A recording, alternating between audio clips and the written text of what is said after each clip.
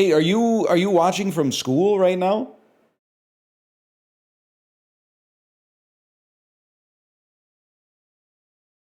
Are you presently watching from the school? One second, I got a call. Hello, Daniel. Yo, I just got your stream up. No sweat, no sweat. I'm gonna vamp for like 2 or 3 minutes first, then we'll go. All right, cool. I'll probably mute and then until it's done, and then I'll unmute here. Okay, I'll keep my. Do you want me to mute or do you want to deafen? No, I'll deafen. Okay, because we're making an announcement today, but I want to wait until we got a few more people here. Oh right, librarian, I didn't know that you knew. My wife dropped some bombshells on me this weekend. I didn't know that you knew. I thought it was like, I didn't know you were in the circle of trust, is I guess what I'm trying to say. Fokker. Can you say hi to me during my lunch break? When is your lunch break? Is your lunch break right now?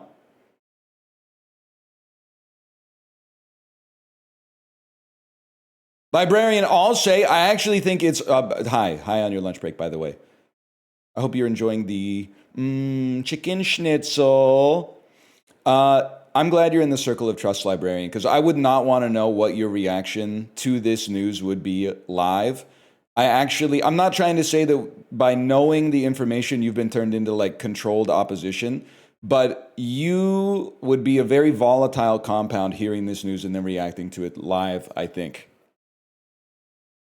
It'd be a very, in another dimension, in another universe, I think that would be very interesting. Right, Daniel?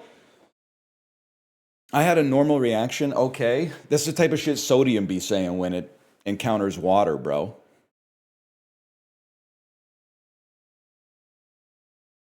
That's the type of shit lithium be saying when it encounters oxygen. The 9th grade chemistry knower.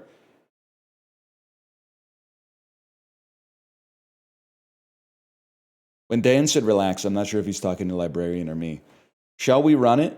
Let me make sure I got my studio mode set up right here. Like this, like this, like this.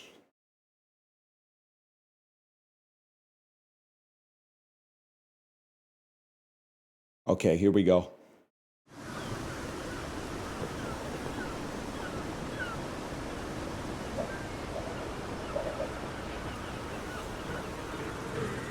Wait, I have to restart it. I just didn't want you to see that it's called Streamer Cruise 6.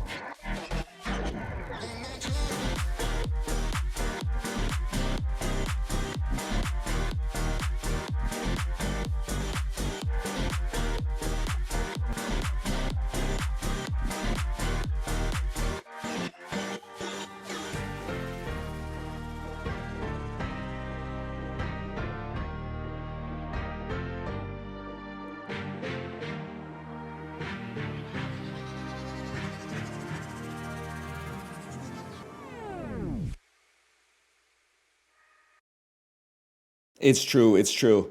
I know you thought it was fake, and I can understand why you would think it was fake, because it's insane, but it's true.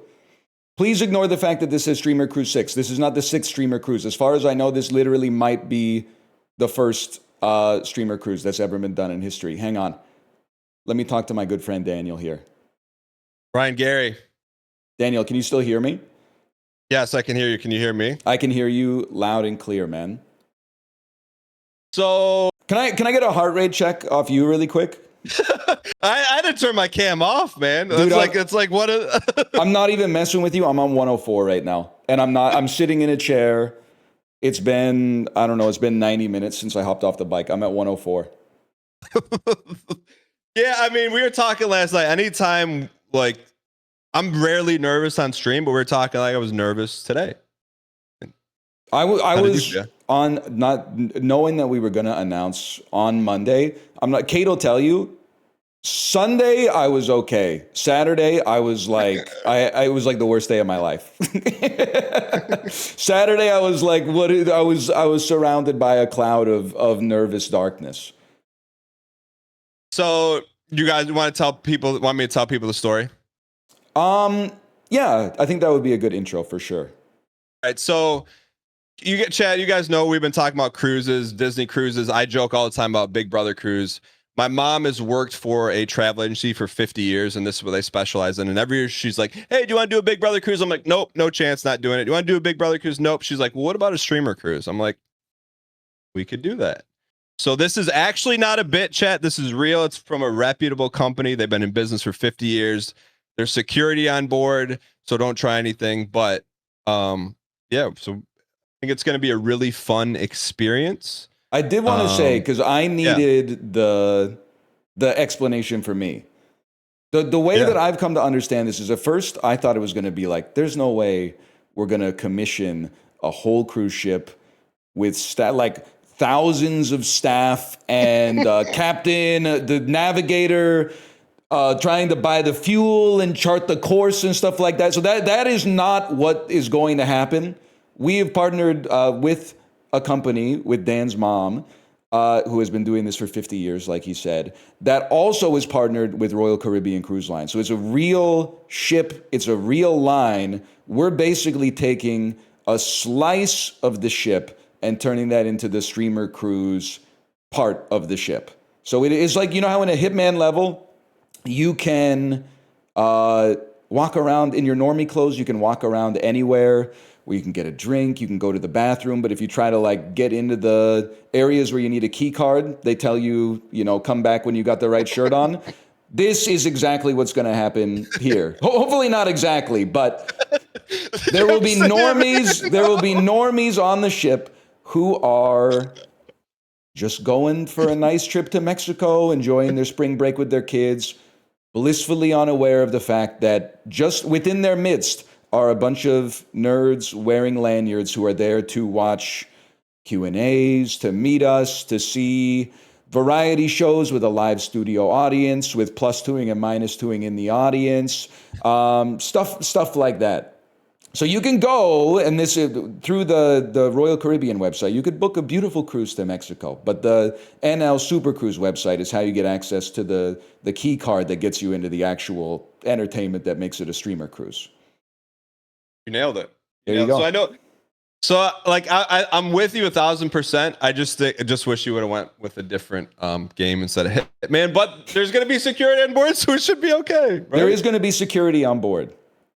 So can I ask you a question? Because I know there's a lot of people saying like this is a bit, and like people are like this is your like worst nightmare, NL, like being trapped on a ship. But like for you, can you respond to that? Like being trapped on a ship with people asking you about the pot play. Well, I've been on like 20 cruises now, and it's like my special interests. So that is where I'm at home, I guess I would say. I'm most at home in captivity. And also, I don't mind meeting people. I meet people in public now and then, and I always have a good time. It's literally just online where they feel emboldened by pseudonymity, and then they start to talk to me in what I would say is a condescending way. In real life, everyone is very nice, for the most part. So I'm not worried about that at all. Well, you've said the same thing too, and I don't want to put you on the spot, but is it possible you think there's a little difference between streamer obsessives and Big Brother obsessives? Well, I think that's why I'm more likely to do this, because I've had a chance to meet people that watch the show, and everyone's like normie adjacent or normie. And I think bottom line, it's like what we do, we don't really get a chance to like meet and like hang out and see people face to face. And then I think this will be It's not for everyone. It's not for everyone, but for the people that want to go, I think it's going to be a really fun experience and a unique thing. Can I say as well, I Yeah. agree with you 100%. I saw someone in chat say it's not a bit, but it is a bit. And that's like 100% how I'm looking at it. So I like it. You and I were talking yesterday. The thing I think that we were both most nervous about is the idea that we don't want it to appear that we're trading in whatever reputation we have for like a payday and then giving you the worst vacation of your life. Like if I wanted to just, run some pockets, I would just turn donations on and then do business as usual. We could just play Say the Spire with a PayPal link or something. But we're nervous, but like it's because we want to do a really, really good job, and we know that people are spending money to be there, and spending a lot of time to be there. So we want to make sure that they have a good time. And like you said yesterday, if people are going to be coming to see us, we're going to be working the boat like politicians. Like I'm okay for 6 days, 5 nights, or 6 nights, 5 days. Just being whatever you want me to be within reason. And especially behind the scenes, we're working hard on the entertainment side of things. We don't want we want to do meet and greets, we want to do Q&As, all that stuff. We want to get FaceTime, but also provide some unique entertainment that is fun and unique and that you could only see on the ship.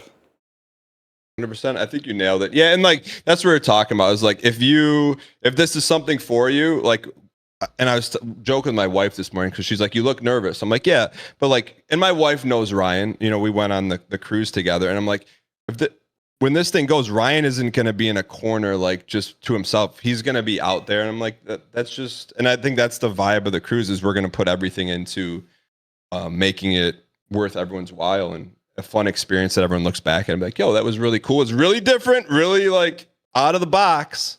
But yeah, I'm excited for it. Yeah, no, me too. Nervous, but honestly, I feel like I was mostly nervous about the announcement. And now we can actually start to talk about doing the fun stuff. Yeah.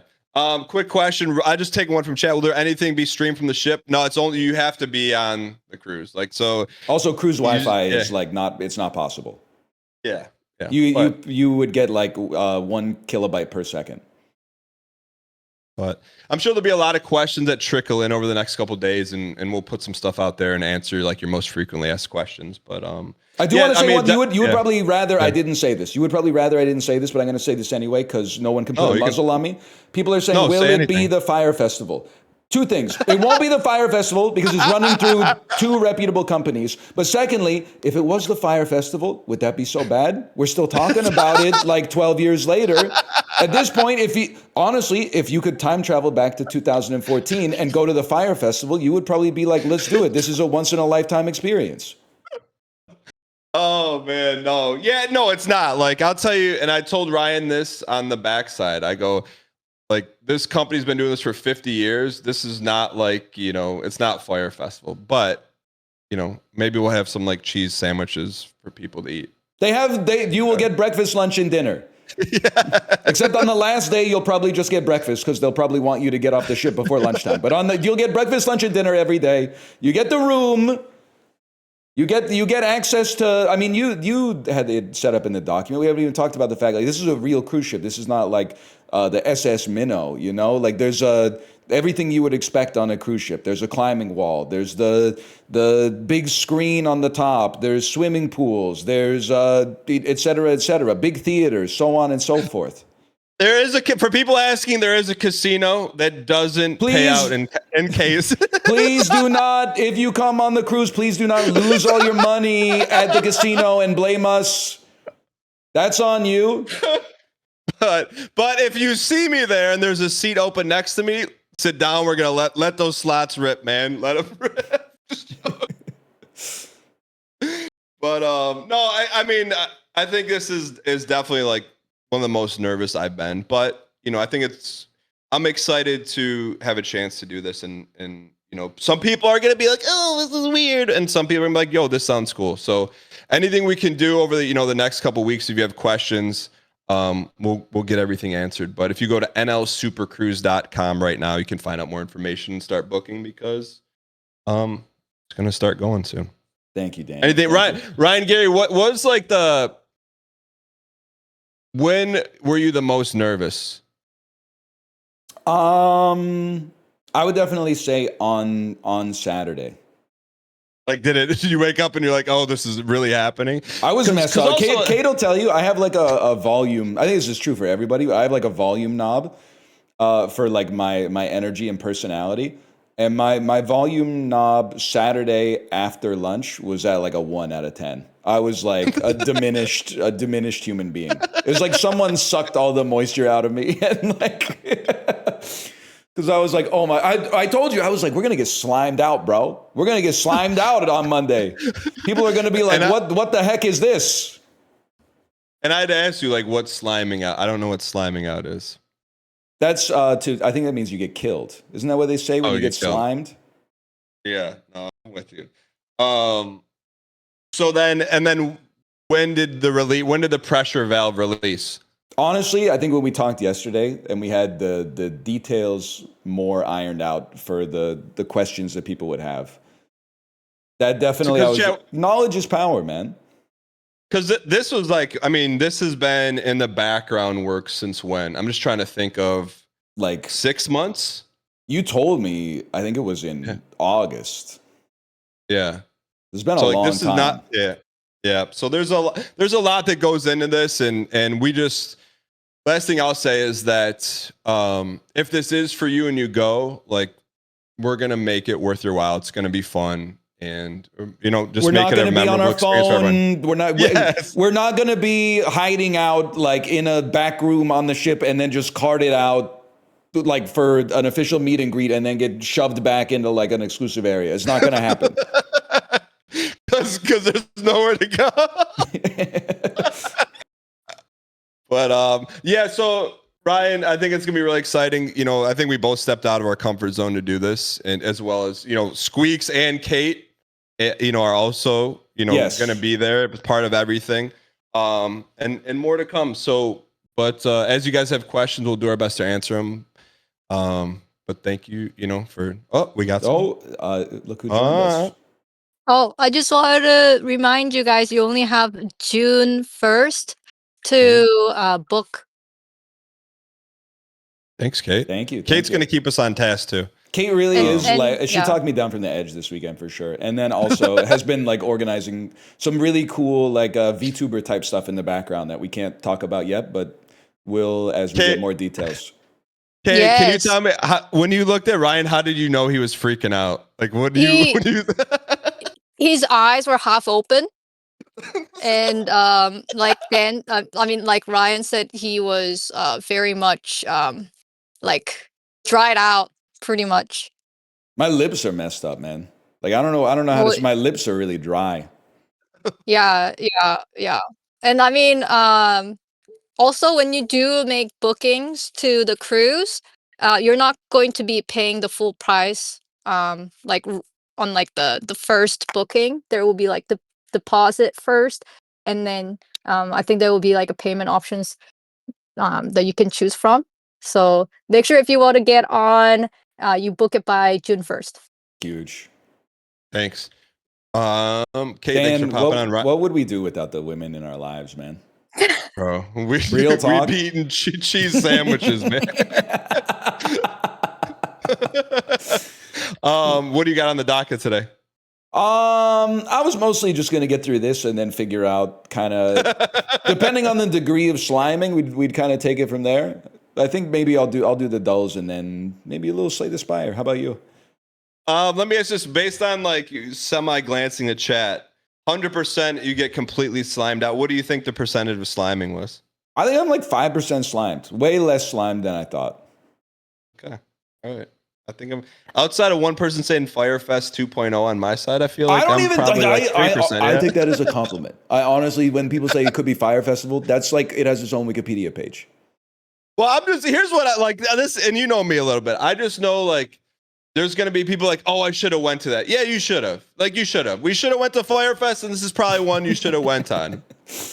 But anyways, man, we'll go. Good luck with the slime, the rest of chat, and I'm sure we'll talk later this week. Later. Thank you, Daniel. All right, see you, bud. Yep, thank you. See you guys. All right, good stream today, guys. Wouldn't that be something? Thank you for accommodating us for our announcement. We are really excited. Most of the nerves were just about announcing. We really do have some cool stuff planned. But also, if you don't want to go, like I can understand if you don't want to spend a bunch of money and your spring break to go on a streamer cruise. Like that's the sort of thing where, depending on who your wife or girlfriend is, it might be a crazy pitch. So we're happy to have you here as well for the domestic work from home version of the live entertainment. Don't get me wrong.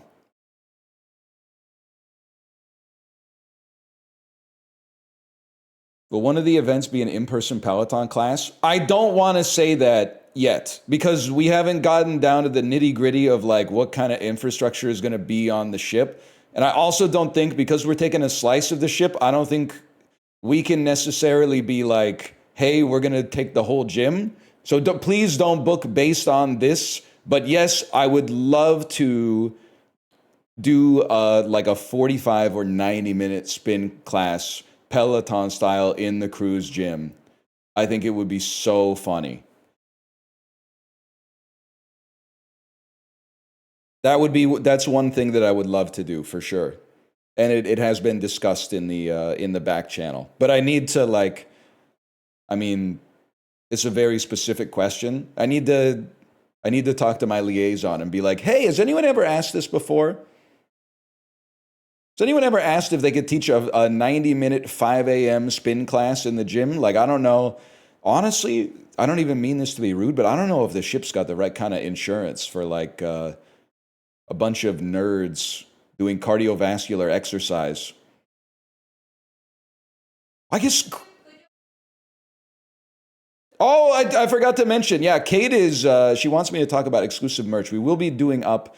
Part of it, it depends. We have to see how reservations go and stuff like that before we get the details completely ironed out. But we will have, at a minimum, at least some cruise exclusive merch.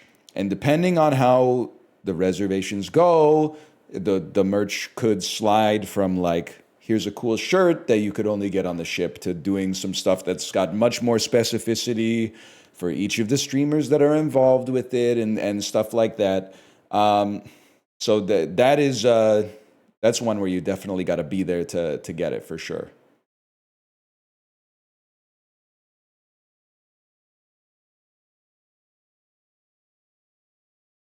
Okay, like for people that have reserved a room on the ship. Yeah. Okay. She says that as more information gets nailed down, we might be able to have like a special link for people to pre-order the merch if they have a reservation. There you go. There's 2,500 people in line. Maybe that's a preview of what it's going to be like on the ship. Nah, there'll be like different time slots and stuff like that. But we're gonna hustle, man. I'm not gonna lie to you. We're gonna hustle. Cause like you might think, oh, like once they're on the ship, they're just gonna hide. But no, man. Cause like the world doesn't end after the ship.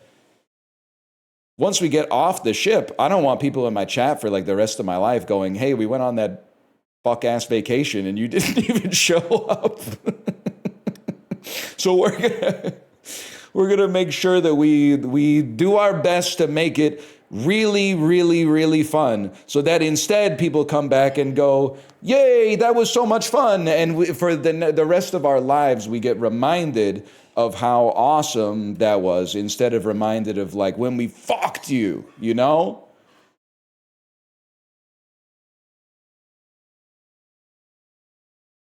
And then we could do another one. Yeah, I don't know. Let me just type to Daniel. Good job, Daniel. I think we did well. Smiley face.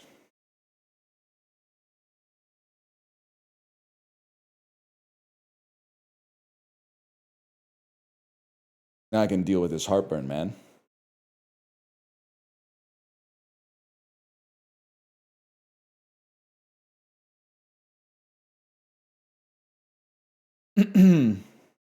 Got to hit him with a couple hands. Yo, good job. You want to pin the link in chat? Probably a good idea. Can we pin a comment with information? What do you think about people meeting their spouse on the cruise? I'm not 100% responsible for absolutely everybody's behavior. That's what I'm going to say. If you want to meet the love of your life on the Northern Lion streamer cruise, don't let me stop you, man. Bro, don't post my bio from the cruise website as if it's like a cognito hazard against me. I wrote the bio, man. I'm not saying the bio is awesome, but I just kind of, they asked me to whip something up, so I whipped it up.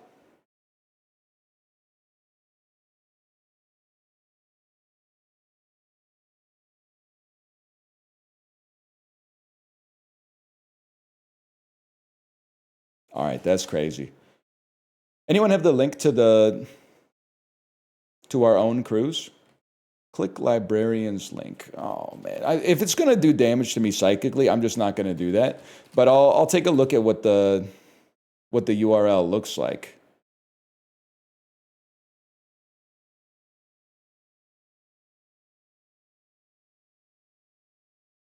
It is crazy that it leaked on the Reddit first.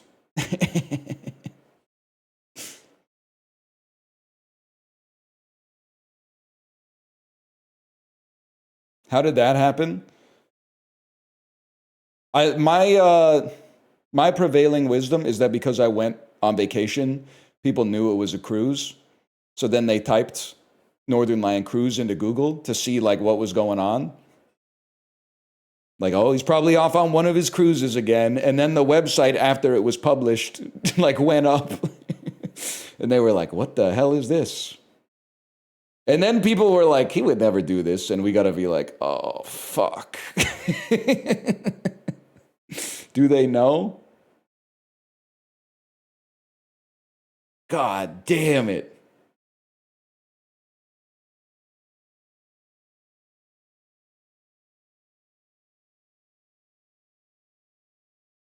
I called the number and I was like, damn, AI is good now. Bro, I mean, I recorded that, Chris. That ain't liar bird. I wonder if I can remember what I said. It's some shit like, you have called the Northern Lions Super Cruise. Unfortunately, all of our agents are busy with other sailors right now. If you would just hang on the line, we will get to you as soon as we can. Thanks so much. Something like that. Ahoy! Yeah. I called while you were gone to check if it was real, and it was the only thing that made me think maybe this is real. Oh, it's real. It's real and it's beautiful, man.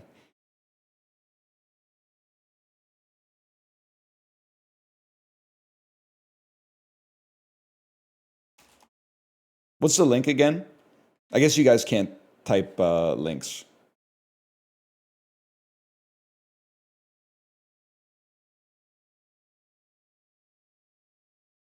nlsupercruise.com. Can you just put an S on an HTTP and like make it safe? Is that how that works? Is it like a condom? I'm not suggesting the website isn't safe. I'm just saying, like, can you just put an S yourself as the person visiting it and protect yourself? Pretty much. That's crazy. How did you convince Squeaks? Bro, Squeaks is excited.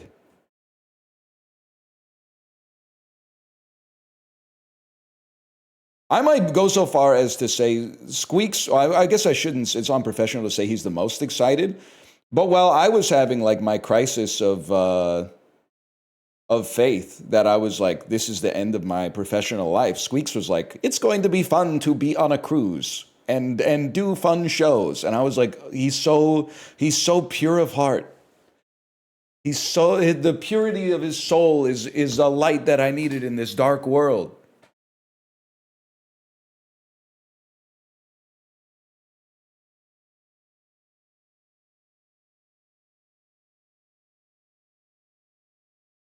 Anyway, I'm gonna get like a cup of coffee from my fridge, but we need to wait for chat to slow down so I can play the dulls. Can I tell you a story? This is a real story. I swear to God, it happened. It was either Thursday or Friday. Friday, we didn't have any time for banter because anytime I tried to banter, people told me to shut up and learn how to hold like long A on Dust 2. But maybe Thursday night or Friday, Kate was like, "You got it, Ryan. You got to get up here." And I went, ta ta ta ta ta ta ta ta ta ta ta ta ta ta. And she pointed up at our ceiling, and there was a fucking wasp, bigger than any wasp I've ever seen in my entire life, on our ceiling. And she went, "That's the queen wasp. Like, we got to get it because otherwise it's going to make a hive in our house." I don't know if it's called a hive or what, if it's a wasp. But anyway, so I ran down the stairs, and it was literally like Ash from Evil Dead. Like, I got the Dyson, and then I plugged the extendo mag into the canister, and then I plugged the like thin nozzle into the extendo mag, so it was like 7 feet long. And I went ta ta ta ta ta ta ta, ran up the stairs, ta ta ta ta ta ta ta, went like pointed it to the wasp, went like, "Any last words?" Sucked it up into the canister. Okay, dude was in the canister. He was dusty as fuck. I don't know if wasps can cough, but the dude was in the canister going like. For sure, because like the canister was empty, but it was still really dusty. So I was like, okay, we got him. I went outside and I emptied the canister and I saw it go, and it like flew away. And I closed the door and I wanted to get some good boy points, right? So I went, "Hey, Kate, check it out. Mission accomplished. We got the wasp taken care of." And she went, "Okay, good job." And I was like, huge, like plus 10 good boy points. So I went to my garbage can to empty out the rest of the canister, and I looked down at the garbage can, and the fucking wasp was on my shirt, bro. It was like right on like my upper right chest, like on my clavicle, and I went, "Oh shit." So I walked out like incredibly slowly to the back door, opened the door, took like 3 steps outside, and then like rattled my shirt so it flew away, and then ran back in as fast as I could. It was so scary, man. My cortisol was spiked bigly. But I was also like, I can't lose those good boy points. Because if I had said that the wasp was taken care of, and then it turns out that I actually like brought it into the part of our house where like our kid spends most of their time. Hello, sir. What? Apollo, it's true. We're doing a Northern Lions super cruise. I'm sorry you had to find out this way. Dan's mom works at a company that arranges stuff like this. And we've been in the back channel for quite some time with a little Ross and Rachel. Will they or won't they? Don't say he's not invited, Apollo. Now that this is 10 and a half months away, okay? This is basically just kind of like the soft launch. If you want to get involved, if you want to meet Dan's mom, be involved in the NL Super Cruise, let me know. I would be happy to. And this is not me saying kiss the ring. This is me saying just let me know. Because I also know, like, I want to invite you guys, but I also know that, like, a lot of you guys don't want to travel right now, which is also fair. But I still want to, please let me know. I get seasick. Have you ever been on a real cruise, Apollo? We're not going to slime you out. I promise we're not going to slime you out.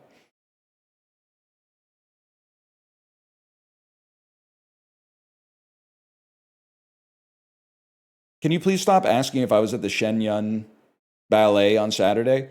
Because people are going to think that I didn't answer it because I was there and I don't want to say. I was not at the Shenyun performance, China before communism, like the 3,000 years of history or whatever. I wasn't there. Okay? You're going to get me in trouble. I don't know about all that stuff, but I do know that I was not there. Now, do the trailers look awesome? I mean, it looks crazy. There's like 500 people on stage or whatever. But like, no, I was not there. I can't get involved with all that stuff. Let's do one controversial announcement per day, okay? Sorry, Apollo, I didn't see your last message. Can you type it again?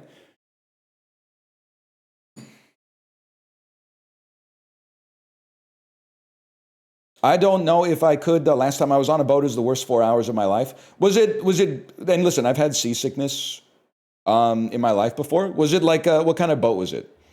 Was it like a 100-person boat, 5-person boat, 2,000-person boat, et cetera, et cetera? Here's what I'll say.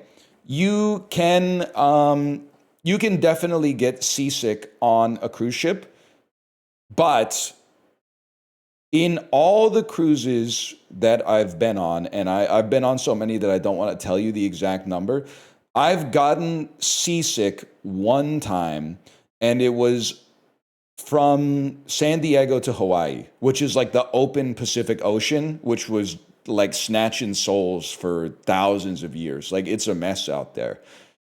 I'm not saying, I don't want to sell you on the idea that you would like not get seasick. They have seasick medications too. Having sailed through the Caribbean and I've been to Cozumel before, like having sailed on that side, I never noticed it being a problem on the big cruise ships, and this is definitely a big cruise ship. That being said, the other thing is, if you got to the first port and you went, I can't handle this, you could just like, I don't know, you could probably drive back. You could probably Uber back from like Cozumel, Mexico to Texas, right? How far could that be?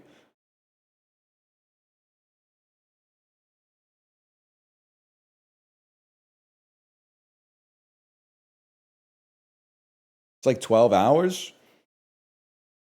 I mean, they probably have an airport too. Yeah, exactly.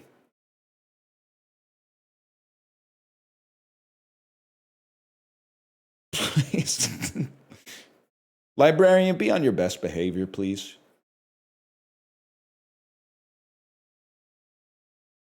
One second. I said I was going to get a coffee. I'm going to get a coffee.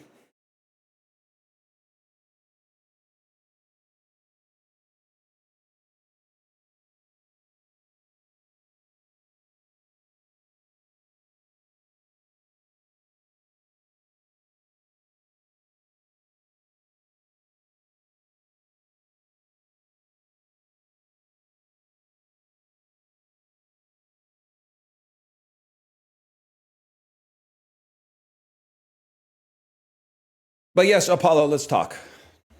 Let's talk. We don't have to talk right now. We got some time, but let's talk. Thank you for your approaching it with an open mind. I can't tell if this will be better or worse than a normal cruise. Here's what I would say. There are times, so I'm going to say better, but I'm biased. But there are times you'll be on a normal cruise and you'll look at the itinerary and you'll be like, well, okay, it's like 3 p.m. There's crafts, 3:15. They're playing like bed knobs and broomsticks in the movie theater. 3:30 is like, they're going to teach me how to like fold a napkin or something like that. So you kind of go, I don't really know what to do. We're gonna try to stuff it full as best as we can. We're gonna stuff it full of streamer related content so that like hopefully you would not just be in your room being like there's nothing to do.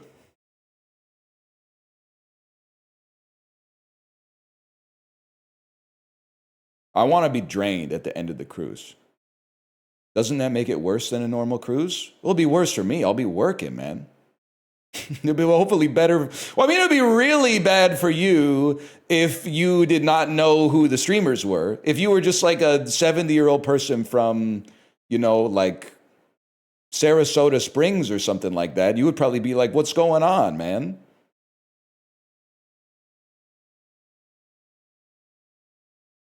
But if you're someone who knows the streamers, hopefully it'd be a good time, man.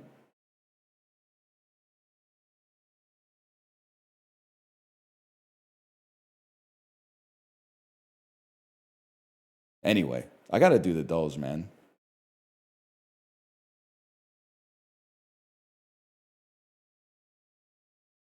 Is the cruise going to pick up Chiblee? We got to talk to Chiblee too. We got to see if Chiblee might be interested. We got to talk to everybody involved, man. Everybody who makes this wonderful Twitch channel what it is. But I haven't yet. And can I tell you what? Apollo, I don't know if you're still here. One of the reasons I haven't told everyone that is not directly involved with the planning process about it is because I thought it was like a huge potential aura loss to just drop into the Discord and then go, hey guys, by the way, we're running a cruise.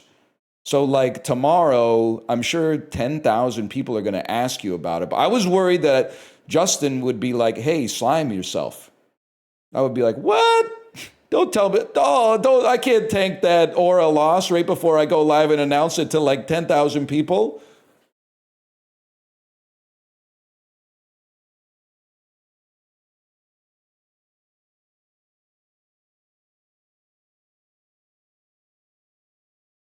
Nick, have you seen Throne of Blood?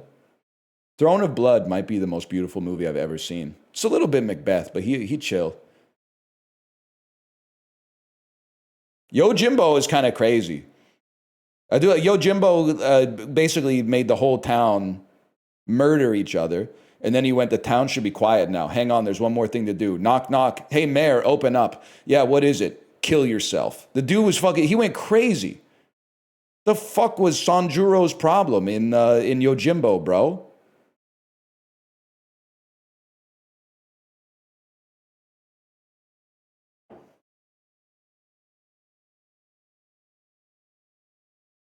Anyway. You're still a bitch for giving Rashomon 3.5 stars. I want to change my Rashomon review, and here's what the new review would say. Poster looks like me wiping my ass after I folded the toilet paper 8 times. Bro on the poster is getting cut up, man.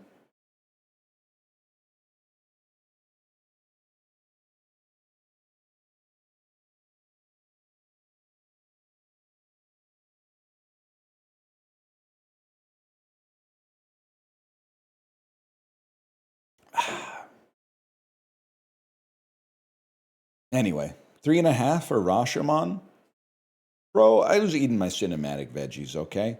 Anyway, let's do some dulls, dude. Why are you talking weird today? I'm talking weird because I was nervous, but now we can actually, like, do some dulls. Ah, shit, I went to my Twitch page by accident. There we go.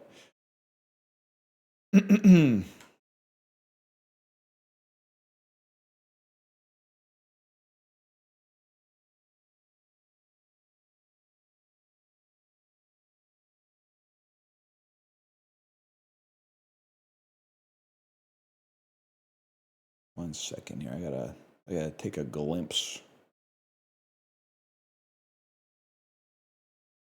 There we go. I did see the clip of the guy dressed as the Joker who smokes a huge dab and drinks like 4 shots. I don't know where I saw this, but somehow I did see this.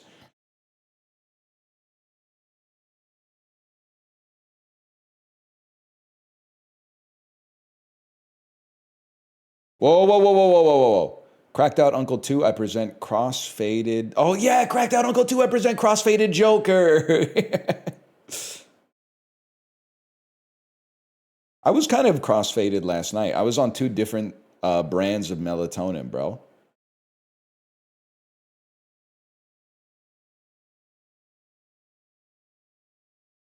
Damn. Most 40s message ever? Well, I'm a little bit ahead of my time. I'm only 37. You guys know the Minecraft movie's a year old? Older than its average viewer at this point. What am I saying? Saying all sorts of stuff.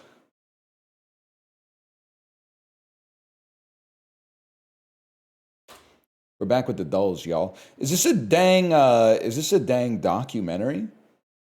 Or is this just a, you know what this looks like? I said it looked like a documentary. I know it's not this, but doesn't this look like Wes Anderson is about to, like, this is young Ben Stiller in the Royal Tenenbaums, and it's gonna like zoom out, and there's gonna be a hawk flying, and it na na na na na na na na. Hey Jude, it's gonna be or can't remember. Is it Hey Jude in the Royal Tenenbaums, or is it? Wild Horses or Ruby Tuesday. I can't. Maybe it's Ruby Tuesday. I can't remember. Probably Alec Baldwin's best role. Mordecai ass. Anyway, 1 second. This is Ben Stiller, though. You know what this also kind of looks like in Spider-Man 3 when Spider-Man swings in and the lady goes, "Oh my God, it's Spider-Man!" I don't know what you are. Heavyweight champ trains here daily. Rocky 2, in the first movie, he's not the champ. Rocky,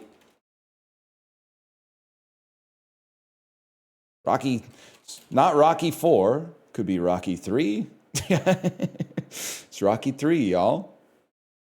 Come on, Rocky 4, what are you talking about? 2.2, get it in one, kind of crazy.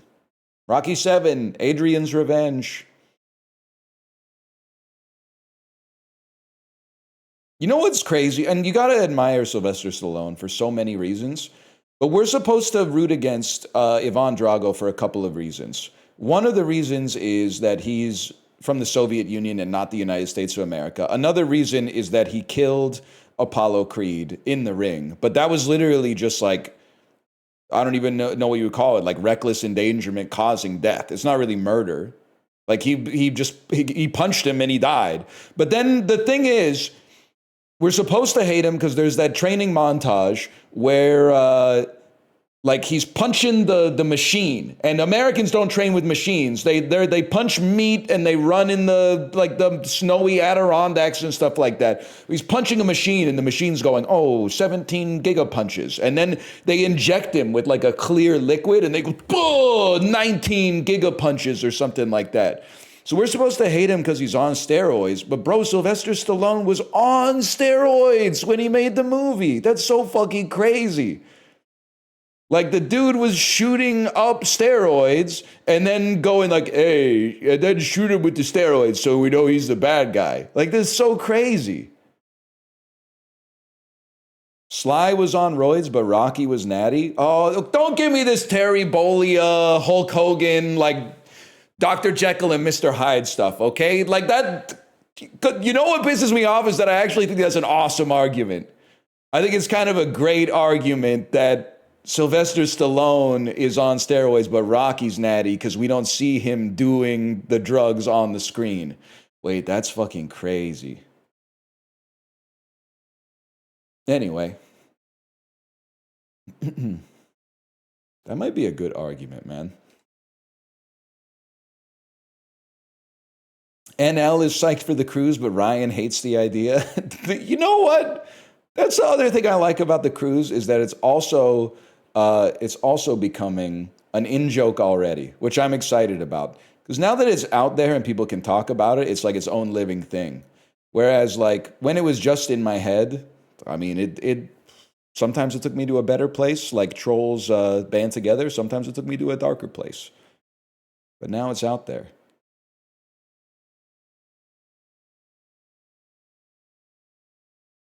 Says I'm 4296 in line, guys. Could be worse. You could be 6767. Eddie Royal posted a career high 980 receiving yards. How would anyone possibly know or care? That's not even like that many yards, honestly. The Bulls drafted this power forward first overall in 1999. He won Rookie of the Year. They traded him after 2 seasons. Kurt Nymphius. It's not Kurt Nymphius. Fred McGriff made his final All-Star team with his AL East team. Bro, Fred McGriff played for the Red Sox. That one I actually know. Oh, really? You play for the Yankees? The Rays? Oh, my God. Bowling Green is the 3rd most populous city in this U.S. state. Oh, no, they're going to know my letterbox password is Kentucky.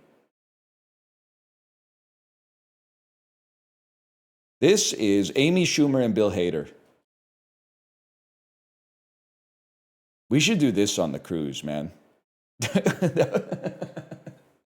Cruise segment where everyone in the audience makes their own celebrity mashup, and then one by one they show me the picture on stage, and I like Captain Neurodivergent. I go, that's Kevin Costner and Megan Mullally. Nice try. Nice try. I've seen Kevin Mullally before. Nice try. Okay, who's next?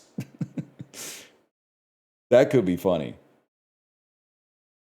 That could be a good. When you go in, there's a piece of paper, a box of glue sticks, and then a bunch of like cut out pictures of celebrities' eyeballs and heads.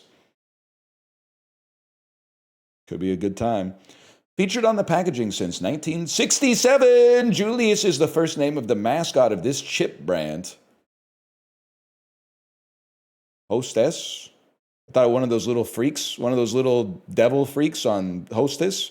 Pringles, Julius Pringles, okay. Inspired by a 2010 film, Nev Schulman was one of the lead presenters on this reality-based documentary television series. This is Catfish, the TV show. Gene Hackman had the lead role in this 1986 sports drama that's called Hoosiers. This country singer had hits with I Hope You Dance and I May Hate Myself in the Morning. Bro, that's Jody Messina. Come on. Oh, no, it's Leanne Womack. Oh, no. No. A trap door opens up on the cruise and I'm dropped into the Gulf of Mexico. Nah, man. Nah. Then I appear at the back of the fucking theater. And you go, what the fuck? That's right. Some other dude got dropped into the Gulf of Mexico. My ass is the one at the back of the theater.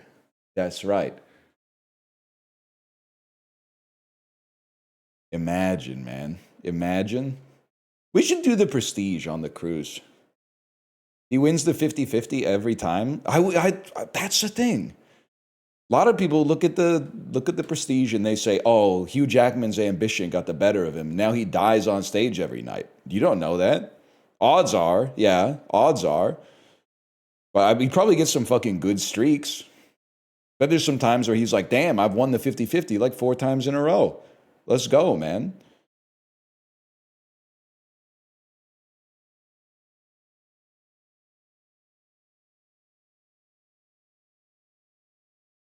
He never wins the 50-50. That's not how it works. Somebody's got to win the 50-50.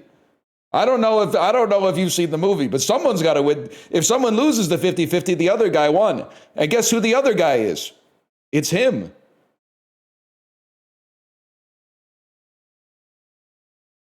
Magic wand.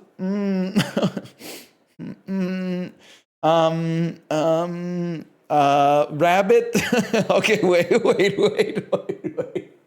Hold on. Wait a second here.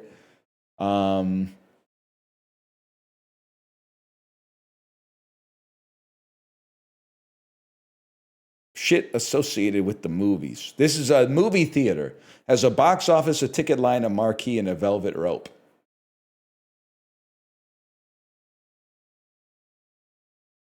Ted Lasso, Tony Soprano. These are eponymous TV shows. TV show title surnames. That's what I said, bro. We still got Magic Wand and Rabbit, huh? I think it's Magic Wand, Cape, Handkerchief, and Rabbit. That's like a magician's tools.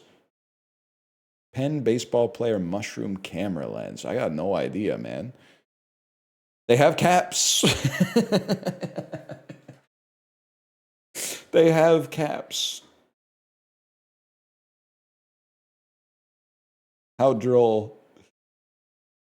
Not that kind of Magic Wand or Rabbit. I know, I was looking for the Rose, and then what else they got? I guess the Sibian.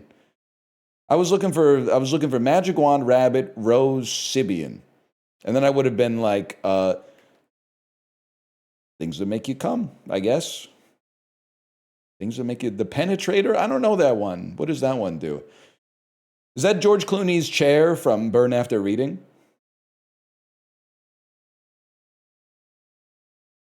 Been rewatching Frasier. That shit is so good. Okay, can you settle a debate for me? Who's the bad guy? Tossed salads or scrambled eggs? Because, baby, I seem a bit confused, but whoa, hang on. Did you say, you got me pegged? Ha! Give me translate. I was going to say, translate is probably the most searched thing in the world. Much more than Bigfoot. Is a Fire Stick real? Is it a safe place to admit I have no idea what a Fire Stick or a Roku stick actually does? Like, how can you plug something into your TV that like gives it channels? That doesn't make any sense to me. It makes a dumb TV smart? Like Frankenstein type shit? It's alive? I'm saying this as a guy who has like, I think I might have 5 Amazon Fire tablets. Because for Champions of Fire 1, they were just kind of giving them to us. They were like, and I mean, you saw, this is not a flex, because you saw how, if you've been around a long time, you saw how those beasts performed on the stage. They would get real hot, especially in the second Champions of Fire when you were playing that Sonic the Hedgehog Subway Surfers game. Those tablets would get hot as fuck, man. They would get so hot. And they would have to, every once in a while, they'd crash and they'd have to call a guy out and he would like cool it down. Oh, I think it's going to be Fire Stick though. Well, who would have thought? An exact tie. Let's go. I'm sure people, really nobody's even curious to know. Like, I thought people would be Googling, like, is there still a Blockbuster? Is the last Blockbuster still open? Bro, it's got to be Stevie Wonder. No, Shaw, bro. Well, okay, obviously in this case, Central C must have a song that's better than Isn't She Lovely? So what's Central C's Isn't She Lovely?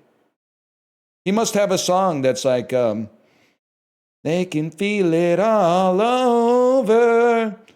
They can feel it all over. He's got some shit with Doja Cat. So Stevie Wonder probably does too, man. Maybe. Probably going to be Howl's Moving Castle. Sir Duke 2. Duke Tua. 13 Assassins versus New Police Story. Takashi Miike, he's been making waves. I think there's a good chance this is higher. Brave the deep, find the gold, trust no one. I'm going 13 Assassins just because I don't know what this is. But normally there's a heuristic in this game, which is old movie that you've never heard of must be good, otherwise they wouldn't have pulled it. So, but this might not be old because I see chat saying it's Jude Law. In my head, I did want to be like, is that Jude Law? But then I realized if you take Jude Law's like head away, but leave the face, he just kind of looks like a guy. I'm not saying he's not handsome, but he just looks like a guy. I know guys who look like this. I could see that being Anthony Starr, aka Homelander.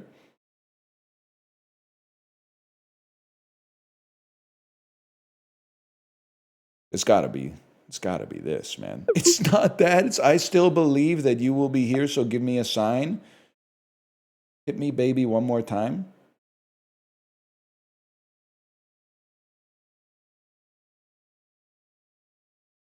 He's a pretty guy. Yeah, not in a bad way. He's just a...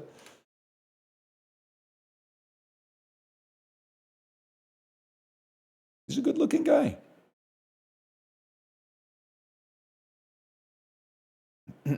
Kirkland Signature Premium Sliced Bacon, 4 times 1 pound. Can I just say something? There's got to be a better way to pack the bacon, man. I know that maybe it's one of those things where it's like, be careful what you wish for. Because, like, it's so slimy in there. There has to... Can they not put, like, a little piece of paper or something in between a few of the slices? Like, as soon as you open it up, it's like... I guess it is meat. I'm kind of asking for, like... Hey, can I eat the flesh of an animal without ever being forced to reconcile with how grotesque this act is? You know what? That's a good... Fuck me. That's a good point. Slime on me. Slime on me right now. Yeah. I deserve to get slimed out for that take. That's a good point. I can't be mad about that.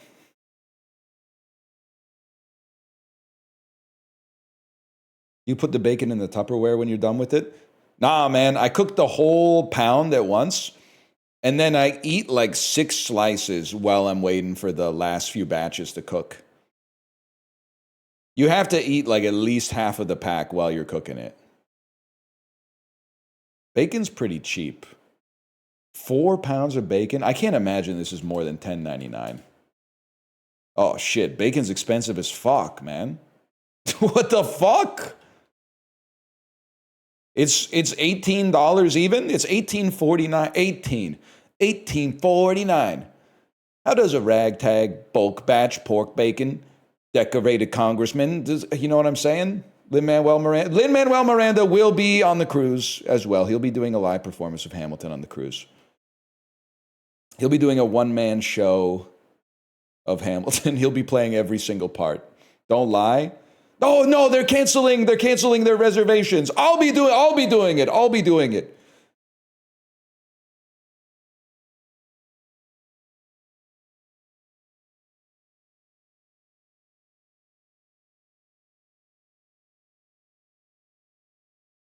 You had me until Lin-Manuel. Big Miranda fan. Actually, I always liked Miranda. I like Miranda the most. I don't care if this is controversial. By the way, this is not a misogynist take. This is actually a fucking... What's the opposite of misogynist? I'm being misogynist right now. Like pro-women. Miranda, least annoying person. By the way, stop saying misandrist. The opposite of hating women is not hating men. It's loving all of God's creatures equally. But Miranda, least annoying for sure. Charlotte is a fucking snake. At like age 16, I was like, maybe Charlotte's my favorite. No, bro, Charlotte's a snake. She makes her boyfriend get circumcised and then dumps him. That's a positively Madonna act, man. Why? She doesn't like the way it looks. She thinks it looks weird, so she made him get circumcised, and then like a couple months later, they break up. You're not supposed to look at it. I don't like the way it looks either, and I am circumcised. Just get over it. He dumps her. Oh, whatever. She knows what she did.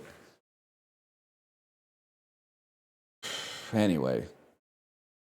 Circumcised guy dumps her because his new penis is giving him aura? That can't be real. I think Carrie's the least annoying. Bro, Carrie, she's a gossip. I get that she's a writer. That's probably your argument. Is like, oh, she's a professional writer. I don't want to hang out with Carrie. You be telling her some shit like, don't tell anybody. All of a sudden, you open up like Glamour magazine or something. Guess what? There's my fucking dirty laundry being aired the fuck out. And all of a sudden, I'm getting slimed. No, thank you, man. And then Samantha, I don't know, like... It's good that she's like sexually liberating, but like, can you get another hot? I'm not saying stop fucking all the people you're fucking, but can we just talk about like, you know, food? Can we order an appetizer first? Yeah, she is a little exhausting. Just constant, just a one note, like no nuance to the character at all, man.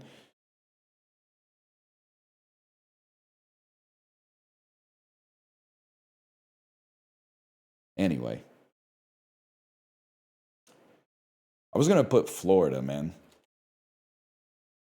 It's not Dominica.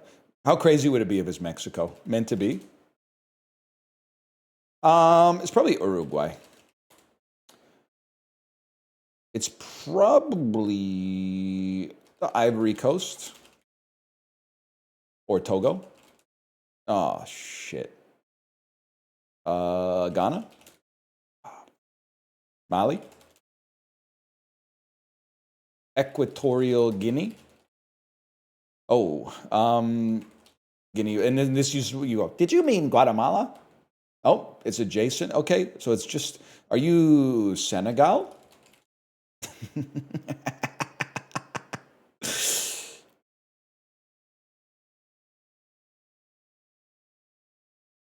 You are, I was going to say Ghana again. Cameroon? No. Cameroon? Oh. Sierra Leone? Liberia? Burkina Faso?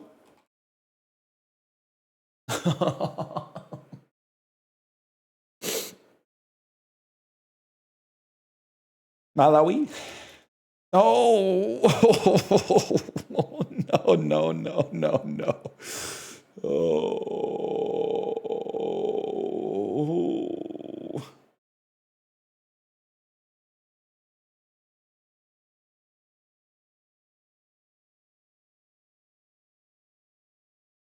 I don't know. I don't know. I'm so sad. I don't know.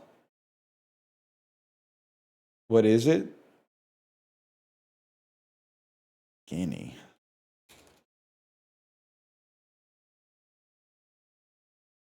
That hurts.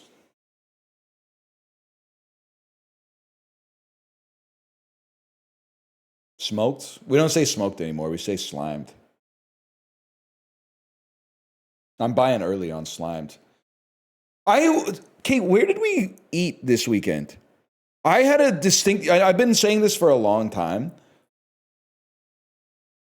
but I wish that there was a food stock market where you could like basically a Kalshi for food trends. Because I'm so convinced that I have a food trend that's gonna pop off. If only I could remember what it was. Not that I don't want to buy like a ton of onions. I just mean like I want to place a bet that's like I bet that jicama is gonna hit this year or something like that. But something we ate this weekend, I was like, this is going to pop. This like we're getting in early on something, and I can't remember what it was.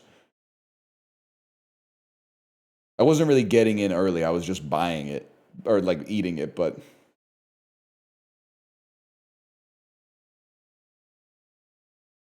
it's not ube. But ube's having a moment. Hot dogs are back. It's not protein. Fiber, yeah. I mean, I have a big position in fiber right now, and it has a big position in me. It wasn't ramen. Shout out to the dude that I met outside of Ramen Dambo yesterday. I forgot to ask you your name, but you were wearing a Magdalena Bay shirt, and I said, nice shirt, and you said, thank you. He also recognized me. I wasn't just going around saying nice shirt to people, but it was a nice shirt. You listen to Mag Bay? No, but I know that many of my fans do, so I said, nice shirt. I stole your clout, basically. I don't know if I've ever heard a Magdalena Bay song.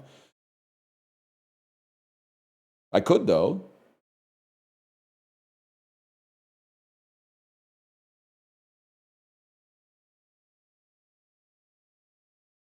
Long ass dolls, man. Don't get me wrong.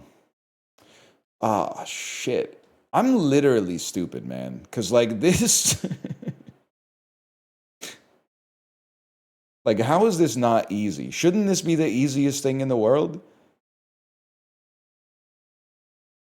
What am I going to type that makes it look like I'm not stupid here? I guess I'm going to roll the dice.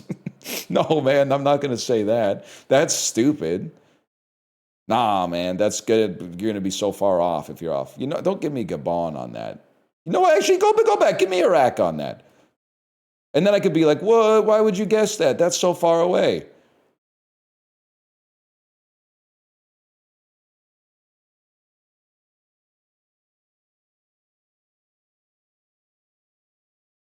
Let it rip. To the east of Singapore. You're like Brunei, man. Oh, shit. Okay. Does look a little bit like Michigan.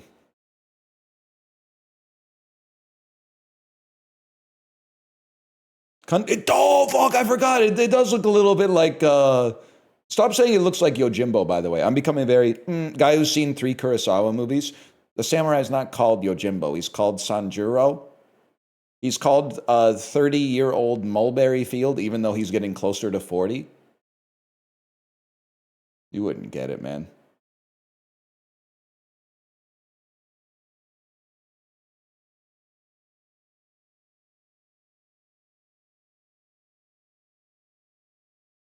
Can I tell you something insane but 100% honest? I literally looked at this and said June 18th, 2021, and I said, what the fuck? That hasn't happened yet. I said, that's the future. How am I supposed to know what movies are going to be number 1 at the box office when that shit hasn't even happened yet? Lionsgate had a movie open to less money than it had made up to that point, starring Ryan Reynolds, 2021, with a not. I mean, this is COVID, so I guess this could be the biggest movie of the year. It's an action. Oh, it's the Hitman's bodyguard's wife, Hitman's wife's bodyguard or whatever. We're getting the Delta variant of COVID to go see the Hitman's wife's bodyguard in theaters is so crazy. That ain't worth it, man. I mean, you could just stay home and get the Delta variant like the rest of us did, okay? You ain't got to go out for all that.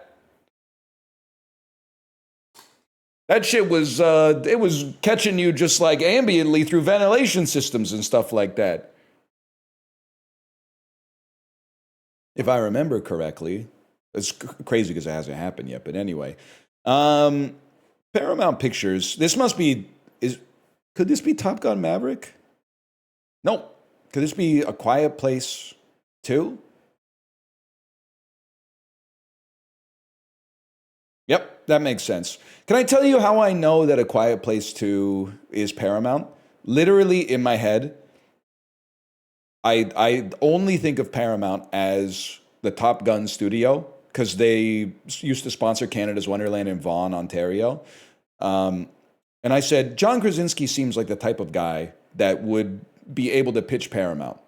Like I could picture him going into the Paramount offices for his meeting with like a tight beard with just the absolutely tasteful amount of gray in it and like one of those weighted vests with like a military flag on it and being like, here's what we're going to do. I could totally see that. Rip to Top Gun at Paramount Canada's Wonderland. Anyone go to Canada's Wonderland when it was still, it had the Flintstones area? Anyone ever ride Behemoth and Leviathan in one day because you were on a date with the woman who you would eventually marry and you didn't want to tank aura loss by being like, I'm too scared to ride, which were at the time the 6th and 7th tallest roller coasters in the world?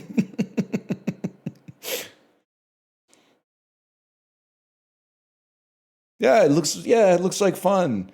Yeah, oh wow, that looks so fun to be put in a chair with no other support really, and then kind of like pulled 300 meters into the air and then dropped at like an 81-degree angle or something like that. That looks like the sort of thing that is fun, man. Was Kate pretending or was she into it? Kate genuinely, I'm jealous. She actually like loves roller coasters. I have to trick myself. Why is it like people who don't like roller coasters, such as myself, for us, we don't get the luxury of just having fun at like a scary amusement park. Like for us, it's always got to be like personal growth. It's the same thing with dancing. Like you're like, oh, you don't have fun dancing? Well, I got an idea. Let's put like a ton of pressure on you and make it about like reforming your whole fucking psyche instead of just like being at a party and letting loose. What if you completely changed the type of person you were instead? Like this, it's so fucked up, man. The neurotypicals don't get it, man. They don't get it. Kate, you okay?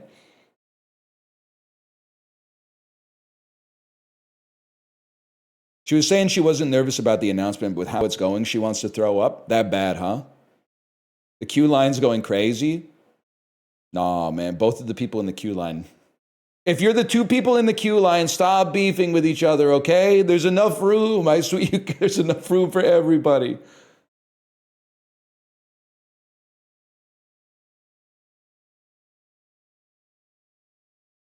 Are you, Kate, wait, hang on. Are you saying we're going to need a bigger boat? Are you quoting Shaw from Jaws? Are you saying we're going to need a bigger boat? I've always wanted to say that. Columbia Pictures, starring James Corden. In 2021, it's Peter Rabbit 2, The Runaway.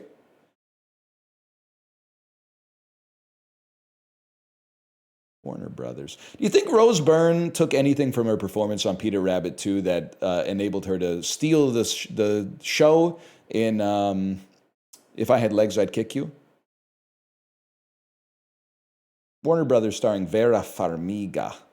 I had a feeling it would be one of these. Now let's type Insidious before we find out that it's the Conjuring. It's not Insidious. It's The Conjuring, The Devil Made Me Do It. Yes, man. Yes. Walt Disney. Movie starring Emma Stone. It's Cruella. I'm going to be honest, I've been on a lot of Disney cruises. I don't think you're ever going to get me to see Cruella. Can we talk about this? Was like, I'm not trying to flex. We're really 93rd percentile on this one. Like, everybody playing this game was alive when this happened. So, like, what kind of rogues gallery were we competing with, man?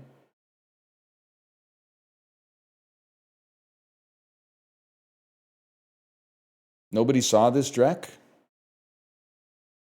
I haven't seen any of these movies, man. I haven't seen a single one of these movies.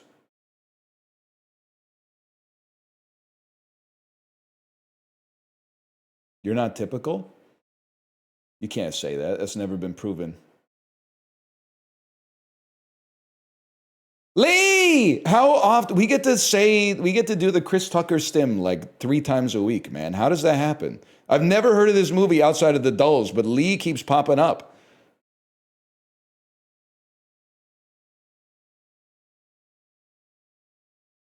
That's Kate Winslet. 100%. Where are we going here? Let me think about this for just a brief moment. I'd probably go Clifton Collins Jr. to like, no, I got him confused with, who's the guy I get Clifton Collins confused with? And don't say Rob Schneider. Cliff Curtis. I got him confused with Cliff Curtis. That's my bad, y'all. We want to go to the Pacific Rim.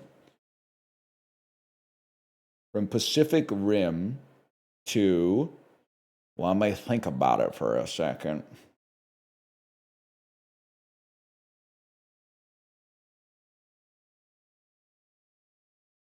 Let me think about this guy. Forgot about this fella, man. Damn, there's a cast of characters in this. I'm kind of just scrolling, to be honest. I'm trying to get to Frances McDormand. Which is crazy because if you look at her filmography, she's really like more Frances McActive, especially in Pearl Brothers stuff. I say Pearl Brothers? I meant Coen Brothers. Maybe Ron Perlman's been in some Coen Brothers stuff. He's got a certain Coen look to him. Any chance Sam Neill's in this? George Clooney's in it. Okay, George Clooney, Macaulay Culkin. Oh, okay, I'm not even fucking with you. So the bit was, he looks like George Clooney. He looks like Macaulay Culkin. I was going to say Jonathan Lipnicki, the kid from Jerry Maguire, but that fucking is Jonathan Lipnicki, the kid from Jerry Maguire, man. That's the kid who said the human head weighs 10 pounds. That's insane.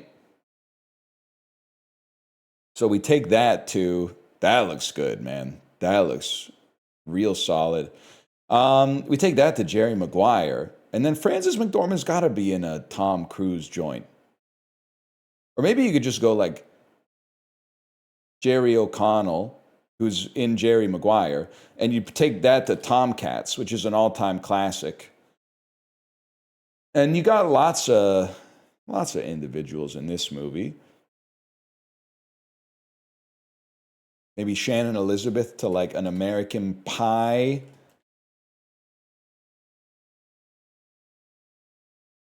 To a Chris Klein, to Election, to Matthew Broderick, to Tower Heist, to Ben Stiller, to it's going to be one of those days. Just letting you know it's going to be one of those days. To Casey Affleck, to Ocean's 11, to George Clooney, to Burn After Reading. Okay, now we're going to get a purple split on the post-swanky turn here, on the chicane. We have to get to Kate Winslet. Kate Winslet through Nightmare Alley. Kate Winslet. She's been in a lot of movies, bro. She's been in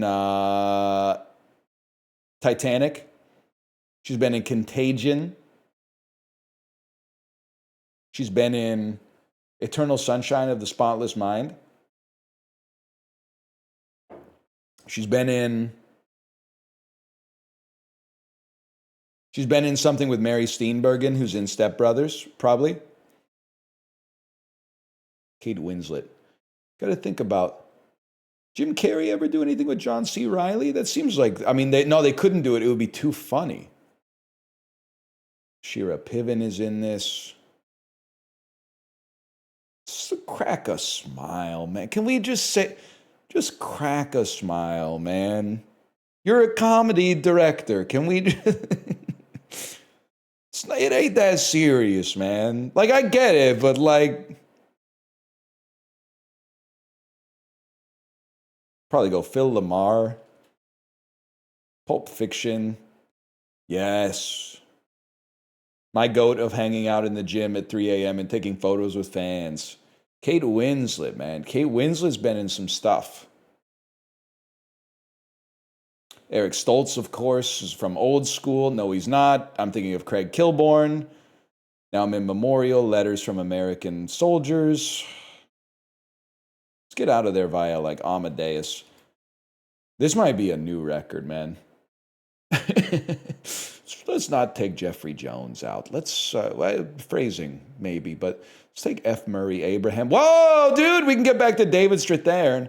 Okay, so we're trying to get to Kate Winslet. This is the time where we just start scrolling through movies and going, hey, maybe Kate Winslet is in this. This has every actor in it. You could find Leonardo DiCaprio, or you could find Kathy Bates, or you could find Billy Zane. Billy Zane, who is in Zoolander. So all we have to do is get to Zoolander via Michael Cera. Michael Cera, the Barbie, to Will Ferrell, to Zoolander, to Billy Zane, to Titanic, to Kate Winslet, to Lee. 5 minutes, 38. That felt like, honestly, like 20 minutes. You passed up on Ben Stiller round 4? Round 4, we hadn't gotten to Swanky yet, bro. We hadn't gotten to Swanky by round 4. So what do you want me to do about that? Please no Puck Doku today. Sorry, bro. Did you know the Canucks won 2 games in a row this weekend for the first time since like, I think it was like November or something like that? The NHL season is almost over. So every year there's 82 games in the regular season. Every team plays 82 games. You play 41 at home. The Canucks are going to finish the season with less than 10 home victories, which means if you paid hundreds of dollars to see the Vancouver Canucks play in their home stadium, as of right now, they're like 8 wins in 40 games. So there's like a 1 in 5 chance that you saw the home team win, which is absolutely insane. There's also, I think that we are like, we're 32nd in the NHL, and I think we are the 31st team is closer to making the playoffs than they are to being as bad as we are, which is kind of unbelievable. What bandwagon are you on? This isn't fair because they're both East teams, but I'm Team Sabres and Team Habs. Habs are my number 2, and I grew up rooting for the Habs before I moved to BC.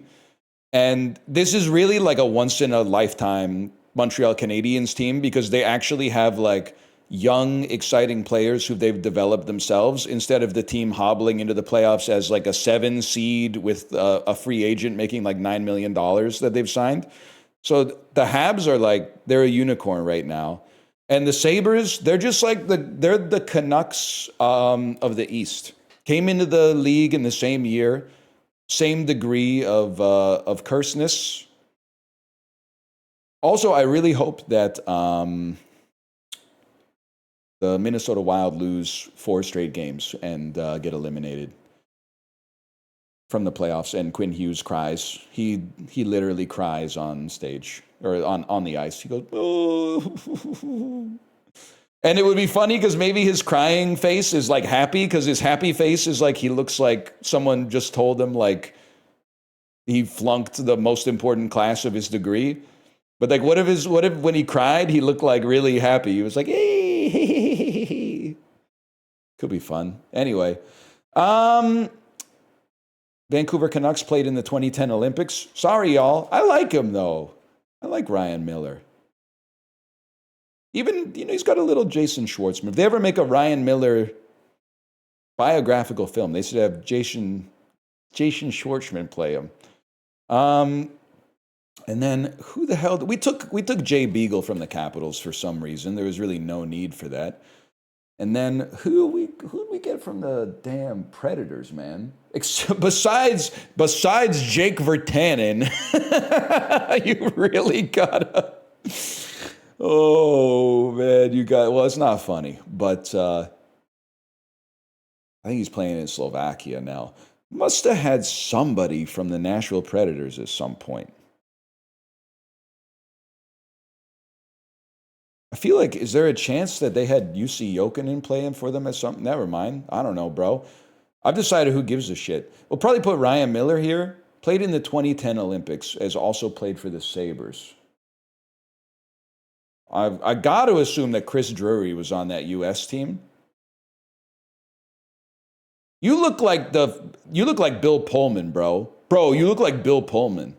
You wouldn't know it if you, just from looking at this. This dude was fast as fuck, man. He was like 86 overall in ESPN NHL Hockey 2K6, but he had like a 98 speed stat. He was crazy. And then Sharks played in the 2010 Olympics. I mean, let's go with the GOAT, man. Joe Thornton. He doesn't look right. Doesn't look right with no beard these days.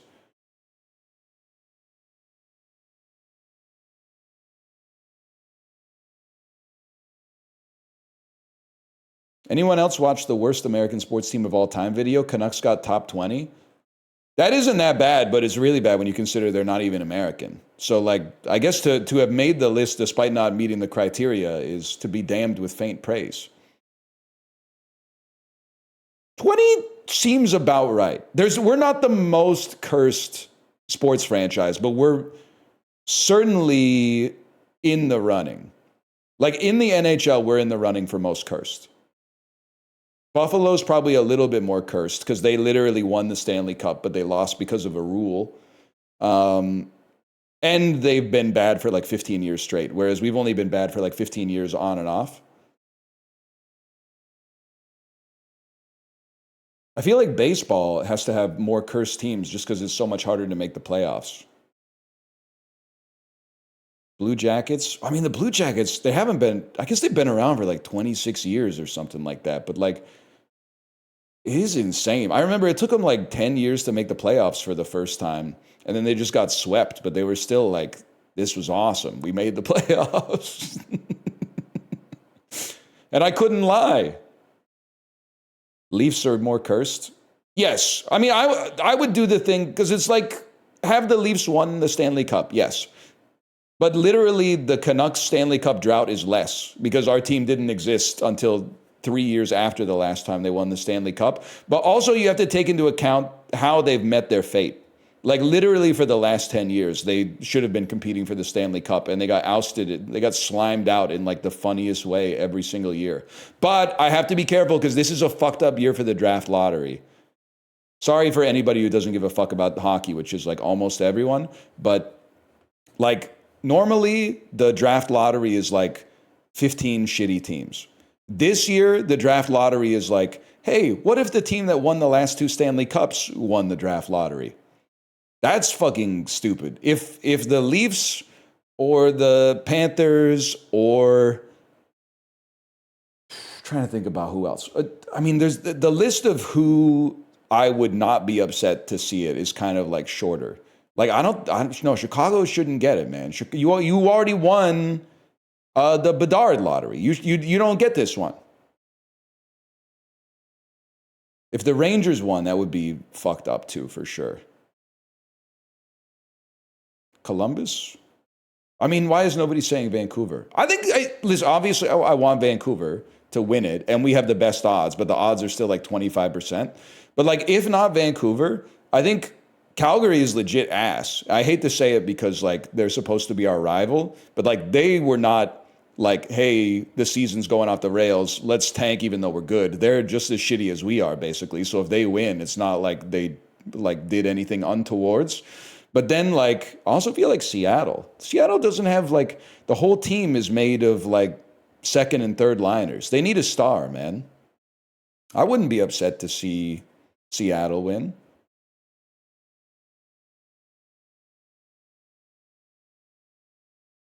Give some help to Jordan Eberle. Anyway, Matt Damon, double letter word and title, 1990 to 2009, 2010 to 2026. You know me, bro. I love to play the Adjustment Bureau. When a Matt Damon movie from 2010 to 2026 is the vibe, the Adjustment Bureau is the move. And then 1990 to 2009, 1990 to 2009. Any chance we just run some shit like The Informant? But that's scaring me because that could be 2010. Nah, man, that's not 2010. And then a double letter word and title for Matt Damon. Let me think about this shit for a damn second. Obviously, there's Good Wood Hunting.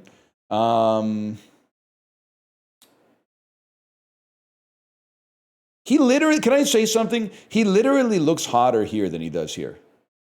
Because this isn't a real guy. Like, what is this guy?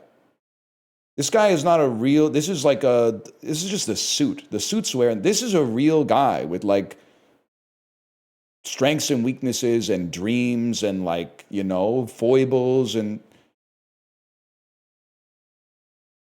something. Yeah, it's you with hair, exactly. So he's a real guy, man. Matt Damon, he's been in some shit. He's in Eurotrip. Remember that? Scotty doesn't know. Remember that got to be the highest form of communication. He's in The Talented Mr. Ripley. He's in Rounders. He's in Good Will Hunting. He's in Dogma. He's in Interstellar, but that's going to have a lot of votes. He's in Sarah Silverman in that famous Jimmy Kimmel clip that took the world by storm in, I'm going to say 2007. I know for a fact it was 2007. I can put myself right back. I'm going to say Good Will Hunting. It might have 40%, but I'm going to say it. 333, repeating, of course. The Great Wall would have been so good. I forgot about The Great Wall. Double letter word and title. Yeah, how Stella got her groove back. That's a given, bro. I got to see that again. I don't know. Honestly, I went to the video store with my mom. Must have been like 1998. She rented this and then we watched it together.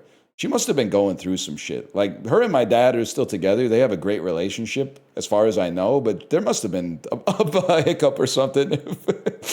If when I was 10 years old, she's like, I'm going to watch how Stella got her groove back. I didn't really understand it back then, but now I'm like, yeah. Okay, what was going on? Anyway, could just be a good movie, too. 1990 to 2009, Angela Bassett. That's the score. I play the same 3 movies every single time they give us Angela Bassett. I'm never going to change, man. Next one, Wakanda Forever. This is the Angela Bassett starter pack for me. People forget about the score. She's in that. Rafe Fiennes, double letter word and title, 1990 to 2009, 2010 to... Okay, so we always play, for Rafe Fiennes, we always play the Constant Gardener, which I have seen. You know what's fucked up? Is these are actually... I've got a grid full of movies I've seen, except the only movie here I haven't seen is Wakanda Forever. That's crazy.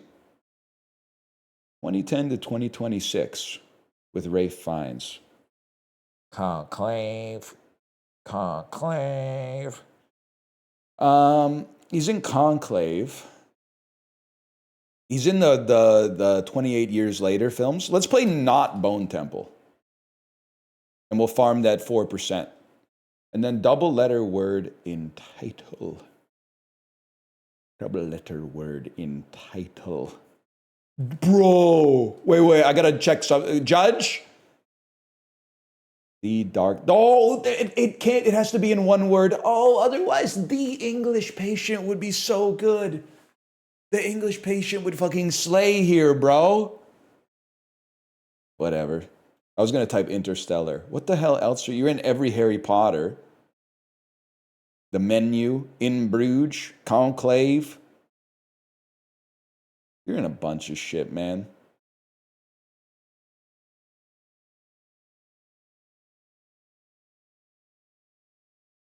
Sorry, guys. I don't endorse it, by the way. 28% because I picked the one on the top of the fucking list, man. Fuck you. Fine, you're the man now, dog. Remember, dog. Confessions of a Dangerous Mind. Matt Damon is in that. I've seen that 3 times. Matt Damon's in that. Patient has 2 T's. Bro. Has the same letter repeated consecutively in one word. Not, come on now. You're going to get slimed out on the Jewel of the Seas, man. Get him banned. I ain't the one. I think like slimed has an obvious, like, you got turned into goo. Slimed out is different. Slimed out is a total, it's a, like a, I don't know if I love the connotation of slimed out.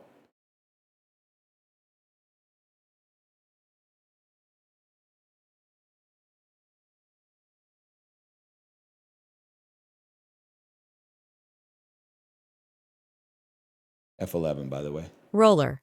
A noun meaning a revolving cylinder over or on which something is moved. This is why dictionaries should have pictures. You don't need to explain, like, what a roller is. Just put a picture. Using the word, there's some situations where words are not appropriate. Stared. A verb meaning to look fixedly, often with. Indicate. A verb meaning to point out or point to. Indicatus is Latin, arising from indicar, which combines in with dicere, meaning to proclaim or dedicate. Indicate, a verb meaning to point out or point to.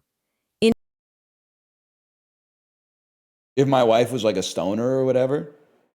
Quashed, a verb meaning to suppress or infant, a noun meaning a child in the enmity, a noun meaning positive. Myopic, an adjective meaning. Okay, nerdcore hip-hop rhyming words, man. A noun meaning the loose outer garment worn in public by citizens of ancient Rome. Also, okay, toga. commandeer, a verb meaning to compel to perform. Affront, a verb meaning to insult. Hortatory, adjective meaning hortative, exhortatory. Hortatory. An adjective meaning hortative, exhortatory. Exhortatory. Oh, really? Durham, a noun meaning shorthorn. Durham, a noun meaning shorthorn. Durham. Oh, good start. Adjutant, a noun meaning a staff. The fact that adjutant is a noun is fucked up. Querulous, an adjective meaning habitually complaining. Querulos comes from Middle English. Okay, I know I spelled it wrong. Impecunious is really good. Querulous, constantly complaining. You querulous so-and-so. Querulous. I like that. Plumage, a noun meaning like the feathers of a bird. Too, but querulous. I find your behavior querulous and petulant.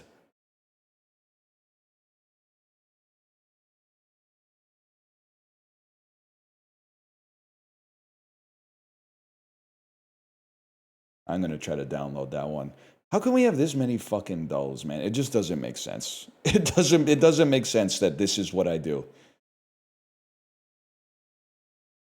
You know, it's actually, I've made myself into a more embarrassing streamer than a streamer who just plays video games. So I used to tell people, I stream video games. And they would go, what games? And then I would say, like, have you ever heard of The Binding of Isaac? And they would say no. And then that was the end of the conversation. But now they go, what kind of stuff do you stream? And I go, you know those New York Times daily games? And they go, like the mini crossword that takes 15 seconds? And I go, yeah, I do that for like 2 hours every single day. And they're like, people watch that? And I'm like, yeah, I know. It's very strange. I guess it was like already hard because they would be like, you must be good at games. And I would be like, here's where you're wrong, buddy.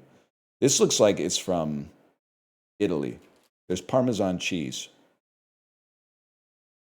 Minestra di Sisi. Sure, man. Onions, carrots, bell peppers, tomatoes, eggplant, zucchini, potatoes, green. This is like your average HelloFresh recipe. Is this like a ratatouille or something? Parsley, dill, olive oil, bay leaves. Okay. I'm not saying it's bad. It's just a bunch of, stewed vegetables, which is fine. It's a chili, bro. I don't know. I'm going to say Spain. Maybe making food that is nice and colorful like this. I'm going to say Italy. Kivech. I'm going to say Croatia, southeast of Italy. I'm going to say Romania. Correct. Sure, man. Yeah, it's stew. I'd yum it. Arrowroot powder, a soothing beverage made from the powdered root of the arrowroot plant.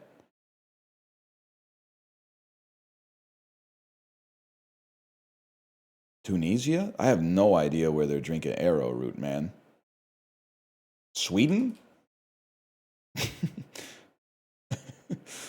Okay, it's called arrowroot tea, which to me means it's Australia because it's in English. What the fuck? It's cold everywhere, man.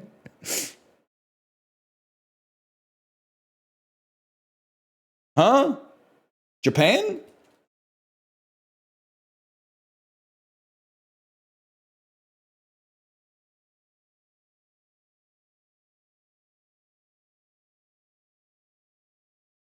Sugoi. Yeah, apparently it's every Asian country.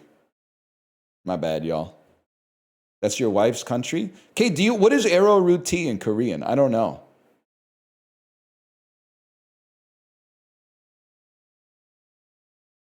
No clue, bro? Yeah, they're not drinking this shit. They're mostly drinking makgeolli, which is tasty, to be honest. You guys drinking the yeast from the bottom of the makgeolli bottle? If not, pass it over, bro. Well, I don't drink anymore, but like back in the day, whoo, makgeolli and a Haemul Pajan could be the fucking vibe, man. Could be the vibe. Maybe we'll get it going on the cruise. Haemul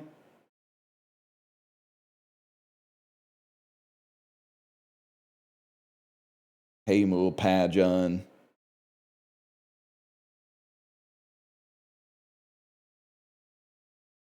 Gonna level with you? This breakfast wrap looks good as fuck.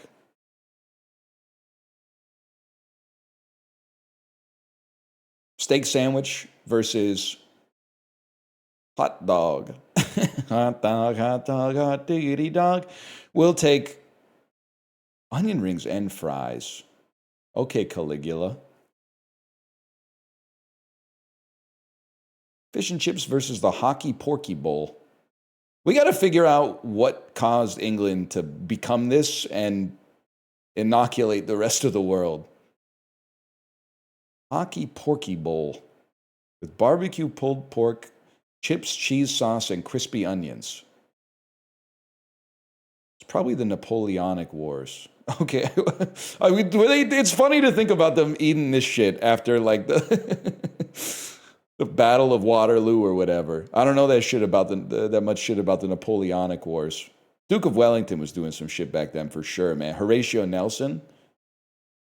It lost. The fish and chips look pretty good, but still. 2 pork belly sandwiches with 4 egg rolls and chips. This is the type of shit Dan Chatter orders on a first date, man. Whatever. It's pretty good. 32%. I guess it is 42 pounds 50. That is crazy. Loaded fries, where it appears mostly they just put the toppings on top of a piece of paper, or bad hot dog. Okay, the loaded fries are not 75%. That's insane, but Chicken for the people. From Chicken George, JNR. Doesn't that mean, like, don't bring me back to life if my heart stops? Versus a strawberry bubble waffle. That's hard to say, but to be honest, does look good as fuck, man. What the fuck? Are you serious? A scone and a hot drink, chicken gyros and chips. With jam and cream, no... This is literally just like at somebody's dorm room or something, man. Give me the gyro. That being 47% is insane, though. That looks good. That looks like a vibe. So I would take the salted herring sandwich. I love a fishy fish. Part of when you get into your 30s, you get a little bit older, but you start to come to terms with like who you are. You know, I've become the type of motherfucker that when I eat sushi, I would trade my tuna for horse mackerel, man. If you got a piece of horse mackerel and you don't like it because it tastes like fish, which is the thing that we're eating, I would happily give you my tuna and take the horse mackerel, man. Especially because sometimes the horse mackerel, they give it the Subway gouge cut and then they put like some pickles or something in the seam that they created. Absolutely, man. I'd happily take that trade. Not performative. I've done it. Kate, tell them it's not performative. Tell them I've said I'll take your mackerel and give you my tuna. I still think this way. Oh, okay, good. We got some real eaters out here. Jerk chicken loaded fries versus pork Wellington. Pork Wellington obviously looks horrible. Like they've dressed the plate nicely, but something went wrong in the cooking process. That the what is it? The mushroom duxelle has not affixed itself properly to the puff pastry on the outside. I'll say it, bro. I mean, price notwithstanding, this actually looks fun. First, I was like, this is sad. Then I took a closer look with my heart open. This actually looks good as fuck. The bread looks real. This looks more like clip art. Like if I wanted a hot dog emoji, I would want this. But this looks good as fuck. By the way, I don't want to make you feel bad if you're American, but did you know Costco Canada, you can still choose for your $1.49 hot dog combo, you can still choose between a hot dog and a Polish sausage? We still have the choice up here. Polish every time? Of course. So, I mean, I'll take the hot dog, but I'd rather take a Polish. This is going to win, though, because people, they eat with their eyes. Never mind. I'm getting fucked up today. I'm getting slimed, man. 4 sausage hot dog? Are you insane?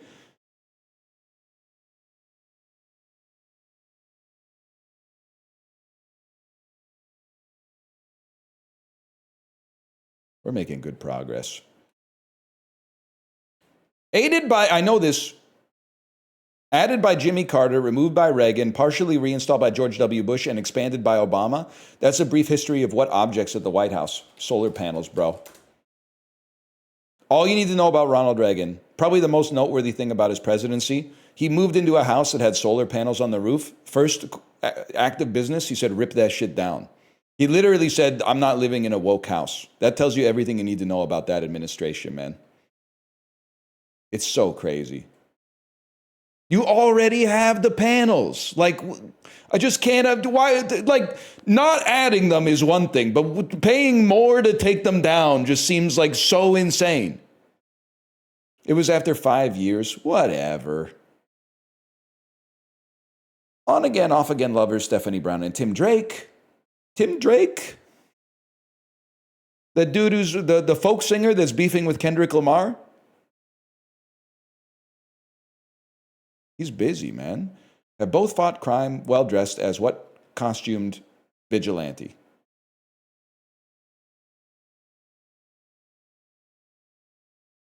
Rorschach. The answer was so stupid that they had to load for like twice as long. In the comics, the Teen Titans were founded by Garth Wally West and Dick Grayson. Bro, that's Robin. That's easy. In an act where he tries in earnest to make water change its form, performance artist Anthony Irvin uses what stage name? Iceman. I don't know who this is, but that's the only thing that makes sense. I was either going to be that or Kettle. It would either be Iceman or I don't even like Pot or something like that.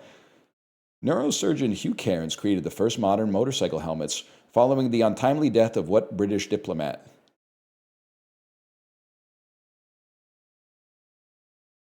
Lord Beaverbrook.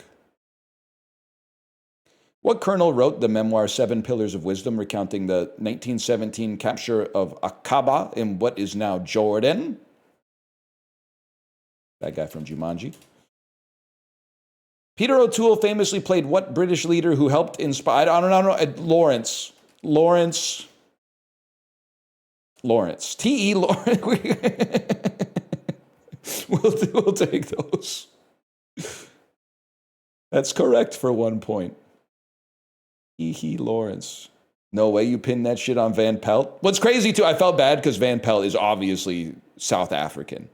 The bad guy from Jumanji 1 is obviously South African.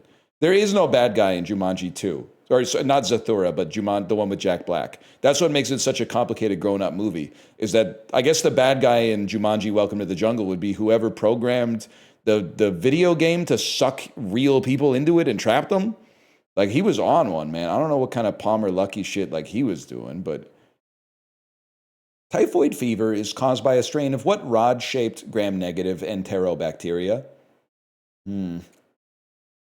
Tuberculosis?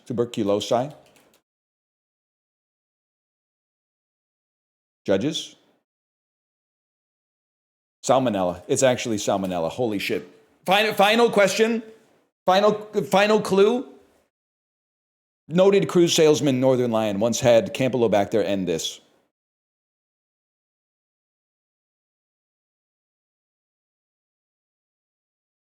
Before he got slimed out.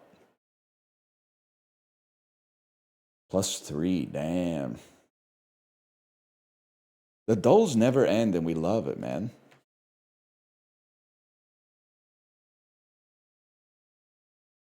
Sort these data storage technologies by when they were first introduced, starting with the latest. Is this the stupidest thing of all time? Because it feels to me like QR codes could have been invented in like the year 51. And then just like manually decoded. Like, obviously, cavemen were not like printing CD-ROMs. That's insane. But it seems completely plausible that they could have been making QR codes, like encoding data in a grid, and then like, I don't know what. I guess you would invite a dude over and be like, "Take a look at this." I don't know how you would share it. Now that I think about it, I don't really know how you would share it, but this seems like something that could have, or maybe they could have used like a smoke signal QR code or something. I don't know, man. Okay, well, I think we can get the rest in order. I firmly believe that this is, or this is the right order. And then we'll try QR codes last. QR codes after CD-ROM. There you go. QR codes 1994. Admit it, that's earlier than you thought. Some of you guys in chat were going to say like 2021 or something. You said 1953? What's the difference to a motherfucker born in 2004, bro? Same shit. There were cavemen in 1994. You ever see Ty Domi? Those were like his halcyon days, man.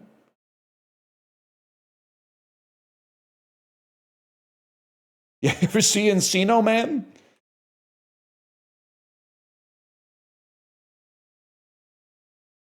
How would you scan them? Fucking, I don't know, man. I don't know basically anything about how our world works at all. I just know how to put some words together in like a funny order. If you were to ask, I don't know, like, I've said it many times. Pictures do not make sense. I know it's a Germa bit, but he was actually like spitting with this. How the fuck can you capture an image of reality? Like, it seems insane that you, like, a JPEG is the most magical spell that's ever been cast. You are encoding a moment of reality. And I don't know what form, like, what's the fucking file extension for reality? What's the file format for a moment in time? But whatever, a camera is converting it from real life into data, which is absolutely insane. Like, in a way, this is where it seems like a real camera is a magical spell, and a digital camera is like just an evolution of the analog camera. But I actually look at it the opposite way. Like, there's a physical process that's happening with like light hitting objects and then leaving a shadow and an impression on like a medium that happens in a physical camera. But how the fuck does you have a little computer inside of your camera that just goes beep, and then it's like, remember that moment that was real? Remember the most beautiful thing you've ever seen? Here, we brought it up. We brought it back on demand. That's insane. It's actually a little, like, it's amazing, but it's a little scary too, because they turned reality into fucking ones and zeros, which is like, I don't think that was ever something that God thought was going to happen. Like, we overstepped ourselves there a little bit, because then at that moment, those transient moments that were supposed to make you appreciate them, instead we don't appreciate them. We go click, I'll appreciate this later. When your phone goes, who's that? And then photos from 5 years ago come up and you go, oh yeah, I remember taking a picture of that sunset. But you don't remember how it fucking made you feel. You don't remember like what the fucking context was in the moment. You just go, that's pretty. Fucking asshole.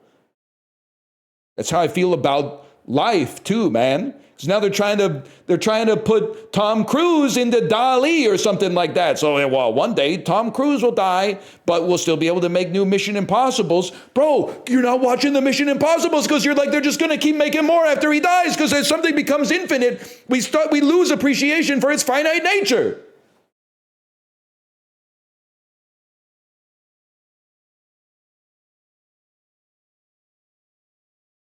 It's pissing me off, man. And this is why a cruise is so important. Well, put your phones away.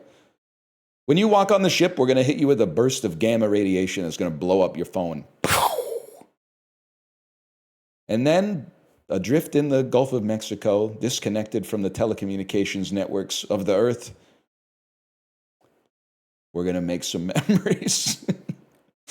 We are going to make some memories. Speaking of which has a higher percentage of people who are Catholic? I'll stop you. It's Quebec. Which has less access to airports? Camden County, New Jersey, or Tulare County, California?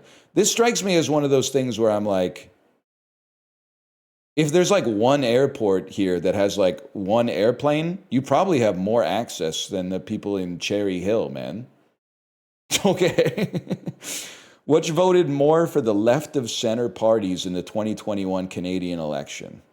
Saskatchewan is conservative, but much like the United States, there tends to be a rural-urban divide in Canadian politics. So this, I mean, I'm assuming that this went conservative because it was a very close election. And I think that the Conservatives might, like, in 2021, they might have swept every single seat from like here, like just east of Vancouver, basically to like here. It was a hot one. So I think that it's got to be Niagara.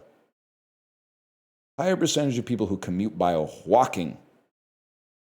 North Carolina or Columbus, Ohio? Columbus, they have more people with DUIs. Higher percentage of adults who sleep less than 7 hours. Bro, it's gotta, aren't people just sleeping here? It's gotta be, oh, can I say something that it sucks because I believe this 100%, even though it's insane, but I genuinely lost a little bit of respect for Shohei Ohtani when I found out that he sleeps 10 hours or 12 hours a night. And it's not like I'm like, oh, that's not okay. It's not like that. And he's obviously an amazing baseball player. But like, it's also possible that maybe I could be doing that shit if I slept 12 hours a night. Like, I've never had the ability to sleep 10 hours a night. I would have more respect for him if we had the same amount of sleep and he was doing that shit, is all I'm saying. Because apparently Barry Bonds sleeps 12 hours a night too, which I think many people are saying was how he hit all those home runs. So I think it's actually possible. Like, I only know 2 adult human beings who sleep 12 hours a night, and they're both some of the best baseball players ever to play the game. So for me, I kind of feel like maybe it's the sleep, man. Maybe they're not. I mean, they're obviously good, but maybe they're good because of the sleep. I think that it's possible. At the very least, I'd be better at baseball if I slept 12 hours a day. I'm just spitballing here, man. I sleep 12 hours a day and I'm depressed. Yeah. But like, is it sleep or like, are you just on your phone? Because like, that's I don't think Shohei's on his phone in bed. Maybe for like 15 minutes. I mean, he's a human being. But can I say something, by the way? I don't know if this is normal. Saturday night, I had a horrible sleep. I go to bed almost every night at like 9:30, wake up at 5:30, okay? Do the math. It's 8 hours, buddy. That's like 2/3 of Shohei.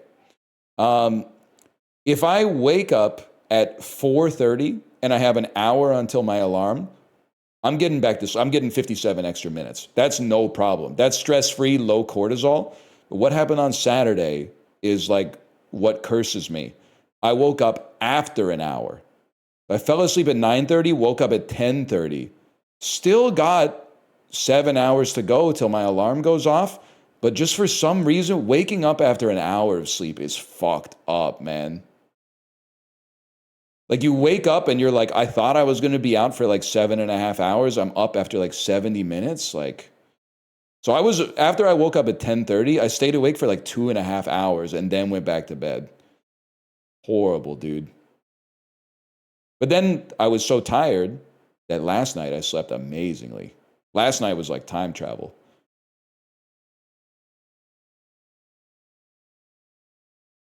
Never check the clock. That's true. Checking the clock is a classic mistake. If you could just keep your eyes closed or like face the other way. Like when I woke up, in my head, I would have been like, it's probably 3 a.m. And then I would have closed my eyes and gone back to sleep. But when I looked at it, I went 10:30. It was like my brain had a mystery to solve. It was like, what the fuck, 10:30? How does that even happen?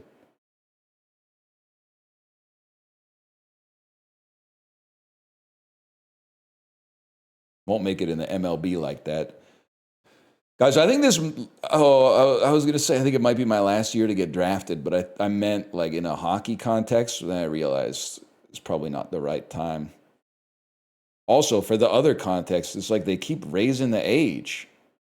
Like, I'm not trying to be too real, but I kind of was like, I'm getting made fun of for being old, but then they keep posting press releases that are like, if you're under 44, you got to register or something. And I'm like, how could this be? How could I be old but still young enough? That doesn't make any sense, man.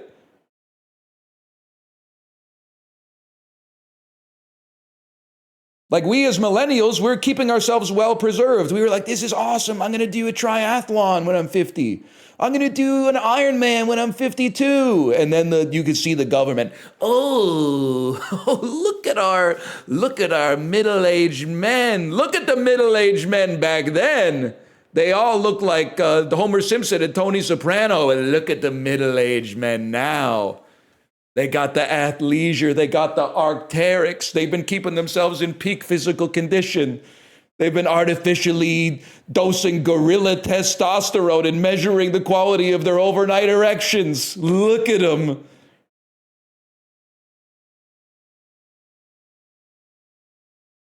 Anyway.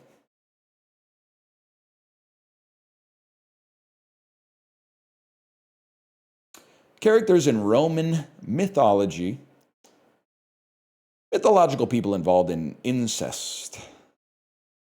Mythological people from Attica. Metamorphosis into arthropods in Greek mythology.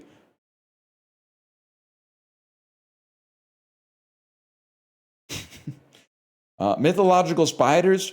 Okay. Greek spider. My crazy. What's the name of the spider? So there's Shelob from Lord of the Rings. Thinking of spider names. Charlotte. I think this feels like a spider to me. It's Arachne. That makes way more sense, man. That makes way more sense. It makes so much more sense. You think she was saying some shit like, I guess I should have expected it with a name like Arachne. 17th century controversies. Domestic tragedies. Oh, good. Blackface theater. Could be a famous play. Could be Halloween party at a Vancouver school back in like 1997 or whatever. Plays set in Venice, Shakespearean tragedies about military leaders. Wait. Plays about suicide, interracial romance. It's Othello. I was going to type Titus Andronicus. Guy who thinks the play's based on the board game.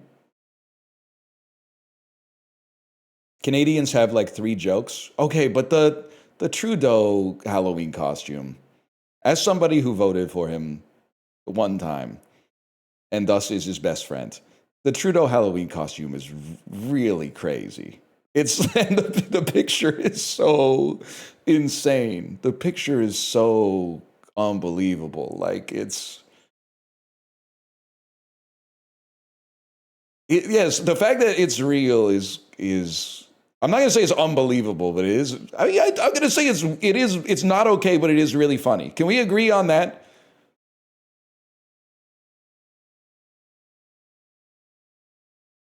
Yeah. It is also funny. I did see that Reddit comment that was like, it's him and Katy Perry at Coachella, and he's sitting on the curb eating noodles. And he said, the comment was like, it boggles the mind that this guy could be a prime minister of a country for 10 years and then just be on the curb eating noodles. But it really is crazy. Like, he's living like a collegiate lifestyle. Bro was the leader of our country for like 10 years, man. That's good. You wouldn't have, you could not picture Stephen Harper like resigning the prime minister's office and then being at like Hillside Music Festival eating a big hot dog or something like that. Like not in a suit. He's literally just wearing like a white shirt and tailored jeans. Like, it's so crazy. Stephen Harper's son was a year younger than me at Queens. Dude was a fucking loser. Okay, literally, Kilburn, I believe you because I know your track record, but I don't have anything against Mr. Harper's son. He hasn't done anything to me. And also, I do think that socially, he's kind of got a big hill to climb when your dad is like, one of the worst vibes you could probably have in a Canadian university, especially deep in like liberal country, is, hey, my dad is the current prime minister of Canada, and also he's a conservative. Like, you can't pull up to the kegger like that, man. Oh, that's Tim Harper. Yeah, what does your dad do? Oh, you know him. He's on the news every day. That fuck-ass Lego haircut. The Lego, like the really, really thick Lego haircut. If you've never seen Stephen Harper, he has the head of a Lego man. 100%. I can't believe I've never thought about it until now. I am a little jealous, but he has a Lego haircut.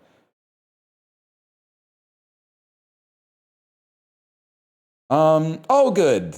Nazi autism researchers who died in 1980.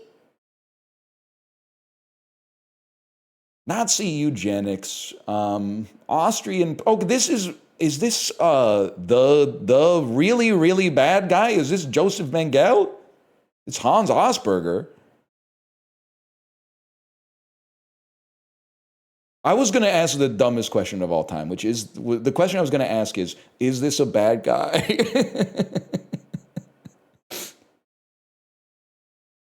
Well, I don't need you to answer that. I can come to my own conclusions based on the context clues we've been given.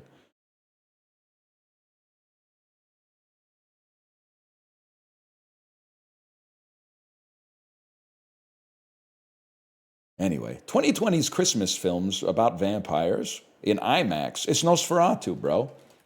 That should be like 99%. Pretty good movie. 4 stars from me on Letterboxd. Finnish anti-communists who are composers. Swedish-speaking Finns. I honestly have no idea. Sibelius. That makes a lot of sense. Also, man, what a fucking picture. Holy cow. This literally is me when I think that I forgot my wallet at home, though. 19th century members of the Connecticut General Assembly. 1758 births, 1843 deaths, abolitionists from New York City. Language reformers. Linguists. New York State Federalists. Bro, I think you're fucking John Adams, bro. Noah Webster. That makes way more sense. It's the dictionary fella. 1988 Australian novels set in the 1830s. Brother, I have no Oscar and Lucinda. It sounds Australian. I have absolutely no idea. 15th century establishments in Russia. I'm getting slimed out today, man. Oh, no, maybe not. Tourist attractions in Moscow. Palaces in Moscow. What is the White Palace? Kremlin.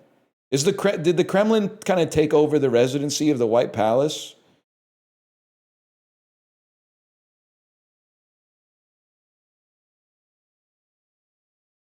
Somebody help me here? Yeah, sure. You mean the Winter Palace? Whatever. That would make it the White Palace if it snowed. Catholic holy days. Oh, motherfucker. Donkeys? Feasts of Jesus Christ? I'm supposed to know everything this motherfucker ate just because he's famous? January observance? There's a holiday in January that's not New Year's? I have no idea, man. Shrove Tuesday? Is it Wednesday? Shrove Tuesday? Feast of the ass! Yeah! I didn't know he was freaky like that, man! That's awesome! On January the 14th, I'm not even fucking with you. It's my wife's birthday.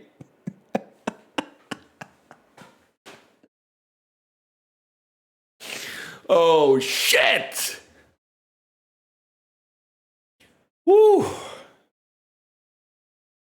That's crazy, man. 7th century establishments in North America. Middle Mississippian culture. Oh, motherfucker, man. Pyramids in the United States? It's not Bass Pro Shops? Tourist attractions in St. Louis? The Gateway Arch? Cahokia. Bro, I got 2. I had slimed out on this one. 3% Oscar and Lucinda?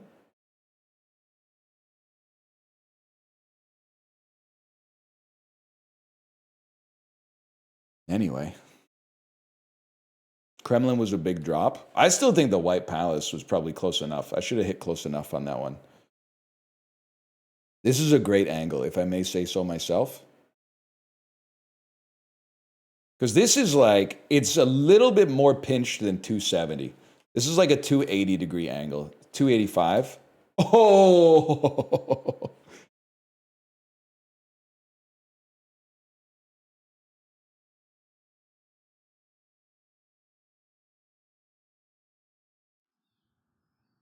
Give us today our daily hole.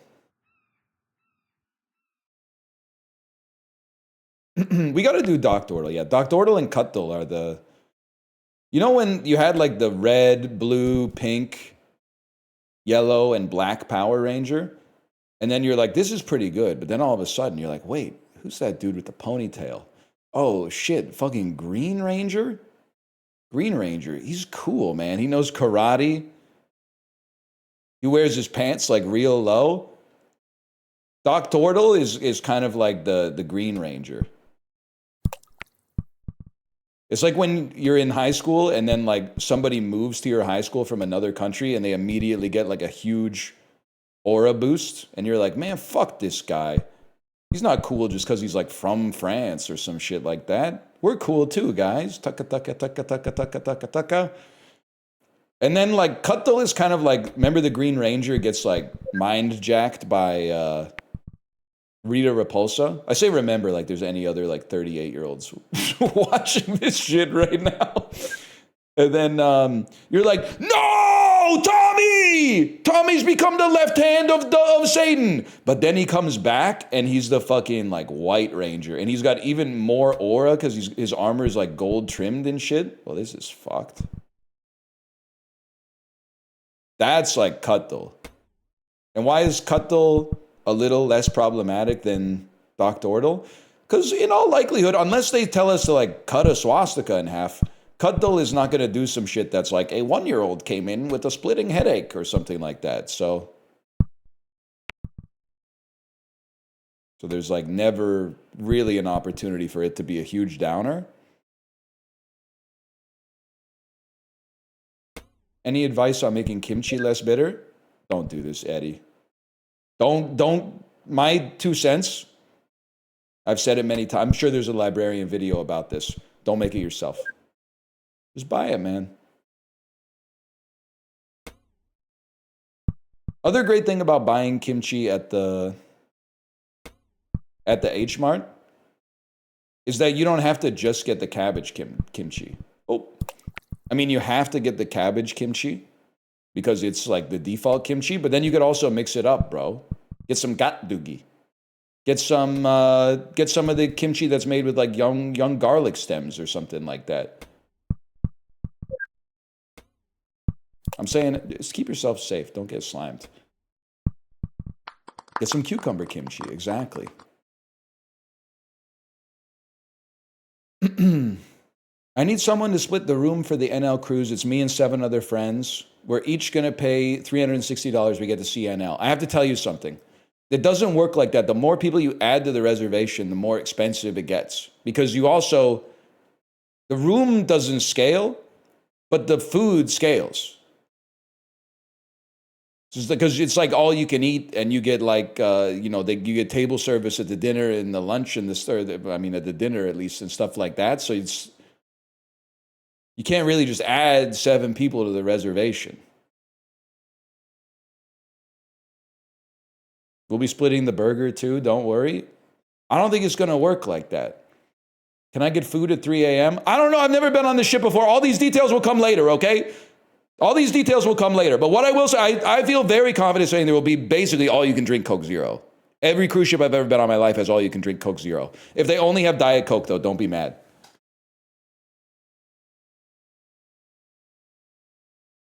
Guys, I have to pee so bad. I'm going to rush through the ones. I'm going to rush to get to the ones that you guys love.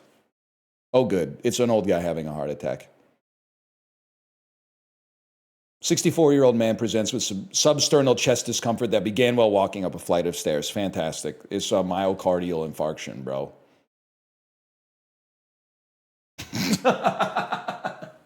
Wow, I must be some kind of genius. An old guy's chest hurt when he walked up the stairs. He's having a heart attack. Get me to the cardiology department stat, bro. Kind of slimed that one. Oh, yeah, bigly. I picked ST Elevated. What medical school did you go to, bro? The medical school of American Samoa? Where did Saul Goodman go?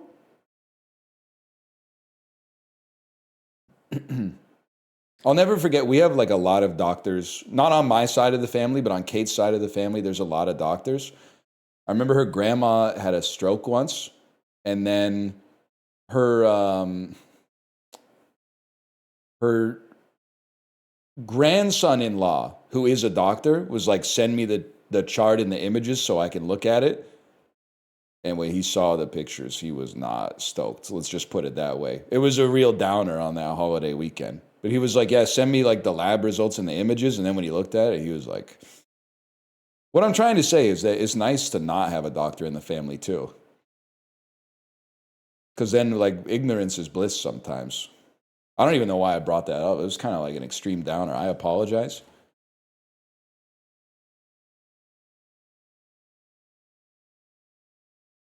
Walk it off. Walk it off. Kind of slime the vibes. My bad, y'all.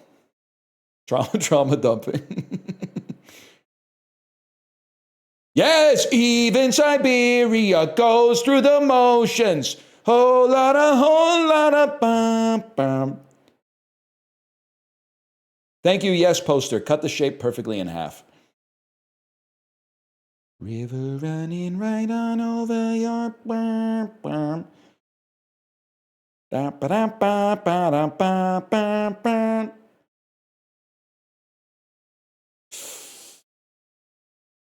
And you're saying this part is smaller, which doesn't seem right.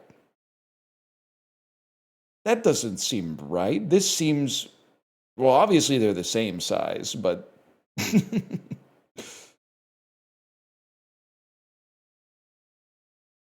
think that's it. I gotta go pee so bad. I'll be right back. Then we'll do Bandle.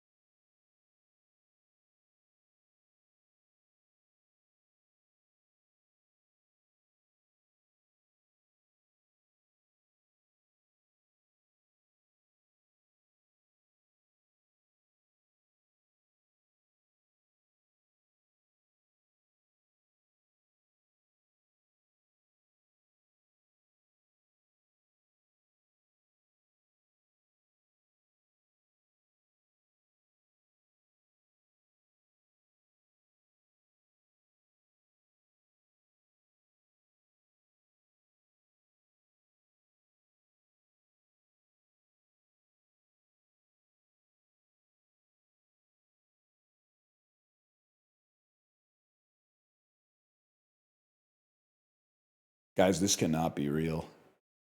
You know how I told you I got like 3.5 hours of sleep on Saturday night? Check this out. Text from my mom. Have an amazing day, son. I meant to tell you yesterday you look great. You look rested and younger. I love you. Motherfucker. Motherfucker, man. Great text, W mom. W mom. But mom, I was not rested. I was on 3.5 hours of sleep. Maybe less sleep is the strat, man. Could be the move.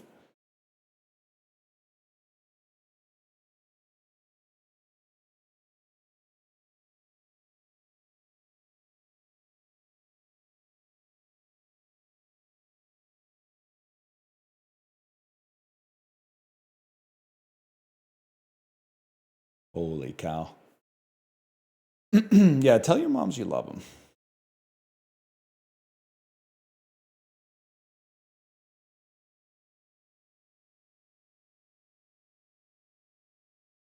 Saying I gotta put a cot in the streamer Discord. I gotta put a cot there. Cot?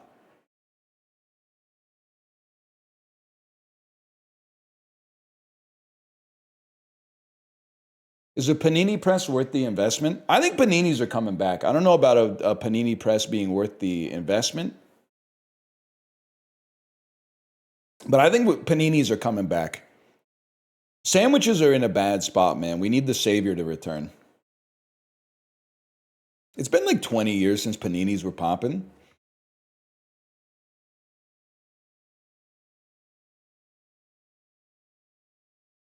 the roar.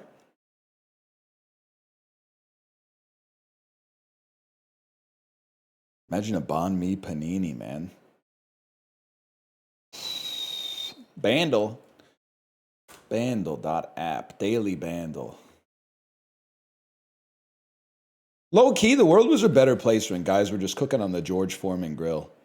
No disrespect to binging with Babish or whatever, but like, and this might be a correlation, not a causation thing, but I think the world was a better place when you asked a guy like what his favorite meal was, and he said he just throws a chicken breast on the George Foreman grill and closes that shit shut. Nowadays, they're trying to tell you about some reverse seared fucking sous vide. I don't know enough about cooking to honestly like do it. But long story short, you say you got to start cooking in the morning. You don't get to eat till 9 o'clock.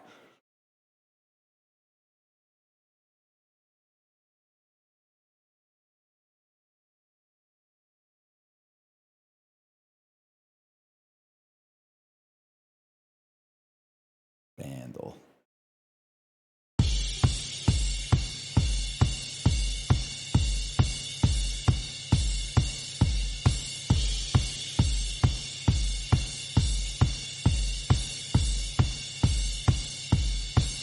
A little heavy on the hi-hat. Wait a sec. Don't you dare hold back. Just put your eyes on me. She said you're holding back. I said shut up and dance with. Wait, I thought for sure it was that, man. Ooh. Wait, me getting really into this song before finding out it's the most ass song ever made. It sounds like the Hold Steady, bro. Bro, this shit sounds like the Hold Steady.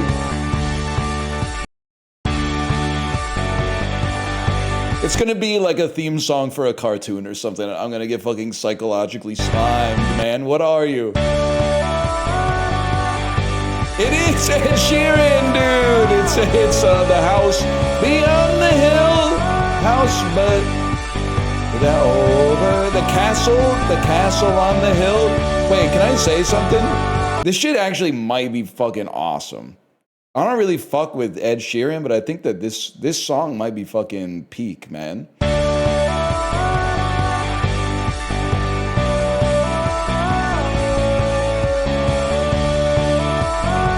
Is it like 300 decibels loud for you as well?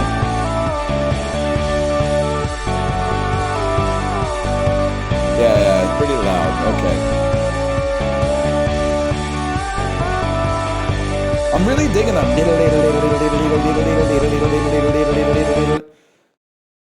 Anyway.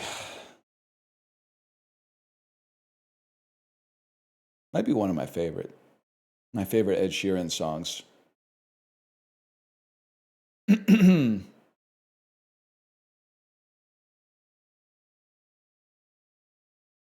Anyway, we got time. We're gonna do a sponsored stream for people of note at 1 p.m. for 1 hour. We could probably do 2 Slay the Spire 2 runs.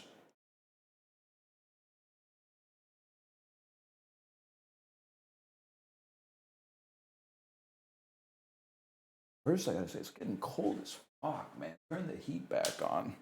Jesus Christ. Name 2 Ed Sheeran songs.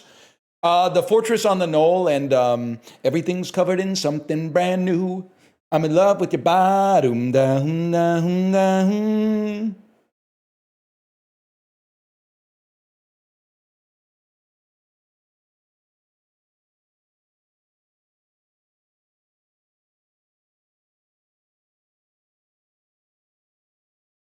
I can't believe people play vicariously through streamers instead of experiencing the Spire 2 themselves. Buddy, are you sitting down? We're selling cruise tickets, bro. It's a different era.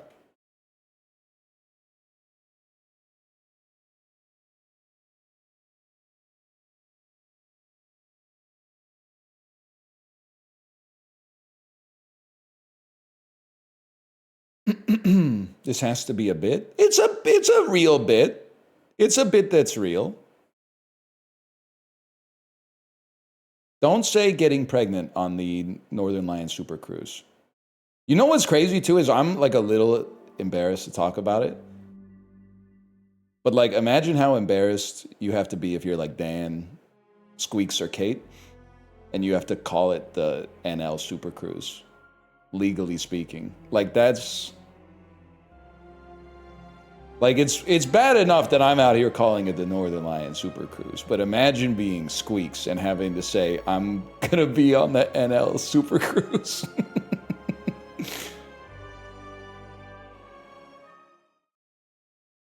It is less bad for Kate, but I had to include her. Of course I wanted to include her.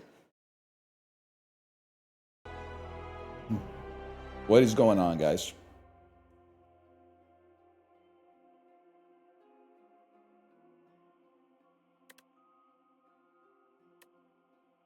That don't look right.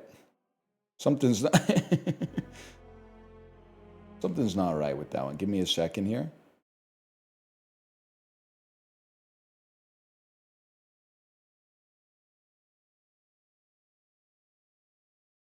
Send this over there.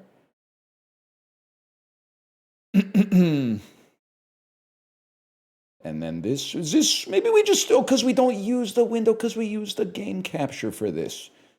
We use the window capture for Counter-Strike 2, which, by the way, will never be played again. By me, at least. NL, are you going to go to more laser hair removal appointments? Thank you for reminding me. I need to text my tech, because my back is looking hairy as fuck. That shit grew back, man. Which it's supposed to. You got to hit it like, I don't know, maybe like 8 times or something like that. But I'm due. I'm due for the next one. Thank you for reminding me. Fuck it, bro. Let's see what we can do with the Necro Binder. Receive greed. Trade offer. You receive greed. Transform one. I've heard... I'm still figuring out, like, what the heuristics are for Slay the Spire 2. I've heard from people that are on Ascension 10 that colorless cards are a lot better in Slay the Spire 2 than they are in Slay the Spire 1. But let me also see...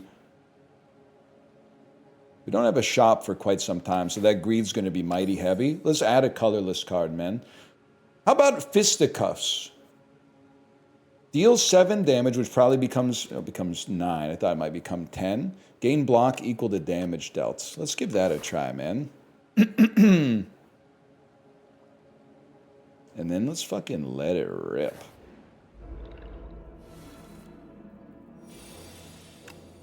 That's a given. Time to ruin your life. Wait, yeah, what if PUBG came back? Now we're talking. Not that I'm disappointed to be playing Slay the Spire 2, which is maybe like the best game ever made, but what if PUBG came back? Stop using heuristic when method would do the trick. Bro, method has a different connotation than heuristic. A heuristic is something that's a rule of thumb. A method is just a manner in which you do something. You don't get it, man. You don't get it.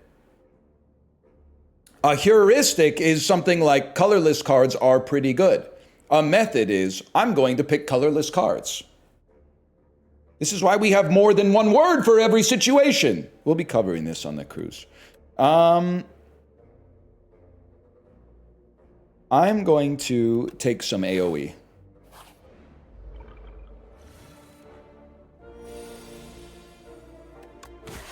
And I'm going to take some damage, but it is what it is. It's going to be the punchline for 11 months. It is kind of crazy. Kind of crazy to think of. NL, have you heard about the chimpanzee civil war? I think I saw like a some kind of headline that was like there's a once every 250 year chimpanzee civil war happening right now, but I didn't know, I don't know anything else about it.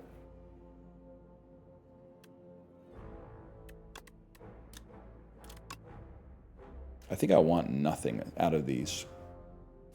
For right now, anyway. Fellas, stop fighting. There's room at the zoo for everybody.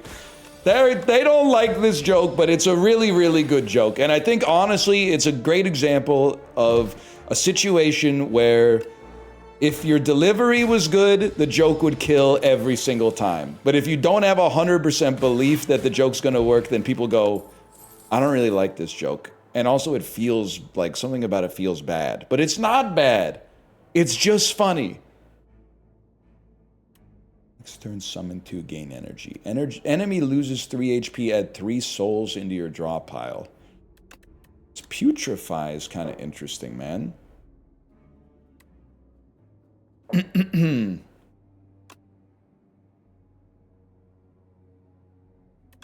give it a try. Remove a card from your deck, lose 11 HP, or heal 19 HP, fight some enemies.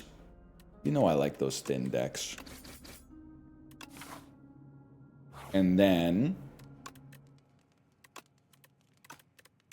let's not die to this first elite. Let's not die to the hardest elite.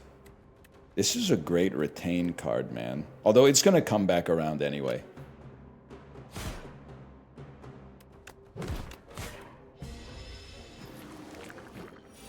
This is the easiest elite. You never drank from the hose. Hardest elite is 4 eels? Bro, that's the easiest elite. Except I think the other one. Who's the other one? It's just like a guy who looks like he got lost in the Little Mermaid part of Tokyo Disney Sea.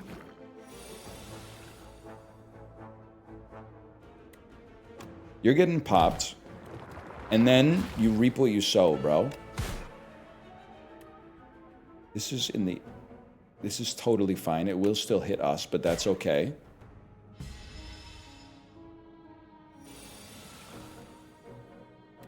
And then...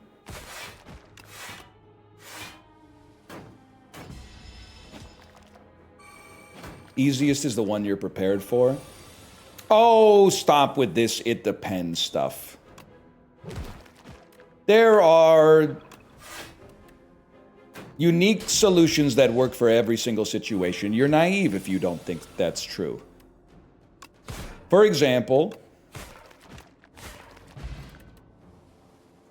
Fiendfire is the best Ironclad card. Don't hit me with this it depends. Oh, what enemy are you going to fight? No, bro, just take Fiendfire. You don't have to think about it too hard. Okay, let me think about this for a second. Pommel Strike, bro. Pamela Harris. I gotta think about that. I don't know what my deck does yet. It basically just hits you, and then the fact that we're the Necrobinder is completely irrelevant. A Sweeping Gaze is pretty good. 10 damage per turn for 2 energy once. Summon 3, exhaust a card from your draw pile. Also, I kind of just like the vibe of like a skeleton in a sweet cloak like this. But then also, I mean, 13 damage for 1. This is I don't like looking at this card, man. I don't like looking at it because it looks like he's like, it's very violent. It's very Cronenbergian. But let's go with Defile. And then I'm going to be honest with you. I've fallen into some habits in Slay the Spire and Slay the Spire 2. And one of those habits is just, I want my deck to be thin. So I love removing a card even when it's super early. Another Defile seems like it could go crazy, and then we could get some like ethereal synergy maybe at some point.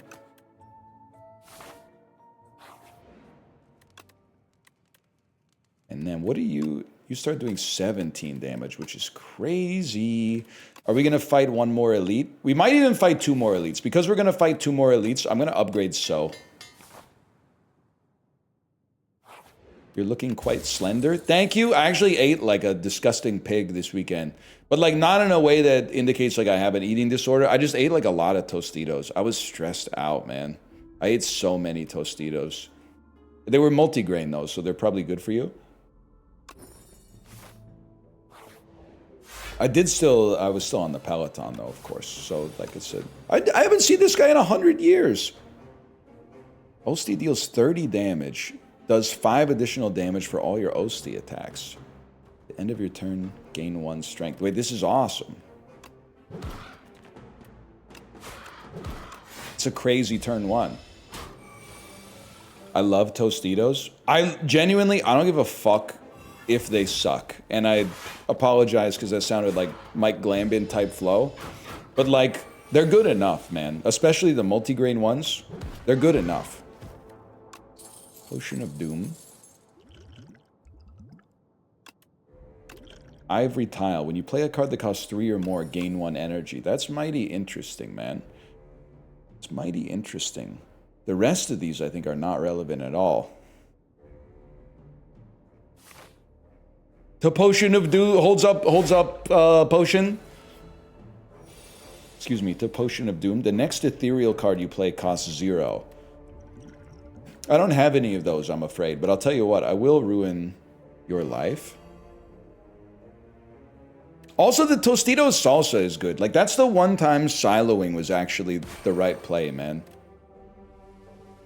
Right after, and this is not a sponsored segment provided by Tostitos, but when you get the Tostitos chips, your eye is just drawn to the salsa right after. And I recognize, because I'm a human being with eyes and taste buds, I recognize that the Tostitos salsa basically isn't really that good. It just sort of tastes cold. But sometimes that's what I'm looking for, man. Sometimes you just want to put some cold red on top of your tortilla chips. Also, I want to say something about salsa. We should stop, of course I'm going to take the file. We should stop putting it in tall glass jars, and we should start putting it in really wide dishes at the grocery store. I don't know if there's something physically different, like, if you have a really, like, wide glass dish, is it like 100 times harder to generate the torque necessary to open the lid? But like that way, you wouldn't be halfway through the jar and then you got to get your hand all salsa-y in order to get some salsa on the tortilla chip. I know you can pour it into a bowl, but like, you know, the customer's always right, man. So fucking get working on it, get it done. This would give us 1 back, which is kind of interesting. Oh, I can't even afford it, man. Takes up more shelf space. Just get a salsa fridge, man.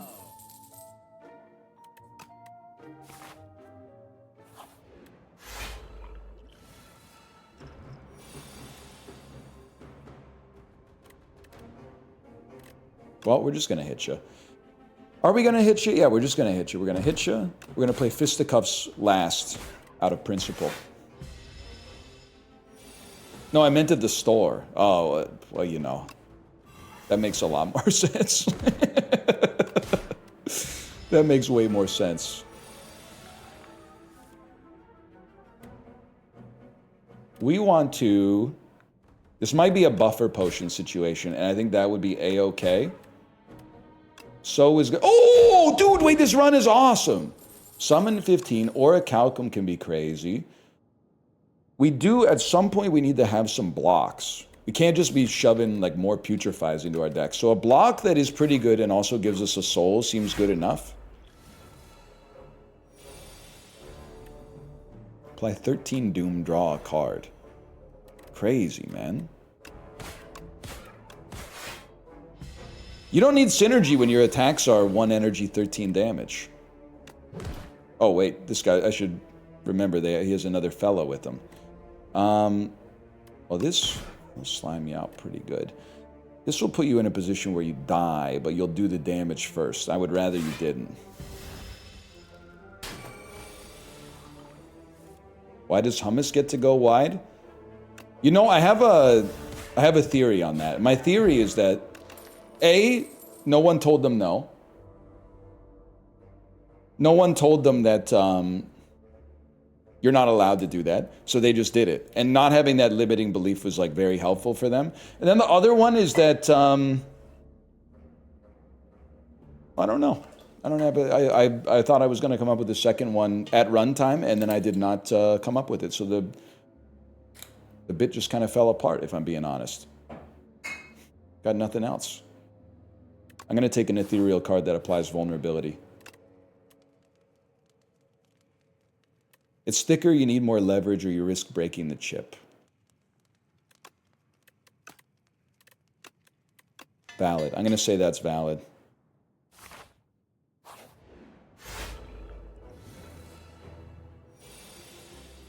Ants Macabre. When you play a card that costs 2 or more, gain 3 block. I'm going to stop you right there. We don't do that.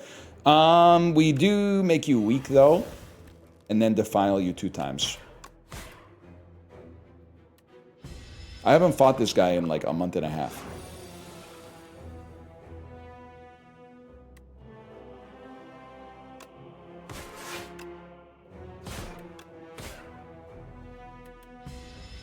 He's cool. I forgot about the fact that we do no damage to him right now. I could have played that turn very differently. We love that. We still need to hit you. I mean, honestly, let's get this show on the road, man.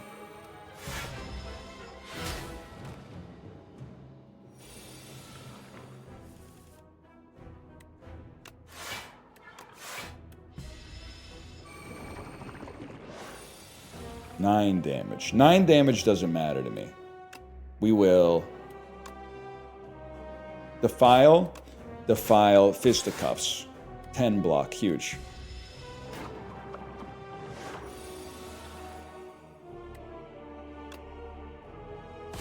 Ear, soul. 16 damage incoming. Guess what? Just summon for 15, bro. You're in a world of hurt.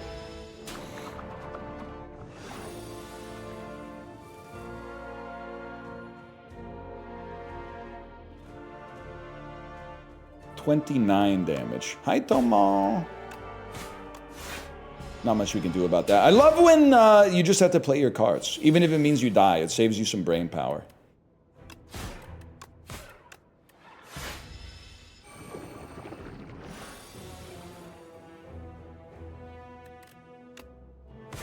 $4 a.m. in Japan, but you know I had to tune in after that Librarian Cruise video dropped. That's it, that Librarian, you work so fast. Also, is it really 4 a.m.? What part of Japan are you in? Are you on one of the Eastern Islands? Because I think it should be like 2:49 a.m., bro. Did you know I got pissed off? It's 3:48 a.m. Okay, my bad. I was at a Japanese store this weekend because I had to buy some Calpico, and I was looking at the price of canned coffee. It's like, fuck that, man. I'm not paying $3.70 for a Boss Rainbow Coffee 40 milliliter can. That's not. God bless you for importing the coffee and then selling it so people can try it, but there's no shot that's going to happen. Not when you can get it for 140 yen in a vending machine, bro.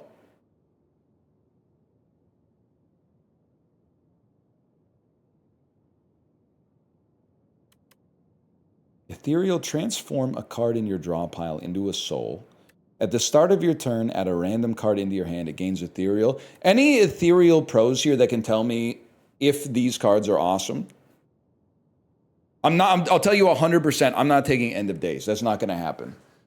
Call of the Void is incredible. Because there's a payoff card that's like the more Ethereal cards you play, the more damage it does. Seance Mogs. I mean, turning a strike into a soul is obviously out of control.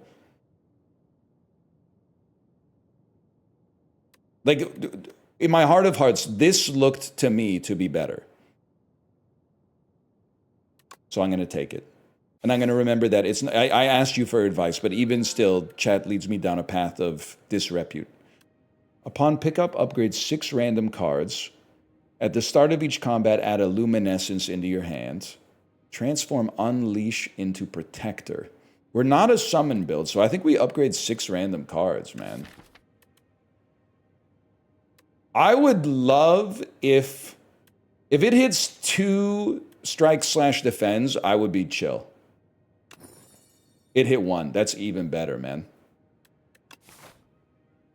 Some of those cards are cards that I would have upgraded myself. Fisticuffs, Grave Warden. Okay, huge. I would like to remove a card. I think we got a good chance to kill some elites. Probably won't get to remove 2, but let's try this regardless. Hi, Tomo. Why do you have 3 defiles? Defile you with a smile. Suck me like you wanted me to do. You know what I'm talking about? I used to be a little boy. What's a child supposed to do? The chiller in me is the chiller in you. Actually, could be aura on the cruise to have everybody walk up to one roulette table and put all our money on one number and then let it remap. But bro, imagine the vibes on the cruise. The 1 in 34 chance that number hit, though. Imagine how that would be an all-timer moment, man. Imagine. And then, yeah, let it ride. I don't even, well, we'll see. We'll see. One second. I think we want this for sure. And I think we want to try to ruin your life.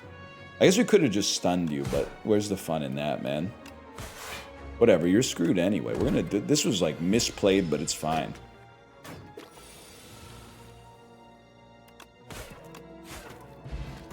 They're gonna leave our ass in Cozumel, man. Choose a card in your draw pile and add it to your hand. Now I'm gonna try to avoid falling into the trap of only taking cards that have ethereal, but I definitely only want to take cards that that work for us. I don't think we need another so. Chant an attack with corrupted or choose a card to transform. We don't have any huge attacks yet. I'm gonna transform our last strike. Oh. It gave us the perfect card. Deal 5 damage for each ethereal card played this combat. Holy cow, man. God is good, y'all. Gain 7 block, add a copy of this to your discard pile. Well, that's a given. And then let's turn a basic defend into this. And then, what's your thing again? All damage taken is reduced to 9. Okay, well, you're still dead.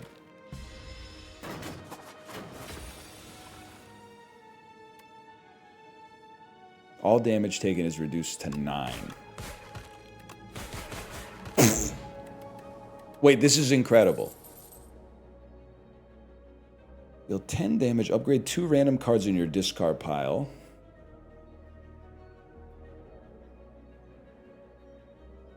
I think we want none of this. All we have to worry about is defend. If we can get our defend going strong, nothing can stop us. Ethereal 6 block 1 week. I think we gotta take that. But another pull from below kind of goes insane as well. But we do need to have some block. Hidden gem is too fun. Random card in your draw pile gains replay 3. Ooh. That does sound pretty fun. I think I'm going to take Defy. I'm going to ignore the fun card because chat steers me down a dark path. But it's not your fault. It's not your fault. And then we're going to be the most boring Slay the Spire player of all time. We're not going to take the fun attack. Instead, we're going to cut a basic defend.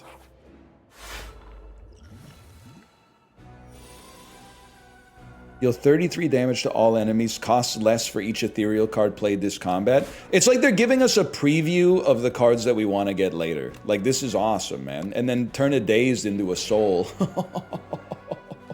Baby. That's huge. I'll fisticuffs you. We got to do damage to you at some point. How do we have 0 strikes already? I'm moving a little different today. Derogatory. Choose a card in your draw pile to add to your hand. What would we add to our hand? Probably a Grave Warden if we were to do so. I think we want to go crazy, though. We definitely want to use a potion. Do something like this. This will hit you for 28. Is there another ethereal card we could add? A zero-cost ethereal card we could add to our hand? I think the answer is no. I think we accept I'm going to take some damage. Guys, our next turn is going to be fucked up.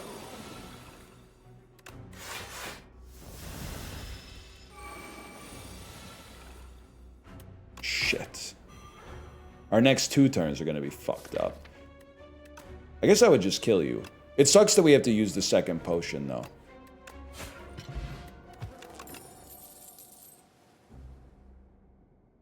Three cards from your discard pile into your hand. I don't think we need it, man. I don't think we need it. Wait, people are excited about Regal Pillow? I thought Regal Pillow was like, oh, it will get us something from Puzzle Box. And it doesn't cost 0. Does it cost 0 forever? Wait, that's incredible. Bro does not rest. I'm literally like the #1 rester in this game.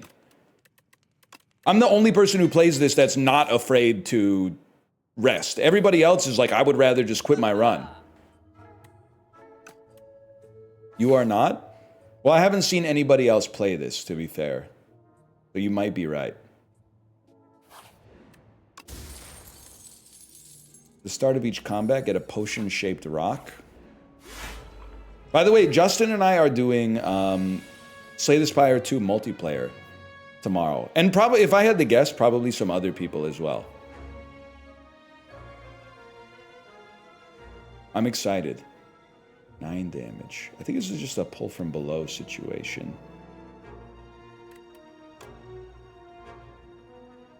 Gains 14 block upon being hit once. This does 10 damage. 10 damage, we snooze bigly. Or do we? I guess we don't. I guess we play it.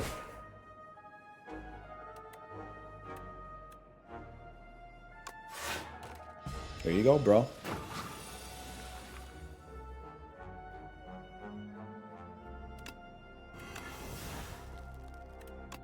Cut this. Why am I getting a bunch of question marks? Killed Osti for fun? Bro, I gained block. Now you're gonna say some shit like, yeah, but you didn't need any block. But yeah, but he comes back with 1 HP anyway, so why not kill him, man?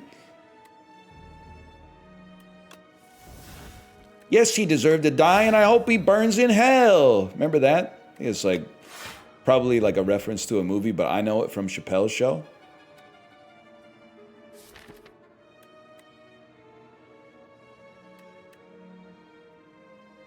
I remember that. That's from Time to Kill. A lean night. You could sacrifice Seance. I should at this point know what my deck does.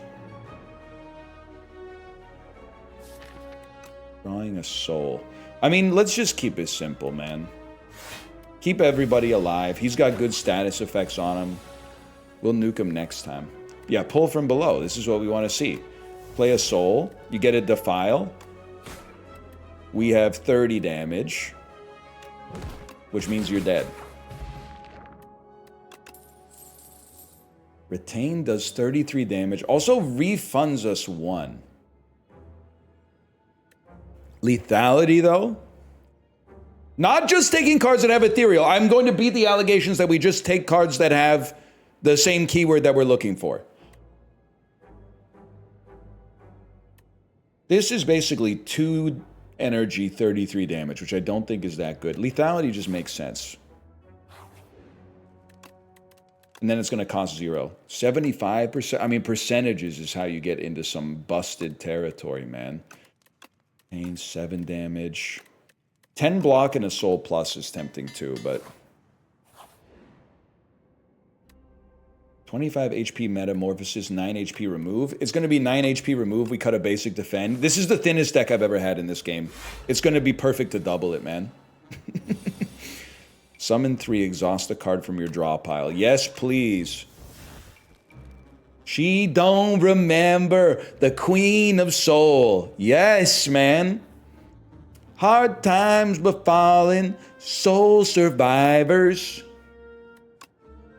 Flew down from Scottsdale. Sing it with me. Where the hell am I?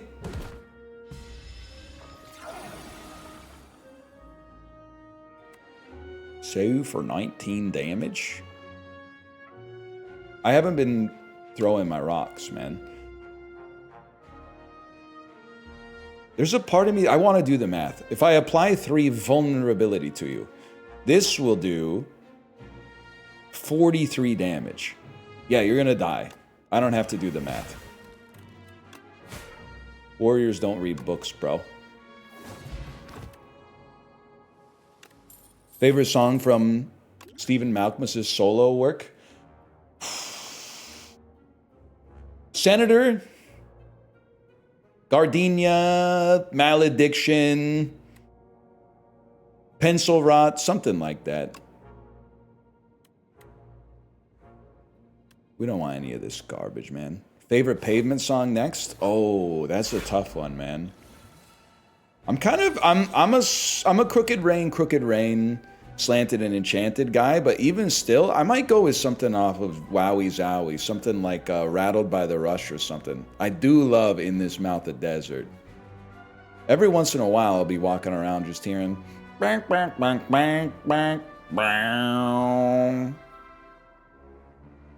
You guys think you're cool putting Spiral Stairs songs into your favorite Pavement song answer. And I gotta say, I just personally, I support it, but I can't, I'm a Malkmus guy. I'm a Malkmus guy till the day I die, man. Till the day I fucking die.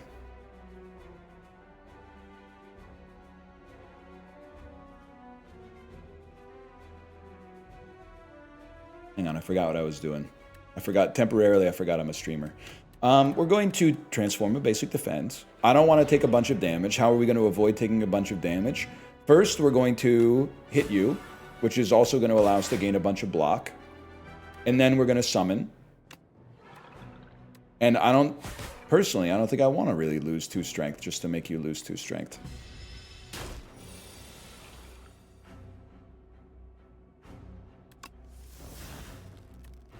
We are going to putrefy. And we're going to play the top 3 cards of our draw pile to get some defense. We're going to bring back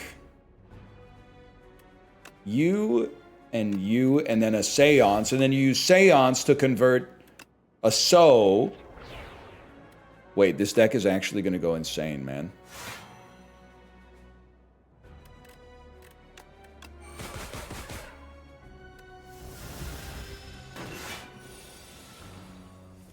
Favorite Jonathan Colton track? Come on now, don't.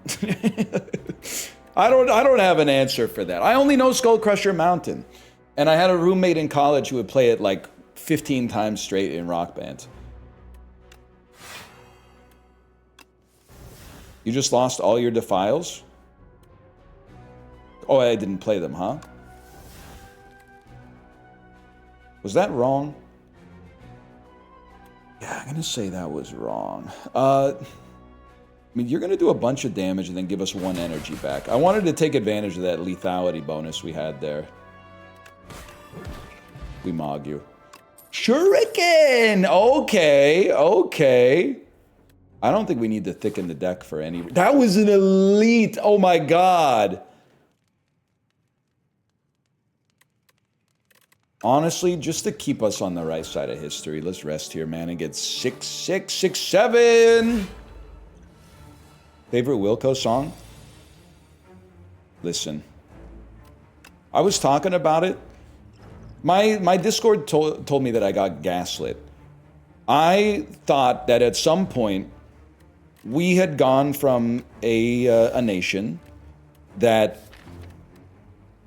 Wait, this is crazy. That respected Yankee Hotel Foxtrot and instead had become a nation that respects A Ghost is Born. They told me that it's not the case, and Yankee Hotel Foxtrot is still on top, which I agree with. You have to play your Defiles, bro. So play your Defiles. And then dredge back 2 things that cost 0. And the Defile, which means we lose a Defile. Great idea, numbnuts. And then, then draw some Defiles. What a great idea. What a smart play. So who gaslit you? Well, I went to rate your music, and apparently Yankee Hotel Foxtrot's still on top. Which, by the way, as a millennial, I agree with. But let's dump 1 Frantic Escape. Hopefully that won't come back to bite us in the haunches. Sung Tongs is better than Merryweather Post Pavilion. Listen. We probably did get a little too big for our britches with the Merryweather Post Pavilion coronation, okay? I personally am more of a strawberry jam sort of guy from Animal Collective. But I do feel like, you know what, if I may, my peak Animal Collective take is I'm a Fall Be Kind EP sort of guy.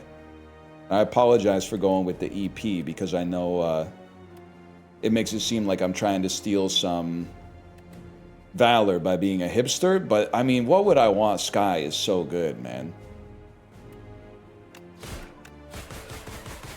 We run this town. And it also goes crazy when you don't have somebody in your ear telling you that it's like in 9/15 time signature or whatever. Because they love saying shit like that, man. Seance, if you do me a favor and convert this basic defend. Okay, we're not just gonna succumb to the narcissistic streamer bit of just repeating, like, answering questions of what my favorite song by every artist is. I apologize. That's not something we need to do here. Something we need to do here is not getting the kill. Sorry, I want to get the kill with our card that would do like 1 billion damage, though. Sometimes I just got to remind you that I know ball. In some very specific context, at least. So now it definitely feels like you could play Sentry mode. And it gives you an ethereal attack every single turn, which makes pull from below, or whatever this is called, that much better. I buy it. And then this fella! I mean, killing an elite, upgrading 4 random cards, that would matter like 1 time. 7 block for free per turn ain't so bad, but it's kind of boring. 0 cost random attack is kind of interesting. I hate to say it, man. I sort of feel like 7 block is what we want here. Also, I've never taken it, so I don't know if we need to take it in order to get like some milestone or whatever, but you already have Orichalcum, though? Only if we don't play block. Sai gives us block in addition to Orichalcum, or in addition to the block we already have, bro.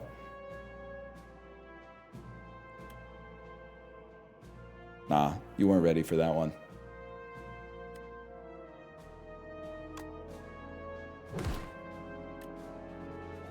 Need to play that. 21 damage. You need to play this, and you need to play that. We can remove Unleashed. We can't type A this run. It hurts too much. Hart, are you here? Nicest thing anyone's ever said in the Peloton Discord is what Hart said to me. When he said, I watched the run as the silent where you went infinite. Why are all the comments saying this hurts to watch? You're real and you fucking should say it. I don't know what, how come they don't want me, man?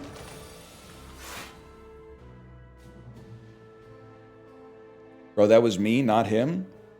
You're cool too. Are you the Cine too? I have streamer mode on Discord, so everybody's username for me is just the first letter of their username and then an avatar. And if they ever change the avatar, then they're lost to time forever, okay? Are you the Cine 2 Nerdle volunteer mod? That's who I identify with the first letter Q from the Discord. And I could not tell you, by the way, I could not tell you what your avatar is, but I would know it if I saw it. Yes, that's, okay, that's you. Can we get W's in chat for the Cine 2 Nerdle volunteer mod Q?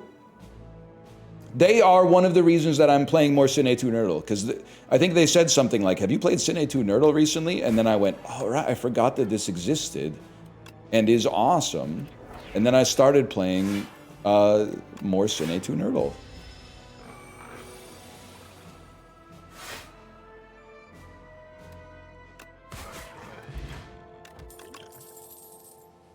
Deals 67 damage. Oh man, that's beneath you. You don't need to stoop to that level. I'm not duplicating my deck, so we'll be downgrading 2 to upgrade 4. That seems pretty okay to me. I will never duplicate my deck again. Whenever you apply a debuff to an enemy, they take 9 damage. Holy cow. It worked.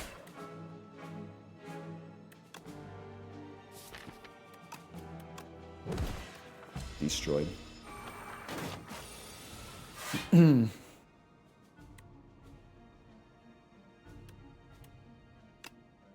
Wait, this still... Dude, lethality works on the turn in which you play it. That's cool. Also, I screwed up. We should be using these potions so we can get potion-shaped rocks.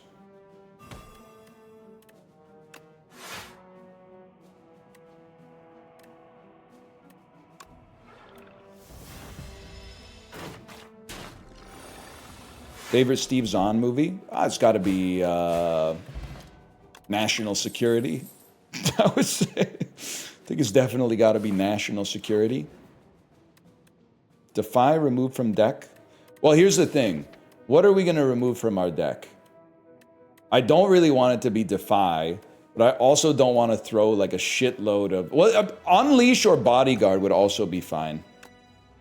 Bodyguard plus? Actually, that's huge. Holy shit. Honestly, this run, I don't think this could have gone any better, man. Add Decay to your deck. Enchant a card that exhausts with Soul's Power. I don't want a curse in my deck. I want to change nothing with my deck, to be honest. Soul plus. No, definitely like getting more status effects seems like the move. 1 dex. This is where I go, this relic sucks, and then people go, whoa! Oddly shaped stone, holy fuck!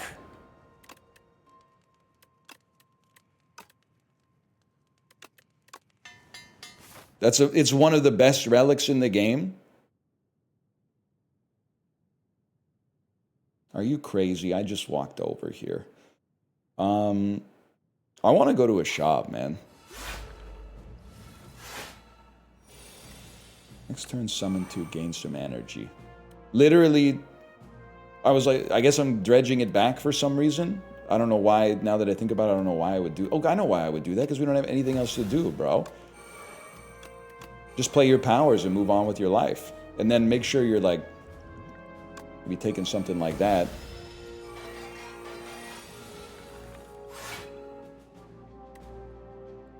It's a good relic if you're not a noob. Real talk. Seeing how like the Slay the Spire community rates cards and relics is how I know that I'm not good at Slay the Spire. Because I will literally look at a card that sucks complete ass and go like, I'll never take this in my life. Why would you ever take this card? 2 energy does nothing. No thanks. And then in the thread that's like, here, play this before the next enemy spawns. In the thread that's like the mega thread to rate this card, it's literally people going like, I take this every single time I see it on a run, and I have a 100% win rate. It's so crazy. But they know what they're doing, man. Or at least they pretend. I'm in the business of believing what people say online.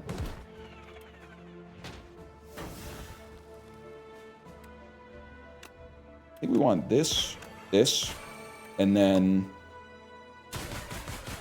keep it going. I mean, he's respawning. You should be able to still hit him. Also, you like Perfected Strike, so you're kind of invalidated. First off, everyone's valid. Secondly, you've got me confused. I do not like Perfected Strike. I am the guy who says you can't take Perfected Strike, and then chat goes, actually, they buffed it in this one.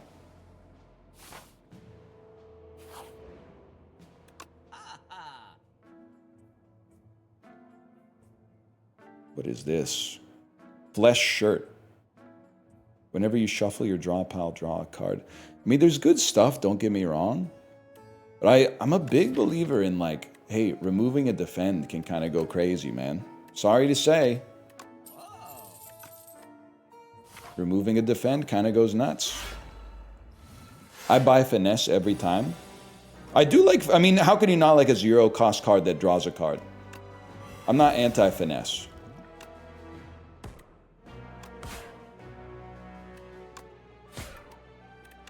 Not this. This. Thoughts on an 8-card deck on floor 3? Could be awesome, but what if it's 4 strikes and 4 defense? Imagine. Defile. You don't retain. I can't afford you. We'll let it go. Even better. I was going to say there's got to be somebody out there who believes that, like, if you just play the cards right, you can win Slay the Spire with any deck. And then I realized that that guy is actually... And I don't even mean this in a negative way towards my good friend, but it's literally just Dan. It's not me. I'm the opposite. I'm becoming a very annoying guy in Slay the Spire. I don't know if you have been watching the YouTube videos, but, like, I'm the guy who's like, I have the best deck ever, and I go, I've got a bad feeling about this. I don't think we're going to make it on this one, guys. And then I go fight the boss and, like, kill them in 2 turns, and then I go, oh, floor 3 is going to be really nasty. Oh.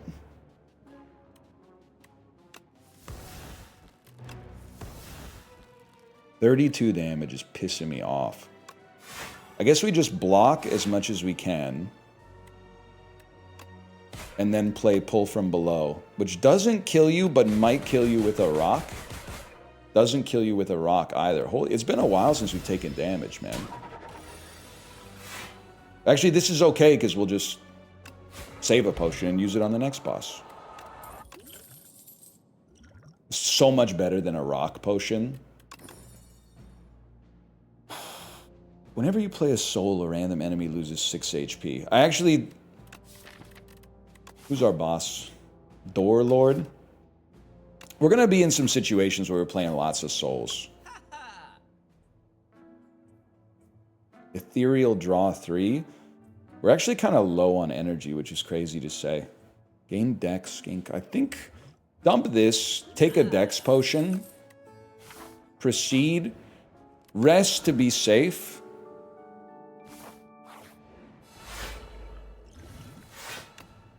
Gain some of this. Bone Shard. If Osti's alive, he does 9 damage to all enemies. You gain 12 block.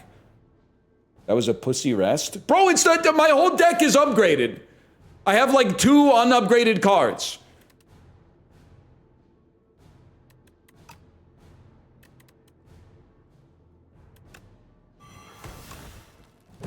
They don't get it, man. We're already taking no damage. I think we just want to play our ethereal cards then that are actually good. It's old Doormaker. Literally the game's in early access. Who are you trying to impress? I've decided I actually don't want to transform anything, man.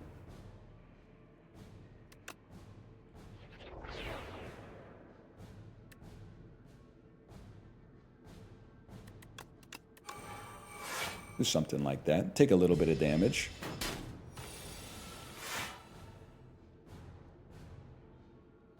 You need a sentry mode. This might be block potion turn. No, you can get a better block potion than that. Now the game has begun. Actually, the longer we wait to convert you, the better off Pull from Below is going to be. But if you're going to play it, you probably want to play it first most of the time. Bro, you have to play your ethereal cards. Literally, you just have to play your ethereal cards. If you don't play your ethereal cards, you're a damn fool. I will convert this defense. Youch! Sure, man. Whatever, they still let us play it for 1. Now that it's not my strongest performance. You need to play your ethereal cards. Dredge, if we dredge back some shit that costs 0, but we don't fucking care, bro. Actually, I think, to be honest with you, we do want to play Dredge. Dredge back Seance and literally just exhaust it. Right, that did nothing. And then let Seance exhaust itself. Now this is where shit gets real, man. I'm the type of beast who ain't afraid to do, like, I guess 17 damage 14 times.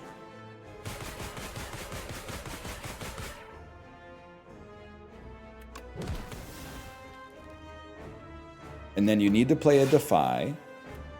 And you need to play a Defile, and you don't play anything else. You save the soul for the future. Because the soul getting you another pull from below, which is actually, like, fairly likely, is pretty sick.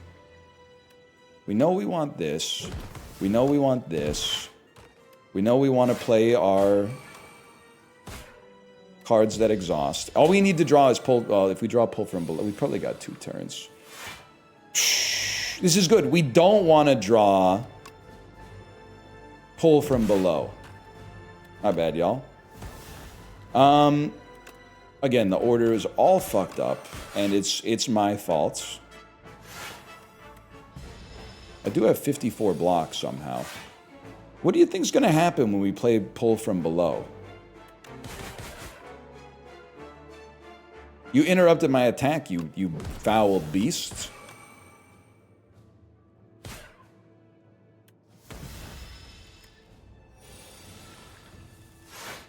Alright, I'm gonna ruin your life. That was a really good run. What is that? Necrobinder 4 in the books? I'm gonna quickly slash marker this. Slash marker Slay the Spire 2. I'm so sorry, I have to go pee again. I'll be right back. Maybe we can do one more before we go to the sponsored segment, or maybe we'll do the sponsored segment right now. I'll be right back. Boop.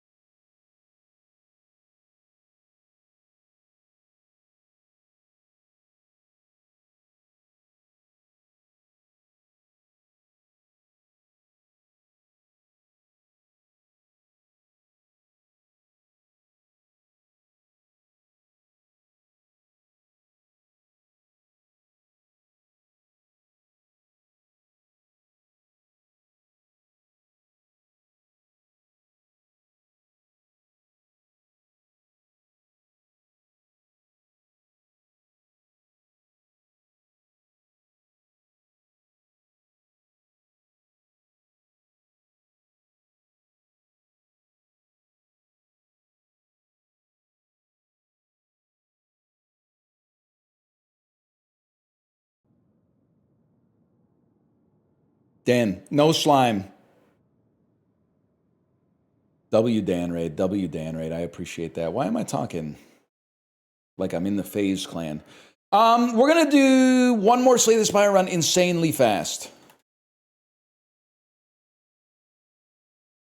We're back with more Slay the Spire 2. We have to do a turbo fast Slay the Spire 2 run. I have 36 minutes. Don't say I collected the Phantom tax. Actually, today is April 13th. Holy cow, bro. Phantom tax filing is due in like 2 days in America. In Canada, we get a little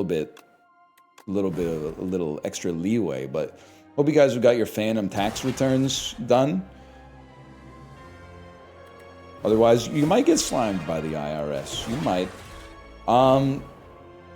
I mean, Ironclad is kind of the fastest character, but he's also a very high ascension. Let's try doing some stuff with the defect here. Upgrade, gain a... We can't think about this too much. I'll literally just start by upgrading Zap and turn my brain off and play the game the way has anybody ever had a dream that you wanted you to do you so bad you could do anything? 6 damage. Slap in the face, man.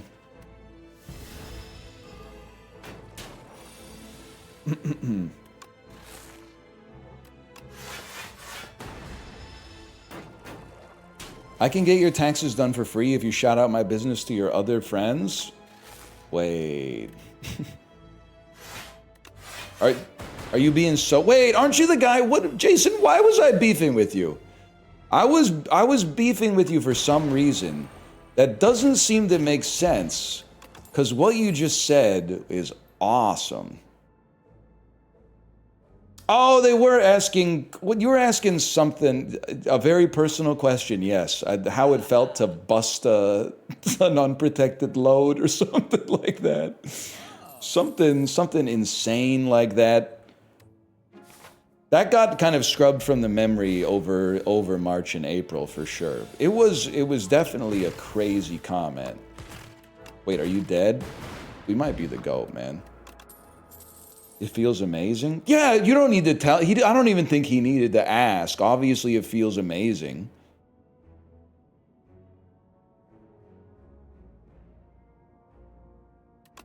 Let's take chill, man. Yeah, I don't know if I want you doing my taxes for free, to be honest.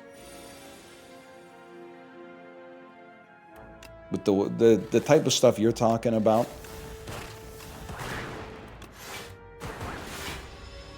I'm in the process. I'm not going to, for your own health and wellness, I'm not going to read the message that you just put in the chat. Because I think that you're going to get yourself in a personal information quagmire.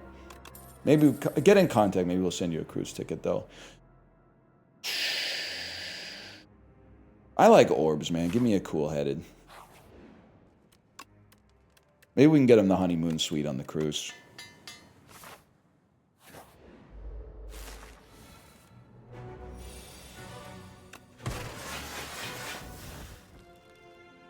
So this is supposedly the most difficult elite.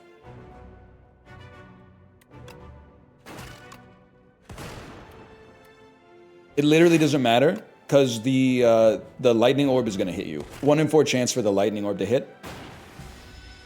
Look at me. Keep spinning on it.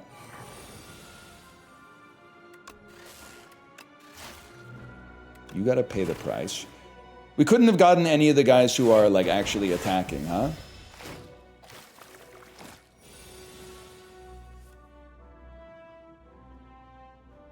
Start me with a zap.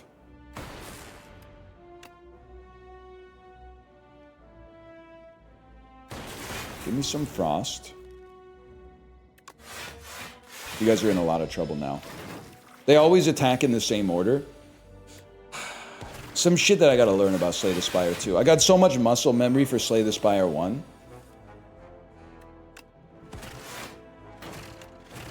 It's a little different in Slay the Spire 2. Gotta learn. Damn, Shuriken Claw build incoming? Honestly, give me a boot sequence. Every sentence kind of a boot sequence for a guy like me. Chill that doesn't exhaust seems insane. Why do people track how often you change your underwear? I don't know how to answer this question, but can I be honest with you? You're literally tracking how often I change my underwear if you have a calendar. I change it and what should fuck with you is that there's probably like 2 hours a day where I no panties on. Let me just put it that way. And you're gonna say, how could this possibly be true? I guess I would. I still only does 19 damage to you, huh?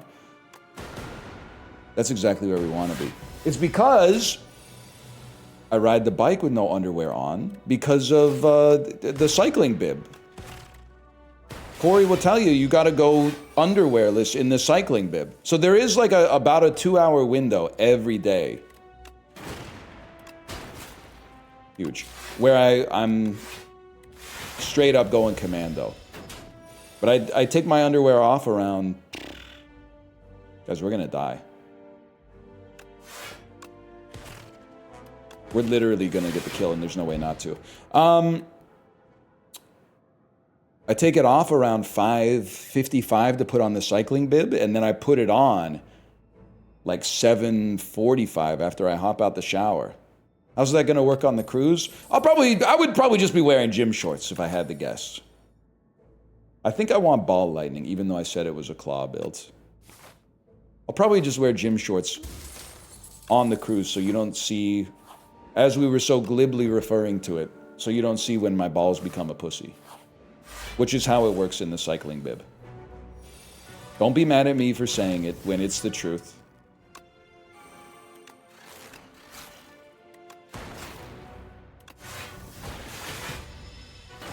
Nobody asked. The question was, is this your handwriting?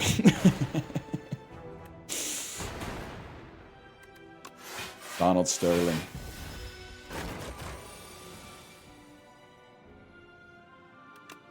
You didn't need to play boot sequence. I'm gonna be honest, I've been in a fugue state for like the last 12 minutes. I have no idea what I've been doing. But it seems to be going all right. And on it, like the deck seems to be going, if I may say so, actually seems to be going very well. I do like, I mean, modded originally playing for 0 is kind of insane. Draw 2 cards. I would like a cheaper dual cast, but... Oh, this is exhaust, not ethereal. We have no reason to be playing boot sequence for no reason, man.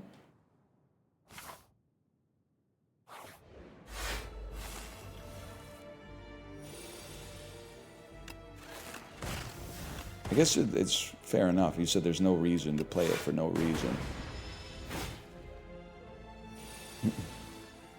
Twitch chat is so funny to me. The little man in the top right will say something crazy. The chat will erupt into a sea of the same exact message like a horrifying hive mind that occasionally screams in unison when something slightly funny happens. It is, listen, your name is like Weed Nuggets 12 or something like that. But it is like a website that I think, like, by all accounts, should not exist, but much like Italian brain rot, like its existence has unveiled something innate about the human mind, like a virus exploiting an infection vector that we weren't aware that we as human beings actually had. And I'm happy to be a part of it, I guess, is all I'm trying to say. What's crazy is that it's fucked up. I'm gonna be sweating through my fucking shirt talking to like more, like right now, I don't know how many people are in the chat. I'm not getting slimed that bad, so this must, Slay the Spire 2 must not be that popular. It must not have sold that many copies. We take nothing here, by the way. But like, if I'm in a room with 50 people and they're all waiting for me to say something funny, I'm gonna freak the fuck out, man, because that's not how this shit works. But like, if there's 10,000 of you in the chat, I'm like, it's just a couple of people talking. It's just a couple of buds having a conversation. World's a funny place, man. It's a very funny place. Am I crazy to think we might love Barrage?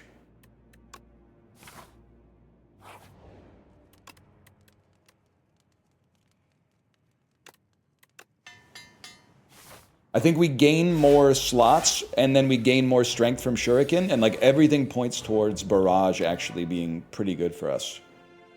This is so messed up. We need Cool-Headed to draw an attack, and it freaking did. You legend.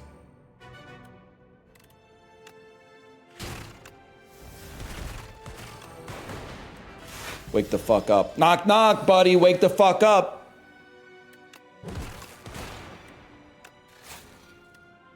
Defending is good, but gaining strength is important too.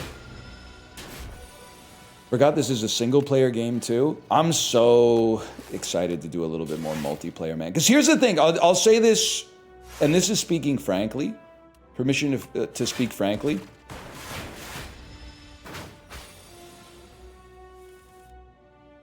Nobody said granted. Okay, there we go. Someone said granted. I think Slay the Spire is a weird fit for my stream because, like, I want to be shooting the shit and talking about, like, you know, Yojimbo and stuff like that instead of being like, well, we need to carry the 3 and this is how we get enough. Yeah, it looks like we get there. But I think multiplayer completely nullifies that concern, which is awesome. Because they can be doing the math, and I could be going... I could just... When Justin's trying to calculate some turns, I can just say some shit like, Justin, you have Yojimbo swag. And then he'll say... I can already picture in my head going, pardon? I could picture him saying that shit like he's here right now. Like he's still with us. Like, Justin, you have Sanjuro swag. I think you would love it, man. Give me defrag. Hey, we literally have 25 minutes. We're ahead of schedule. That's so crazy. Bias Cognition Plus. Gain 5 focus at the start of your turn. Lose 1 focus. I mean, these are 3 classic relics, man. Ectoplasm is probably like the most hated relic in the game because gold is so valuable. Pandora's Box is really good.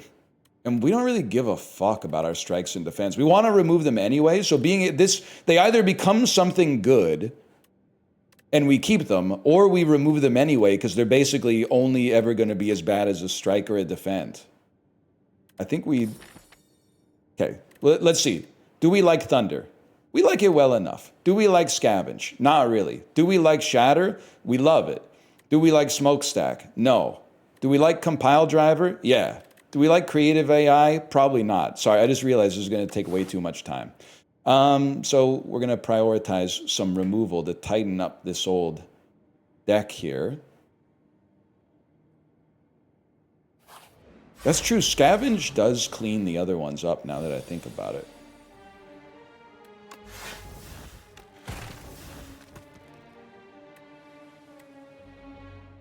One of them fucking died? He's so out of balance from the cruise announcement. Yo, but like genuinely.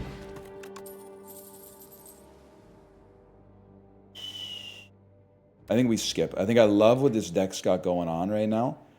But the only question is, do we need more block? The answer is yes. It's really just a game about getting block and attack when you think about it. Huge.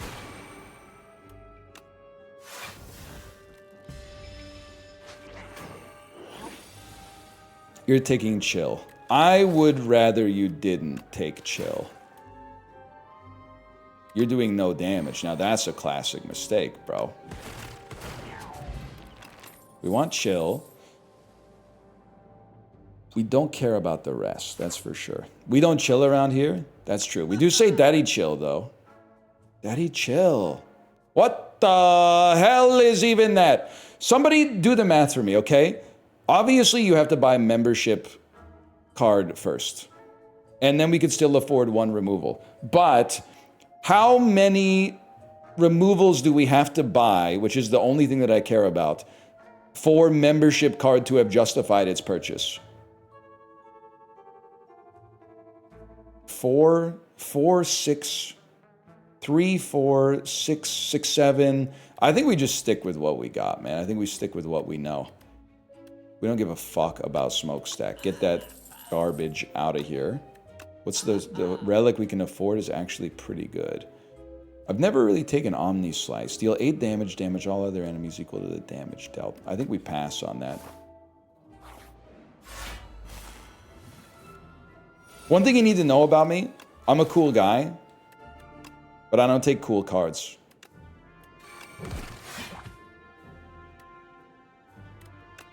If a card in this game is cool, there's like a 90% chance that I've never willfully picked it up. That was not the order of this, bro.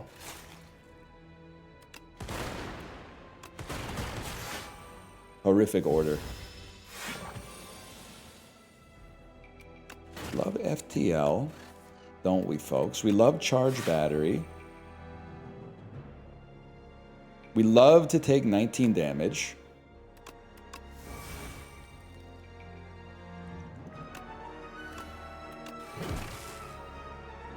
Fuck it, I'll play it.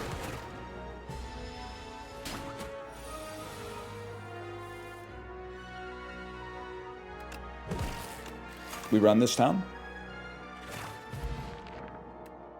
Are you an elite? Nothing hurts worse than like fighting an enemy, losing a bunch of HP, and then going straight to the map to be like, are you an elite?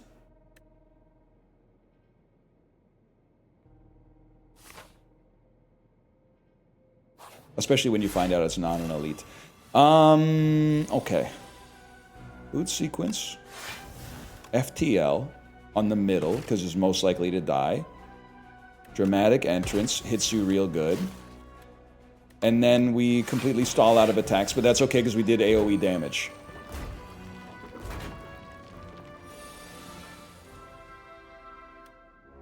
Shatter goes nuts.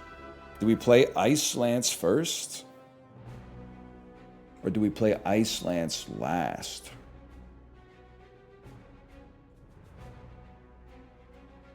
You play it first so that you don't take a bunch of damage.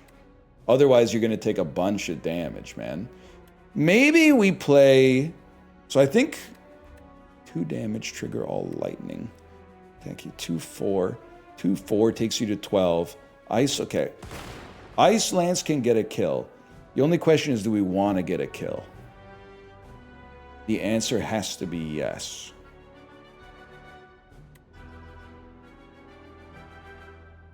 The answer has to be yes, man. But then we got to figure out a way to kill this fella.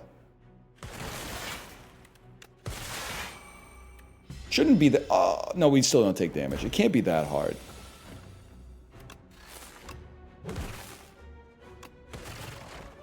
Now this guy, I want to check and see if he's an elite because he went down so easily.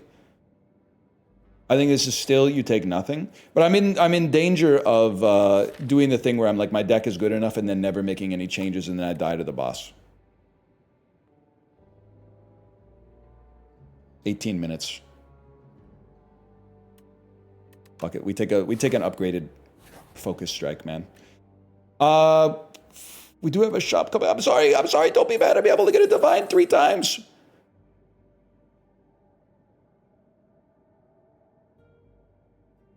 I'm not gonna pussy out for a potion though. What is this thing? This is a like uncommon potion. This is common potion, uncommon potion. Either that or we have to hit the relic like bang on, right? I take uncommon potion then. Gigantification potion. Seems huge. Another defrag.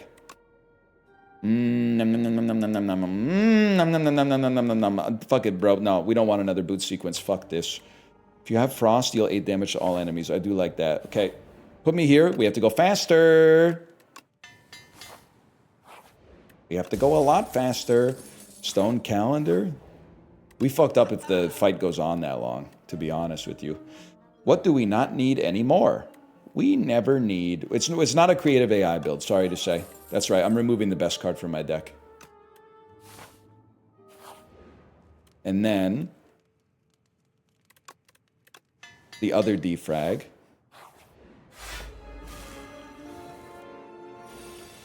Weaken a fella to make potion space. Get modded, so modded. Dramatic entrance. A hailstorm with a little chill attached. Cool-headed. Oh! That's not too shabby, man.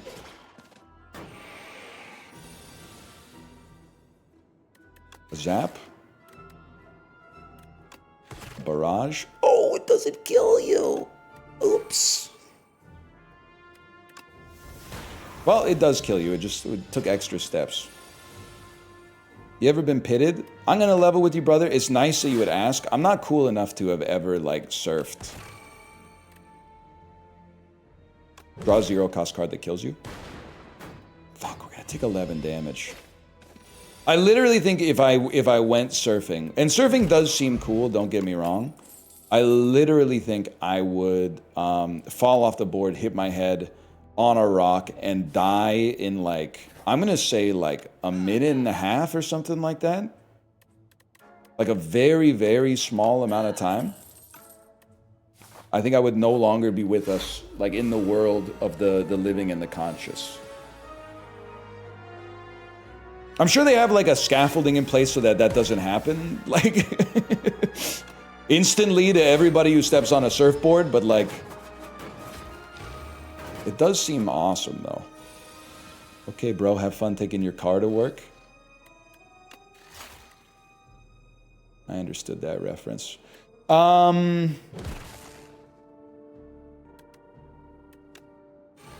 Like, Rivers Cuomo really hates cars, huh? I went roller skating for the first time in my 30s and broke my wrist in under 10 minutes. Okay, now that, you shouldn't admit to that because that wouldn't happen to me. I was rollerblading like a freaking demon as a kid. I went skating for the first time in at least 25 years. This holiday season, like not Feast of the Ass in January, but in around like the Christmas season. And honestly, like I was worried I was gonna fall on my ass. One lap around the rink, I was stumbling and going like, whoa, whoa, whoa. After that, it just comes back to you, man. It literally, I mean, I hate to say it, but it's like riding a bike. It just comes back to you.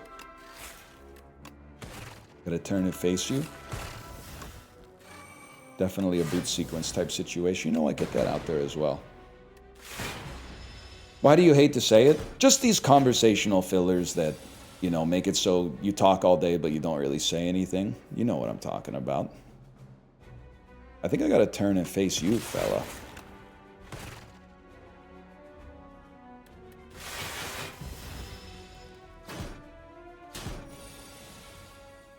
I should learn how to skateboard. This is some shit they're gonna play at my funeral. Learned to skateboard, he did, and he loved it. Yes, he did, he loved it. Until one day, well, I'll spare you the details. We all know why we're here.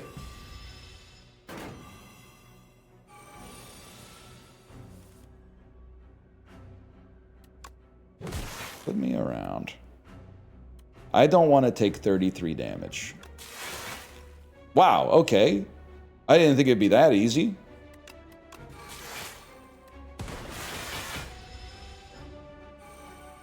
Skateboarded off the side of the NL Super Cruise. Yep, that's how I want to go.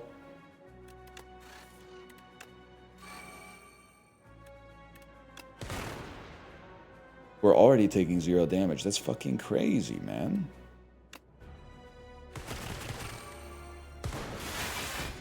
This run actually might do it, which is crazy. 21 damage. We're going modded mode again. Dude, this run is incredible. It's insane.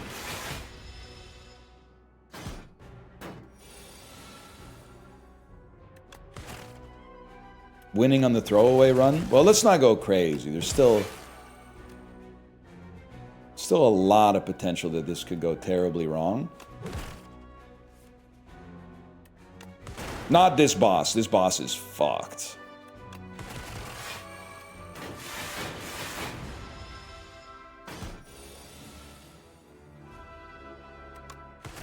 Like, your life's obviously over, man.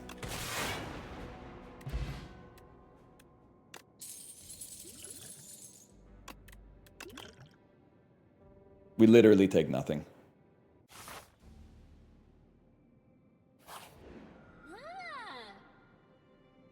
Add an Apotheosis. The 5th card you play is free. Raise your max HP by 31. We're literally just going to raise our max HP by 31 and play the most boring game of Slay the Spire you've ever seen in your life.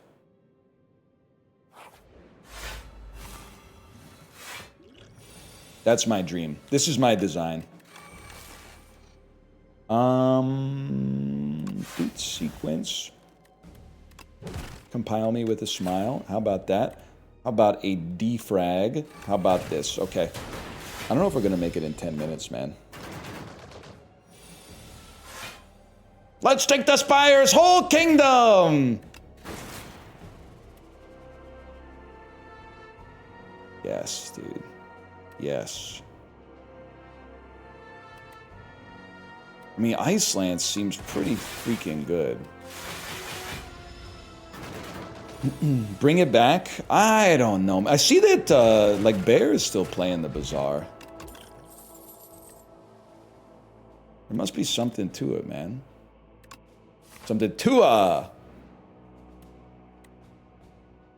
I would love an upgraded common skill, man.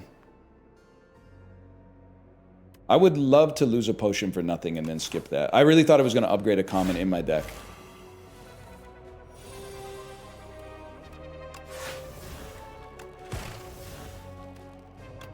It's great you no longer need the wiki open to play the game. Am I getting trolled? Am I getting slimed out? Be honest with me. Whoa, wait! I passed by you walking on West 4th this weekend, didn't want to bother you. Plus the out with the family aura vibe was real. Okay, first off, that's true, and that was me, and I was there, and obviously you have no doubt about it because you're talking about it as we speak. Secondly, I think I fucking saw you. Were you with a girl? Were you with a girl?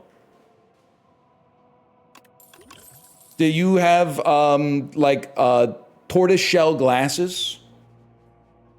And maybe you were wearing a denim jacket. I can't remember, but I looked at this guy, and I went, "This is." And I know this sounds like something that someone would say if they were being gang stalked. I have gotten, or thinking that they were gang stalked. I've gotten insanely good at recognizing guys who will recognize me before they've recognized me. There's a profile, and I met. Sometimes I get caught by surprise, but very, very rarely. Most of the time, I see them coming half a block away, and their visage changes a little bit in a way that to them is imperceptible, but to me is very, very telling. And then they double back a little bit, and they go, "Excuse me," and I go, "Okay. Yeah. But also, I will say, it would have been fine if you came and said hi, but also, W to you for recognizing, like, hey, maybe this isn't like an appropriate situation. I was with a girl, I was wearing a denim jacket, hauling new shoes. Holy fuck. Holy fuck. They're calling me the rain bolt of people. I'll be back. You'll get another chance. I'll be back.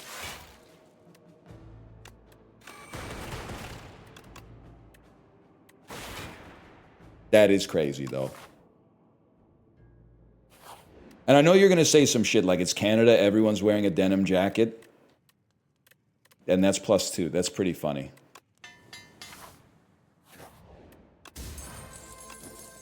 I got to go a little faster.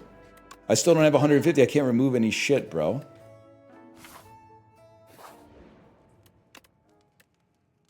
Literally, by the way, like the worst way you could play this game. Go to shops with 0 gold.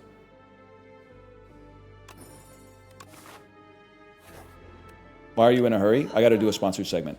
I'm excited to do my sponsored segment, by the way, but I don't want to be late. We're all on a clock, man, whether you know it or not.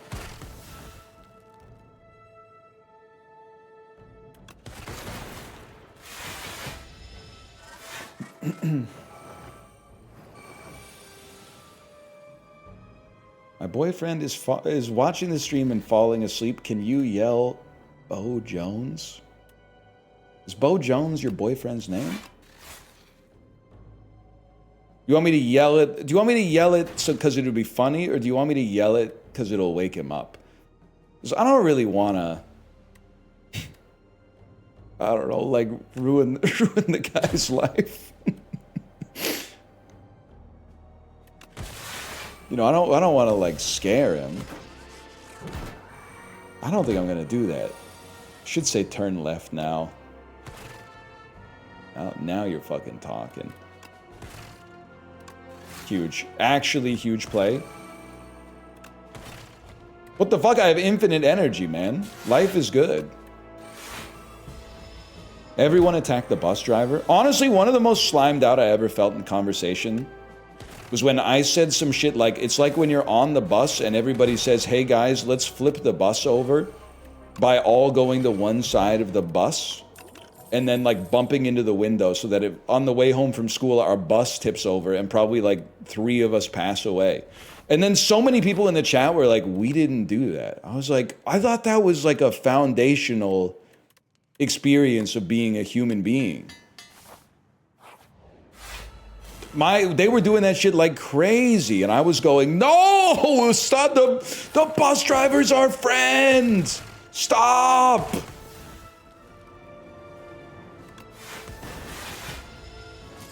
We're gonna get hurt. But then all the kids at the back of the bus who love to like use lighters all the time for some reason, they're like obsessed with lighters. They didn't want to hear it, man. They didn't want to hear it.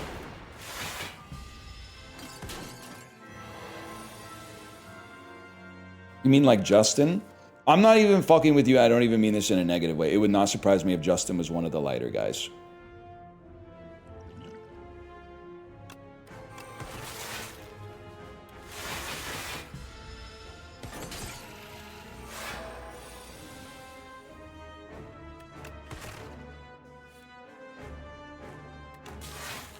Which, by the way, I mean that as a compliment. The lighter guy was cool. Or he could be friends with the lighter guys. That's true.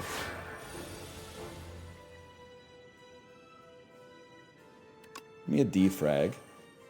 24 damage? That's fucked up, man. Didn't he self-immolate in Spanish class?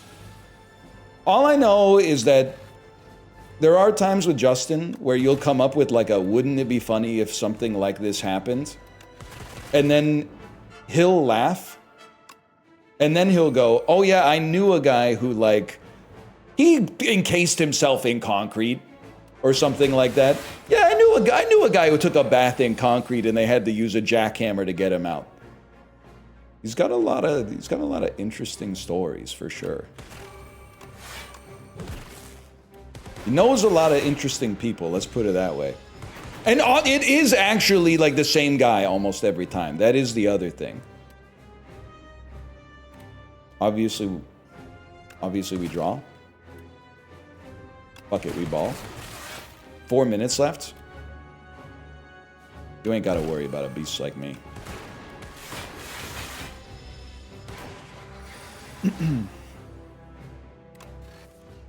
Huge. And then Barrage is going to be the play. It's going to be like a gigantification potion and Barrage. We don't have Barrage, so we don't give a fuck, man. Oh, shit. Alright, that was a huge dub. That was crazy.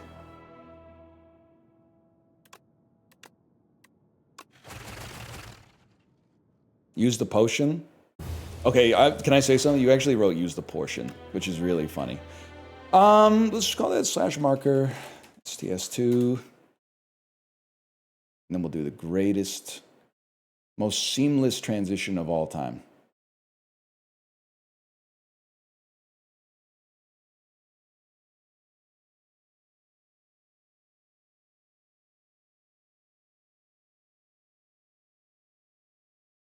One second. Excuse me, do not say add slop. It's not add slop. It is an RPG that has like a mid-80s metascore right now. That's not add slop.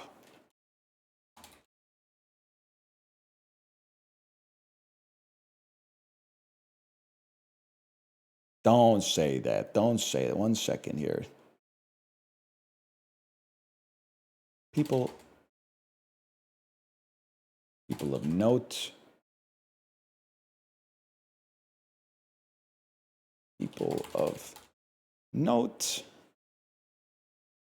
Wake up, honey. New rhythm-based, new critically acclaimed rhythm-based RPG, People of Note, just dropped. And then can I get a confirmation that it works? At pawn absolutely works.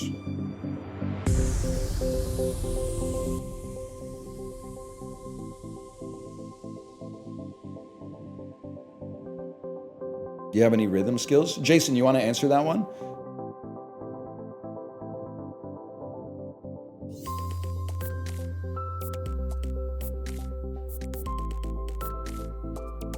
Okay, how's the volume check with my voice? I think we want to lower it just a little bit.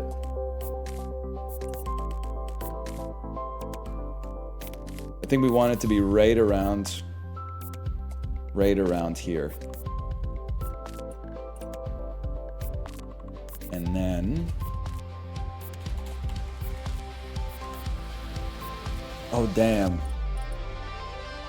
I miss the days where the sorry, I can't sing.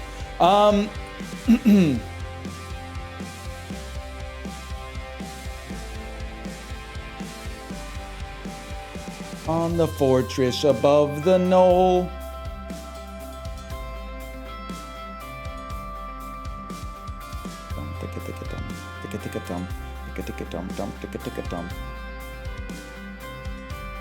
Slash marker. People of Note. Wake up, honey. People of Note has come out. Thank you to Annapurna Interactive for the sponsorship. This is a critically acclaimed rhythm-based RPG called People of Note that just came out on April the 7th. Very positive reviews on Steam, and we're going to be checking it out for an hour here. I do think... How's my voice? And don't answer about like the timbre or the pitch, because we already know that that's bad.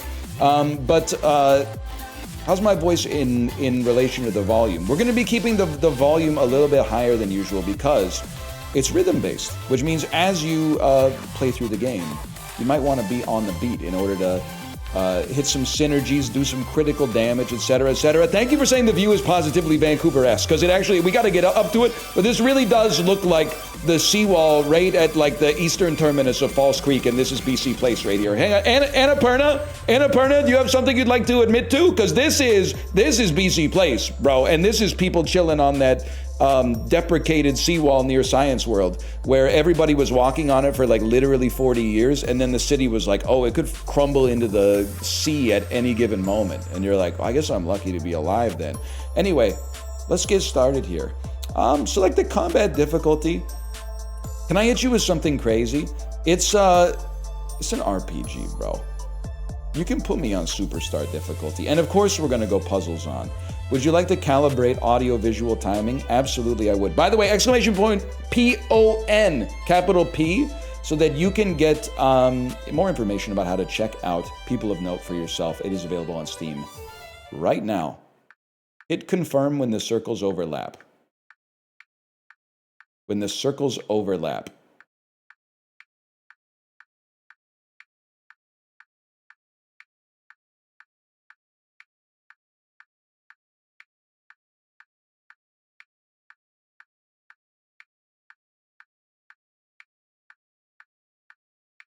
How about that? It's that easy.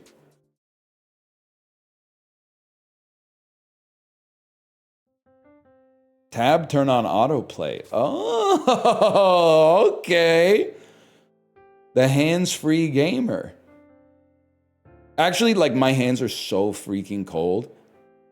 Putting them on my hot-ass forehead feels so awesome right now. WKRX Cordia, top of the hour. That's right, folks. It is here, the Noteworthy Song Contest. Kicking off at the Grand That's not your forehead? You don't know where my forehead is. It's one of the benefits of being bald. Okay, by the way, while we're on the cutscene here, give me a second. I'm going to obviously raise the volume a little bit.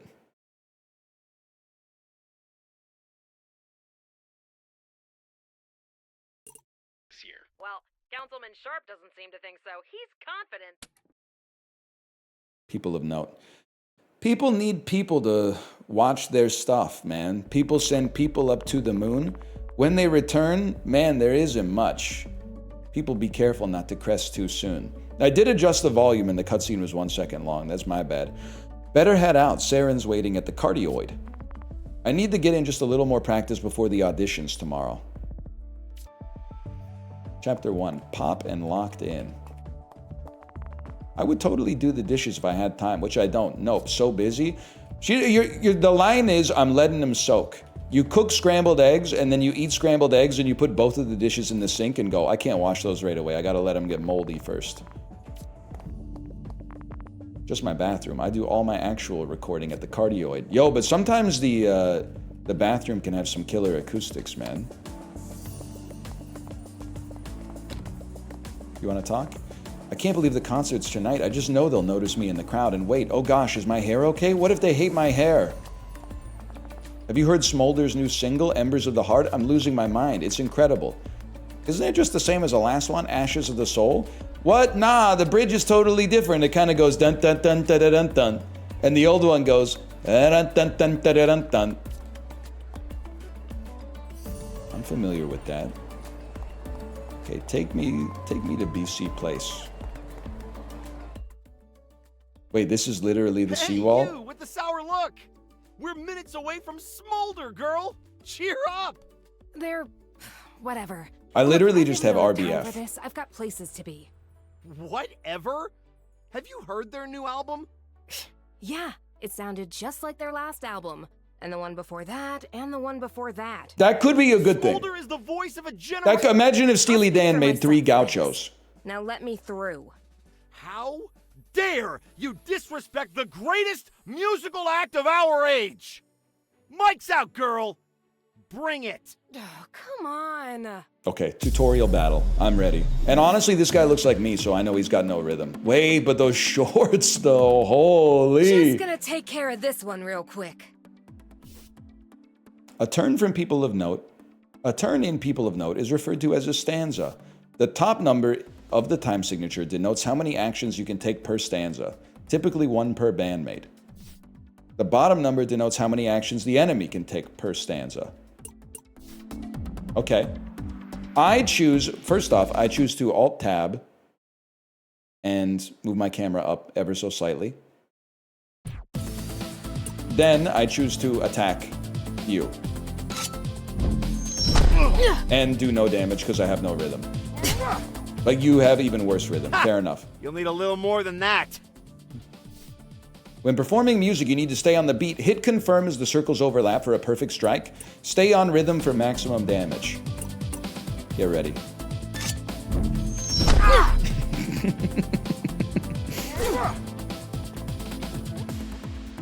We go again. You ready? There we go, 7 damage. I honestly thought it was gonna be like 50 damage. We go one more time. We only need to hit you for 2. It's the thought that counts, man. Didn't stand a chance. So she just beats up people who disagree with her musical taste. The physical combat that they're getting into, as of right now, I consider it a diegetic abstraction of getting into a tete-a-tete. You know, having a conversation with an individual and investing them in the marketplace of ideas. Whatever, man, just you watch. One day they'll be opening for me. W fixed camera angle. I don't think that's the way I'm supposed to go, y'all. What'd she say to you? She doesn't like Smolder. What? But they're the voice of a generation. I needed to finish the conversation, that's my bad. No opening ceremonies for me. I gotta get in some last minute practice. Cardioids this way.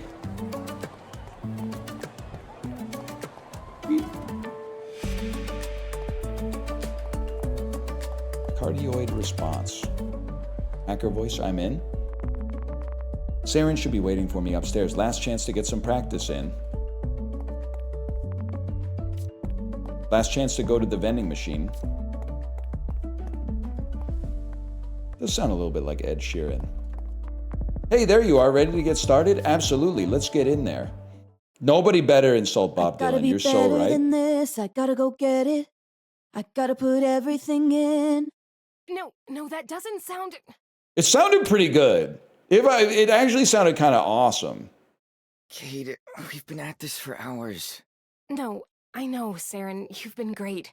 I just don't think this bridge is working for me. Should we take it up half a step?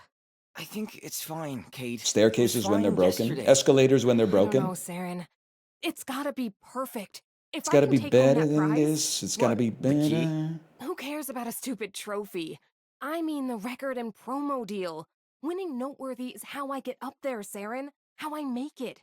You'll get there, Kate, but right now, the best thing you can do is go and get a good night's sleep. And let me catch the rest of the Smolder show. I can't believe how many years in a row they've won. Listen, I like them, okay?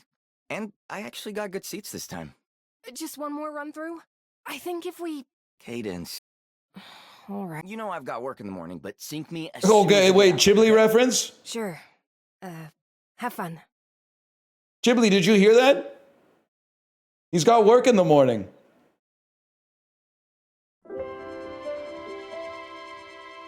Lamau. Chiblee, you want to get slimed out on the NL Super Cruise?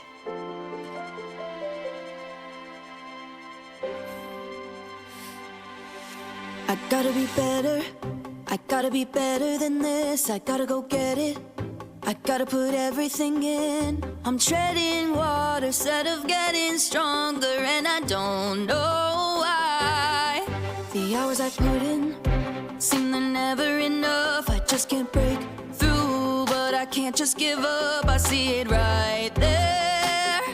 I'll make it somehow, I swear. I wanna be under the lights. I wanna be thunder and lightning. I swear that I'll find what I need deep in me to be under the lights. Those people up there, there's no heart in their sound. They follow the blueprint. Guess that's enough for the crowds. They don't deserve their It's a place, musical but game. should I There's good. learn It's what like they playing did? They just a musical game. You like expect there to be that. songs. I can't find You don't go to a musical and expect not to see an American senator from the 1700s rapping. Like, that's what they do, man. seem to stay on key. Stay on key. I'm sorry, I really thought I could hit with the ad lib there. Inside me, the voice that they hear when they look up and dream. I wanna be under the lights. Don't need any So the song is from the POV of a spicy chicken sandwich. and I'll make them believe. I could be under the lights.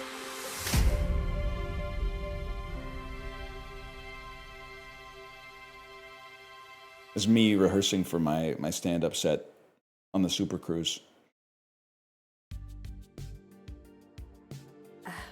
Councilman Sharp? Candace, was it? Cadence. No. I'm sorry? You should be, yes. At best, you were mediocre. An imitation. But Simon, come on, Simon. We need to get Paula in here. Next. Wait. I thought she what was do you doing want? pretty good. I could maybe give the chorus a key change? Young woman, you are not noteworthy material. Good day. Wait, this could be the show where they look for bad singers, though, but they pretend like they're looking for good singers?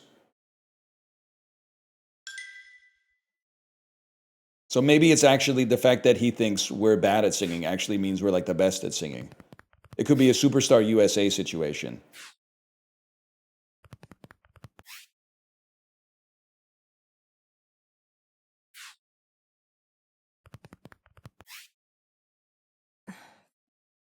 Some people just don't want to let anyone pass the gate, do they? Genu?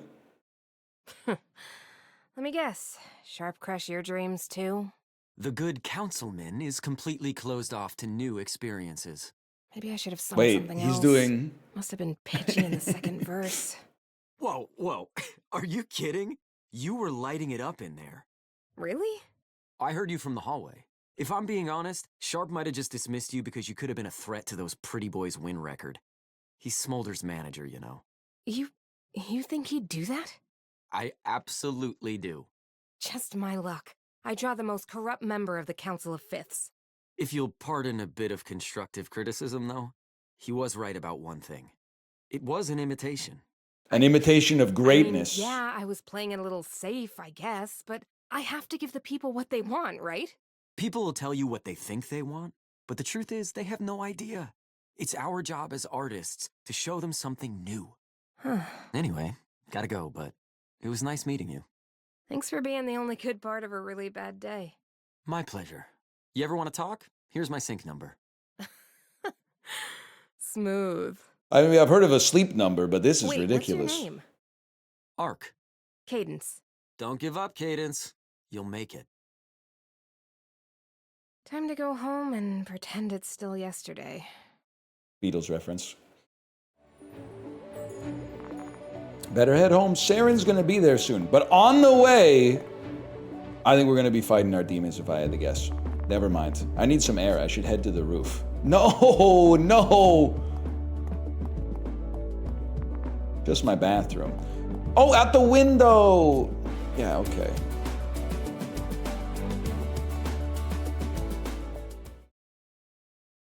Maybe some music will cheer me up.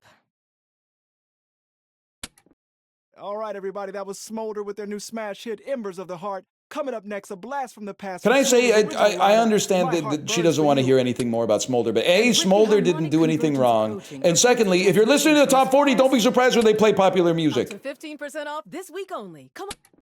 Good luck to all the dreamers in Cordia audition. Me driving in Grand Theft Auto Vice City.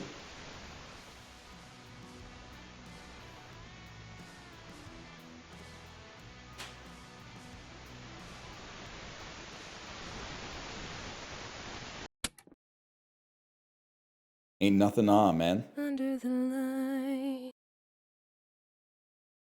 Hey, Cade.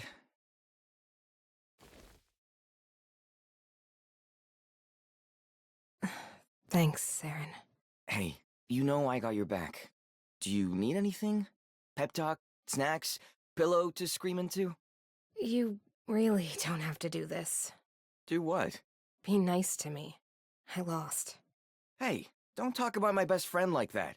I'm sure you did great. Maybe, but it didn't matter, did it?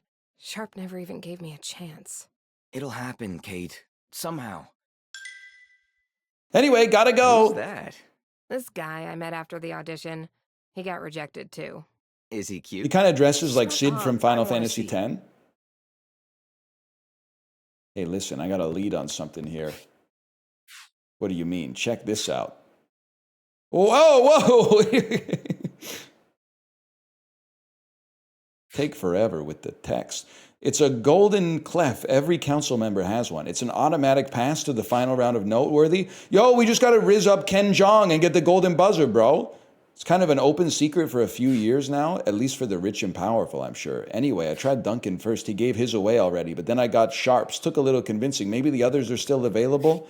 Thought you'd want to know. Good luck. Oh. I think this is my way back in. If your mysterious friend is to be believed, yeah. But even if you get back in the competition, are you still gonna go with Under the Lights? I mean, even if the other judges are impressed, Sharp is 1/5 the vote. We'll sing that bridge when we come to it. For now, 5 members on the Council of Fifths. Okay. Obviously. We're gonna Your go friend track already him got down. Sharp. I see. It's kind of like a Kill Bill type situation, but we're not actually going to be killing anybody. So we're just going to. It's like a Chill Bill situation. Councilwoman Tempo is probably down-tone in the J-pop district. She's probably down-tone. I get it, man. I get it. I get it. I get it, but I don't know how to get down.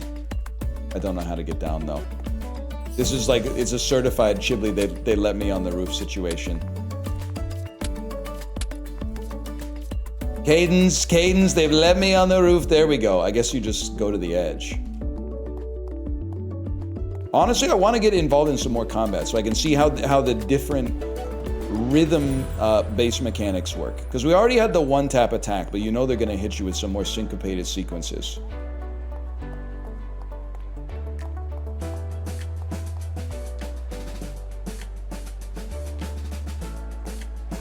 What a huge line that must be to get Mandy's autograph. Better check it out. I hear Mandy's obsessed with cake pops. It makes sense she'd sign autographs near the cart over there. Cake pops, 20 groove each. Hey, I really need one. A fine choice, ma'am. Got the groove? Dad's credit card difference? You got the key item cake pop. Bro, I literally solved the puzzle like instantly. I don't want to talk to you. I want to talk to Mandy. Is this Mandy? Mandy, I have your cake pop, Mandy. She keeps saying she needs something to eat.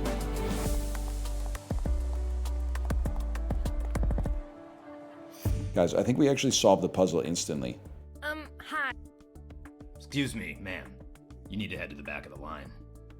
Wait, she's got a cake pop. She's like got a cake pop, which she maybe Is willing to gift to a kind and talented performer. Yay! To the front of the line. This is blatant corruption, but it's adorable blatant corruption, so I'm okay with it. OMG, so amazing. I love this city. Now, the autograph should go to... Just have her do a credit My card name's signature. Cadence, That should be fine. But I'm not actually here for that. I came to ask you about your golden clef. Oh. And we were like having such a nice time. Please, it's my dream. I have to get into that contest. No, I mean, it's sorta... I gave You gave the clef to Beneke? Oh, I told the council we should have like 4 or 5 at least. There are so many Me showing up special to the people cruise out with there. booster juice? Wait, Really? that's Really? actually... I was gonna say I wouldn't do it for a cake pop, but the booster juice might get me. Together. You like have a band, right? Me when the booster juice comes out sizzling? Been a solo act for a long time. Eh, But when I eh. perform, I feel connected to everyone out there. Oh, solo acts are so cool. But remember, like, one-way parasocial relationships are fundamentally incapable of fulfilling the basic human desire for intimate and creative connection. You know? Chad, don't listen to her. Yeah. Like, totally. Thanks, Mandy. She doesn't know what she's talking about.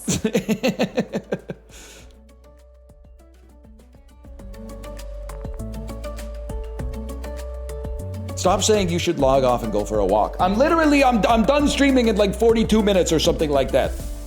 What the? Something's wrong. I just looked at my watch for the bit. Why is my heart rate 48? Oh, wait. Hang on. Sponsor, give me a second here. I need to make sure I'm not dying. Okay, wait. 1 second here. Okay, measure. Just give it a sec here, wouldn't it? Bro, it's a flat line on the heart rate monitor. 52, okay, 52, we're back. Oh my God.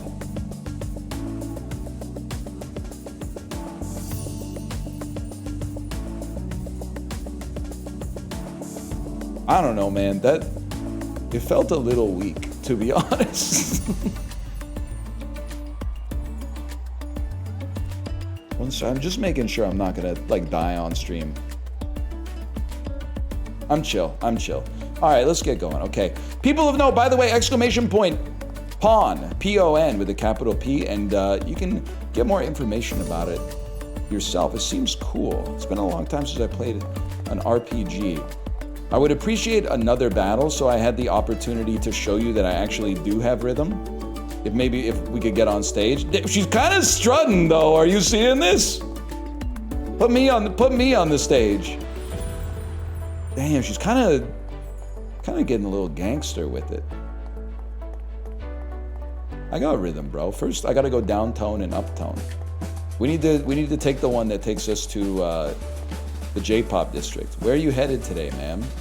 Downtone. All aboard. Subway where the driver says all aboard.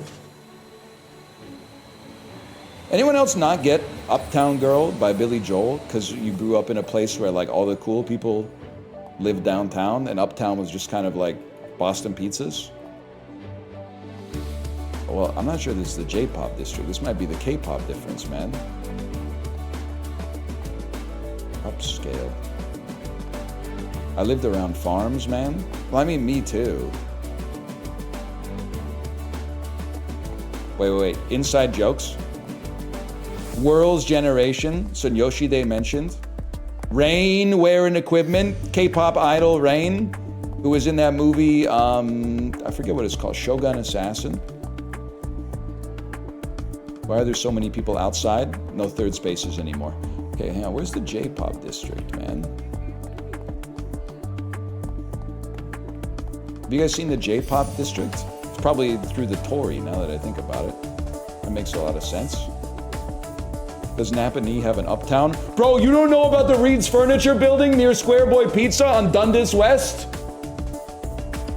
Come on, bro. You don't know about the Reed's Furniture Building close to the Napa Knee River where the Salmon Spawning Festival happens? Come on. You think Tempo's in there? There's several ways to find out, but let's do the easy one and try asking them. We've been on the standby list forever. Are we ever getting in? Hunger is the most potent spice, dear. Patience. Wait, that's legit true, though. That's facts. Why the white shirt today? It doesn't come across well on screen, but this is not just any white shirt. This is a white, dry waffle Muji shirt, bro. Anthony, over here. It is not simply a plain white tee like Hey There Delilah. This is from Muji, where it's not $700, it's like $1.32. Tons of really talented people this I got that shirt too. Well, I don't know what, I'm pretty sure that the shirt is made out of old recycled Pepsi bottles or something like that. But literally you put it in the washing machine, wash it, open the door, when the cycle's done, it's dry. It doesn't make any sense. I'm literally just gonna have all of my clothes is gonna be like a character creator. It's just gonna be like 8 different kinds of Muji dry waffle t-shirts. Those paparazzi aren't gonna let us in. Sure they will. They just need a little retuning. Hang on. You got some Pepsi song shirt. stones equipped, right? Some Coca-Cola pants. Know how to do that. You bumpkin. All right. I don't give a Listen damn. up. All right. You need to equip songstones to be able to use certain kinds of sound as abilities in battle. Okay, First, let me give you a songstone. thank you. It's materia. You received the instant hit Songstone. From the main menu, go ahead and select the song. Okay. Equipping a new songstone is easy. Move the cursor to this. Cool.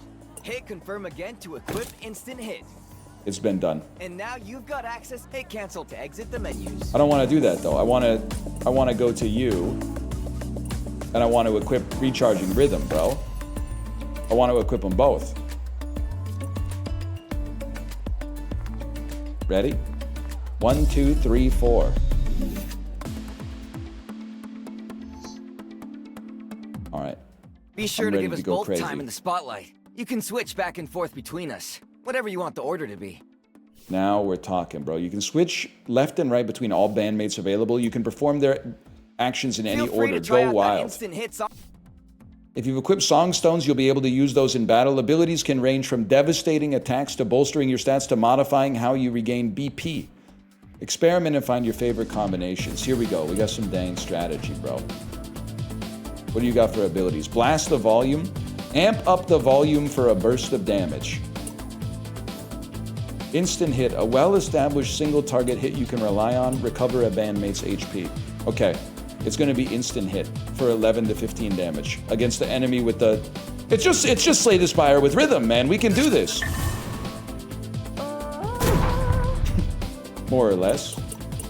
What do you got? Blast the volume. Amp up the volume for a burst of damage. What's your attack? 4 to 5? Well, obviously we're going to blast the volume then. Mogged. Nah, man, who do they think they are? They're gonna take our picture so I don't remember? Use the rest action to temporarily increase your defense and regain 2 BP in a single turn. Managing your BP is important, so keep an eye on how much you have left.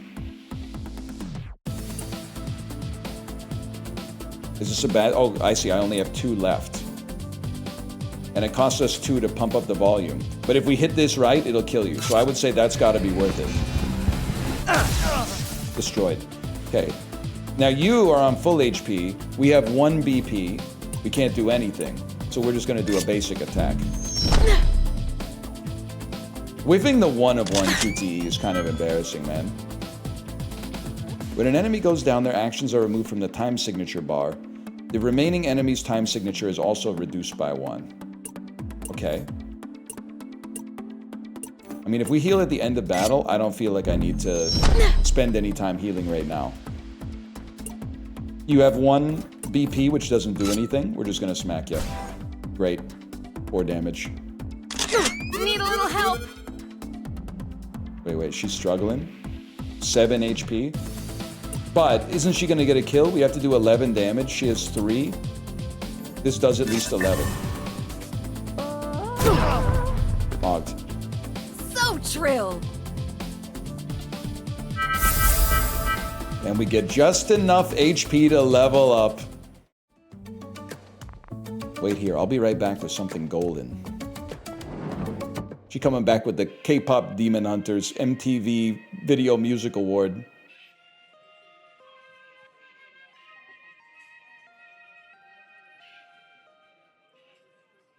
Councilwoman Tempo, may I speak with you? Few have the gumption to approach a member of the Council of Fifths during their meal, child. Then I suppose I'm part of the few, ma'am. Well, I suppose we should remain answerable to our constituents. Take a seat. I'm not sure where to start. Hesitating is always easy, but rarely advised. Okay, well, ever since I was God, it'd little, be so I've had awesome this to be dream. like elected to a public girls. position, and Sorry then you to could just start interrupt, saying stuff like but the that, and people would be councilwoman and I like, have so some true. business to discuss, and I need to be back at my table before dessert. Excuse you? We're in the middle of a conversation. Girl, you're cute, so you must know who I am, right? Celebrities are talking. Just give us a beat. Are you kidding? I'm pretty sure this is You think Narcissus just because Prince you're from Super famous, Punch it Out. gives you the right to just barge Don't in say here Germa. and This doesn't even look like Young. Germa. Why did 10 people type That is Germa? quite enough. You yourself did the It does very have the thing, same energy interrupting my as meal in pursuit of personal the interest. GIF And that while for I a was while willing I to give you the believed was benefit of the doubt, Germa, this sort of where outburst was it's the guy breaking out of the No, prison on the CCTV, and he just keeps going like snapping and going like this, and like every time he does it, like more and more of the skin gets like eviscerated from the people who were supposed to be guarding You him. know I can't resist a good entrance. I'm very sorry for wasting your time. I'm still not 100% sure it's not him. Hey girl, sorry about that, but maybe I can make it up to you? Come check out our next show. You look like a backstage kind of girl. Gross. Do you realize what that just cost me? You're the worst. Haters gonna hate, but the charts don't lie, girl. And then there's this. The key. This says we're the Holy. best. Officially, objectively, facts. For now, when Noteworthy is over this year, I'll be wearing that around my neck. Sure. Visit me backstage, and I'll let He's you got the try it slap out. chop microphone on. Have you noticed this?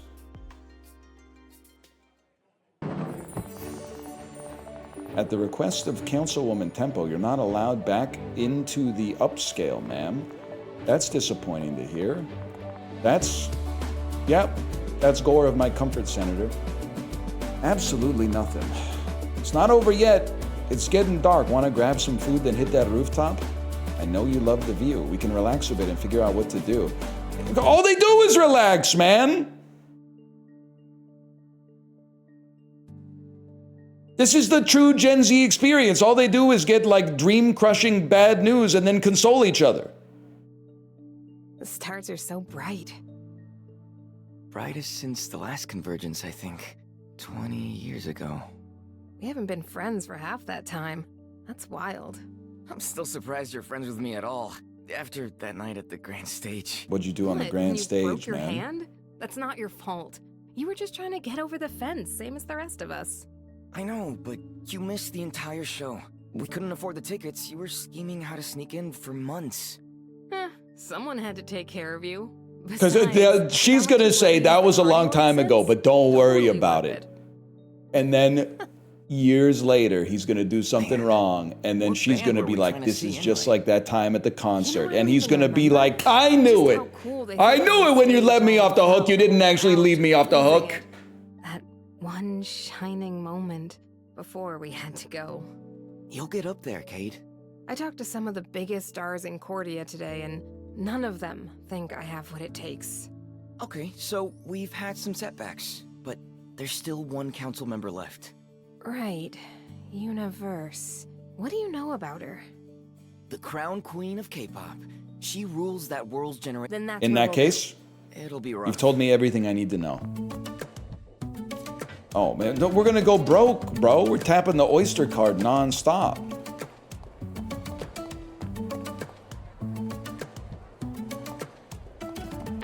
You are my universe. All right, listen, I'm not necessarily the biggest proponent of yes, you can pet the dog culture, but this is kind of sick. I'll give you that one. An accordion. An accordion. Okay, that's got a certain je ne sais quoi. Might want to hit up Rain before we head in. We could use a few accessories. Bro, we don't have any money. We got 144 money. Never mind. These boots. Defense +3, defense +2, HP +8, spinal cap, defense +2. I don't know, bro. Let me get a defense +2 ring. I will equip the pop screen.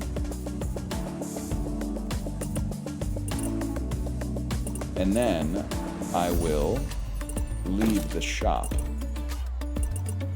which is something that you can do with the right mouse button. They should have made the spinal cap go to 11, man. I got a company you should work for, bro.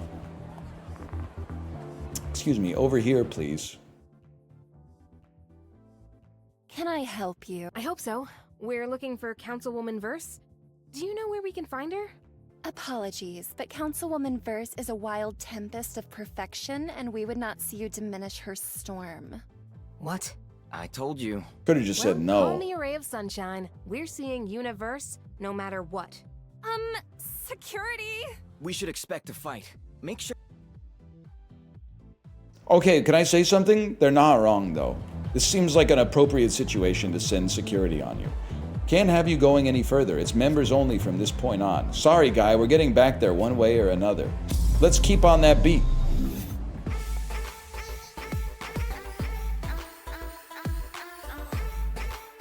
One thing I have heard, by the way, is that as you get more party members in People of Note, which is available now, !PON, you can pick it up on Steam, which is what I'm playing it on right now. Thank you again to Annapurna for the sponsorship. There are synergies in the game such that if the song that you are listening to in the battle is the same genre as the type of music that your character is emblematic of, you do more damage. Don't say I didn't tell you anything. Don't say I didn't warn you. Now, I don't know if we got any K-pop superstars in our party right now, but maybe we would get one, and then we could get a little bonus damage. There's some genre typing, exactly. I don't have enough BP to do anything. Let's just attack. Slay Kid A or Slay Kid B?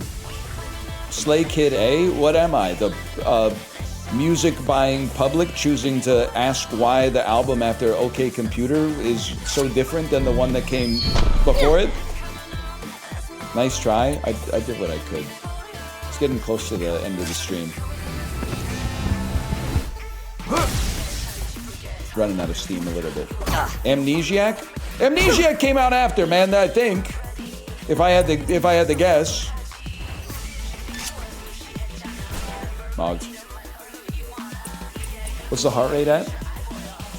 We're back at 60. We're back. It literally defibrillated myself.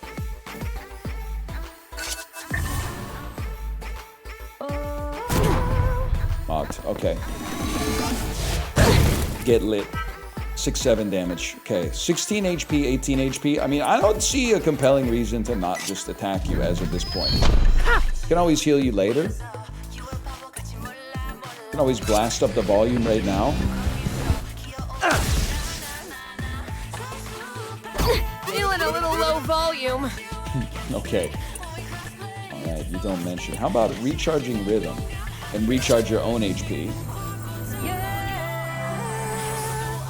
That was actually incredible. Maybe that's the thing is it looks like I lack rhythm, but that's just because I don't want to use my art to hurt people. I only want to use my art to heal people.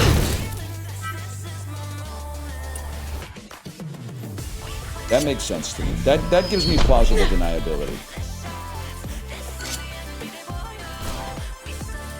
You're done, lad. Hitting the high notes. 193 groove off that too. Oh, and a treasure chest with the vinyl. I don't know what that means, but I'll take it. Vinyls. In dungeons, enemies will drop collectible vinyls unique to that area. You get at least one per battle. Well, now I don't feel as good about myself. But if you're lucky, you can score some bonus vinyls as well. Keep an eye out for people willing to trade you valuable items in exchange for your vinyls.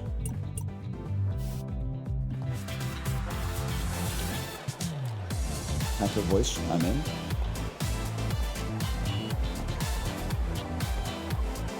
Hey, Saren, what should I do if I want to get into a fight? Just drop a beat. I'm sure that'll bring trouble running. Throughout Note, you'll come across enemies you have to defeat to move past. Those enemies are denoted with a red, ominous glow. If you want to get into additional random battles, check the bottom of the screen and drop a beat. Okay, bro. So we can farm XP. This is how we grind. What the hell? Okay, like the...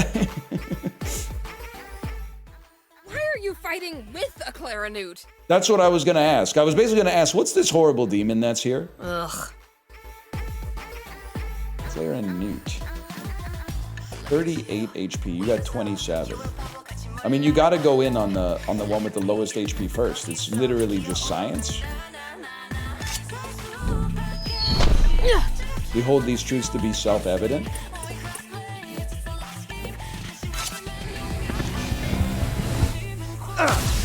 You know, as a kid when I used to play RPGs, I didn't even prioritize like having the whole party attack the same guy.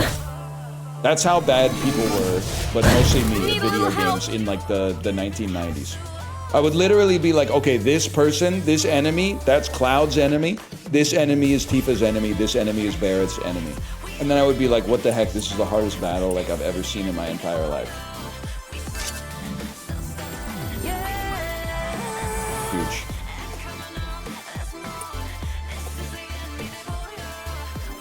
Did you also level only one Pokemon? Yeah, I called it a Ryan lock.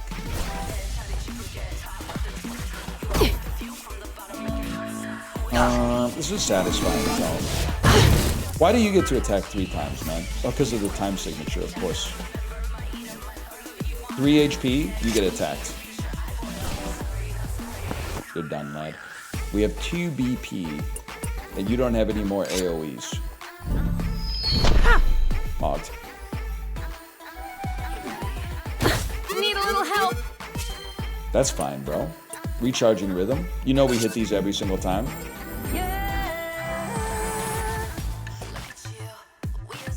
And then... Did you say Vita's in?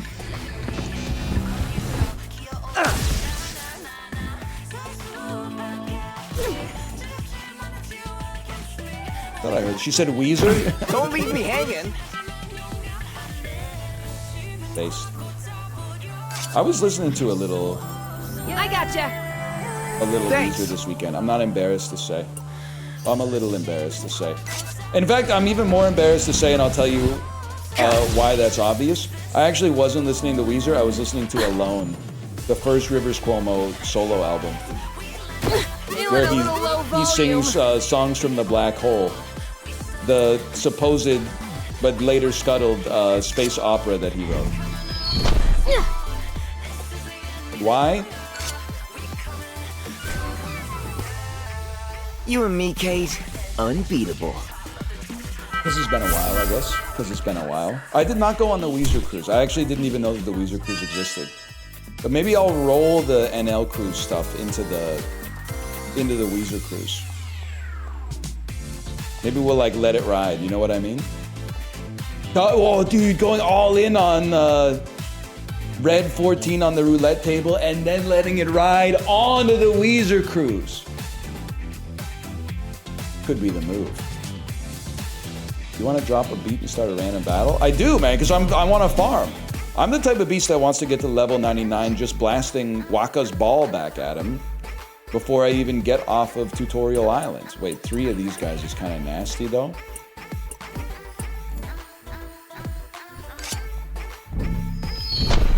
We go in on 37 here. And then...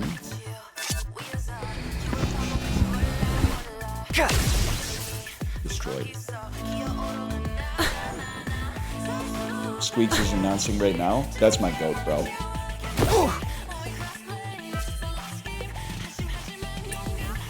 W Squeaks. I'm out here hoping he doesn't get slimed out. 13 damage, that's perfect, man. Hey, nice one. I literally thought that was my own voice at first. Feeling a little low volume. Oh, we're gonna die! Okay, you should rest.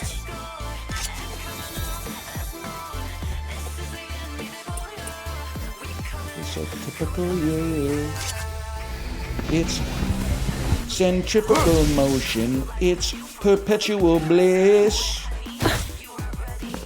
I literally died, bro.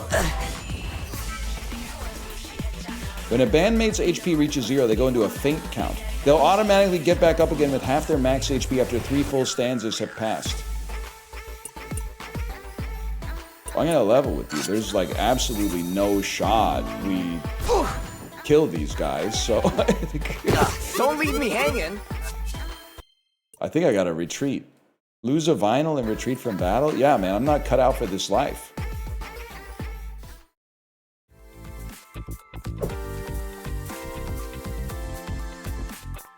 Sorry, no access beyond this point. And please don't fight me. I need this job. I can't fight this guy. He's so sad.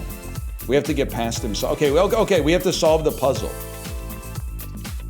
We have to find a way to, on the environment, solve a... Damn, look at that. Why can't I do that? Look, it looks so easy. You're just moving your body. Why can't I do that? Maybe I could. You guys really need to stand here? Okay, they're not gonna let me by. I love two things, palindromes and dancing, and I'm all out of palindromes. This is how we were talking to each other in like 2009. Any chance I could squeeze by? What? It's too loud in here, I can't hear you. I'll never get tired of this. The lights, the pulsing rhythm, the dance floor that occasionally and without warning rotates rapidly. I love this dance right here. Damn, I kind of love this dance right here, too. Wait, but I kind of... This is awesome, though. I love that. I don't know. Why can't I do that? The best I can do is this right here. What are you wearing? When's the last time you were in a nightclub? Champions of Fire won Las Vegas. The after party was at the nightclub in Caesar's Palace in Las Vegas. It was not my vibe. The ceiling, I don't know if you've ever been there or maybe seen it in a movie. The ceiling is like modular, so they'll be playing a song that's like... And then like parts of the chandelier will like detach and then come down into the club and then like spin over. Yeah, Omnia. Yes, it is Omnia. Chuck Liddell was there. He was there until his contractually obligated appearance time was up, and then Chuck Liddell was not there.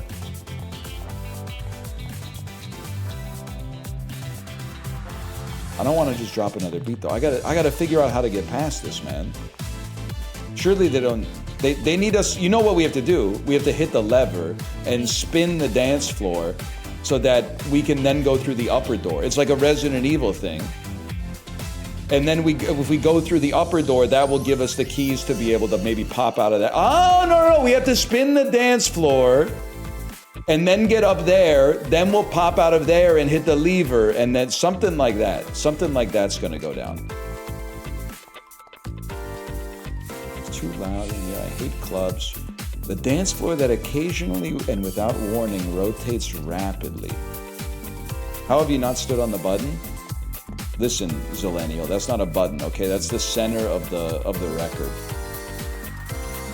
The button's right there. It's not a button. Maybe this is a button. Maybe if you dance here.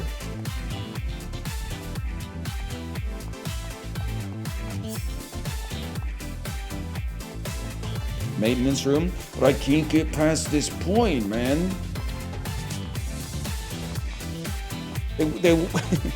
Wait, can I just go into the Everflow room instead? Oh, that'll probably solve it then. Never mind, I made it a little bit more complicated than it had to be. Holy, stage right. Hey, you over there. Sorry to bother you, I'm looking for those limited edition World's Generation vinyls. Oh look, another button. You must be even more dedicated to the collection of wonderful vinyls than I am. Those vinyls aren't even going to be of any use to you outside this place. Sure, let's take a look. Bro, I don't have enough vinyls for this! I could have gotten 14 HP up, but I threw a vinyl away retreating. Great. Oh, Jesus. What have I done?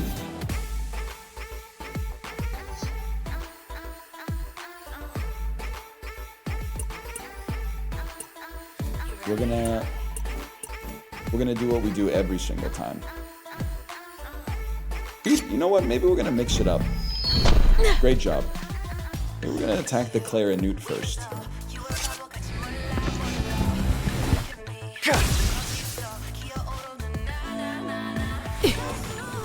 Even though it only does...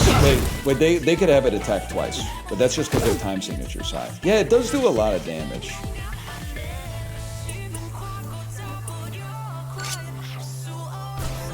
Get perfected, kid.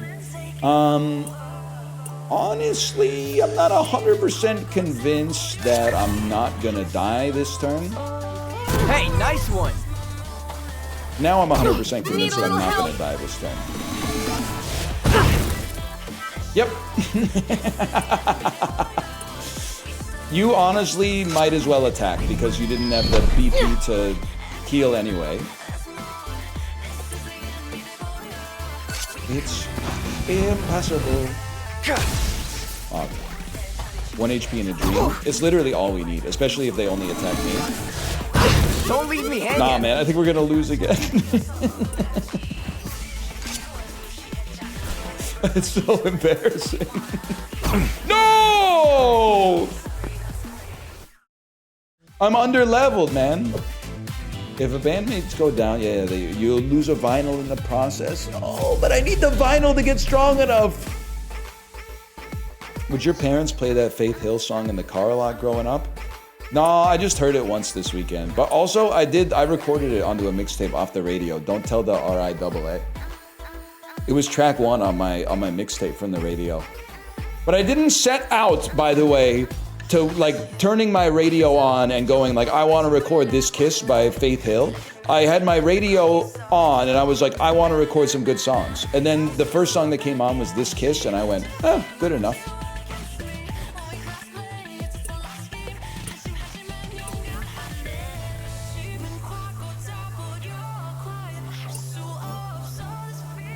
We're still going in on you. Okay, I don't even want to say what I think she just said, though.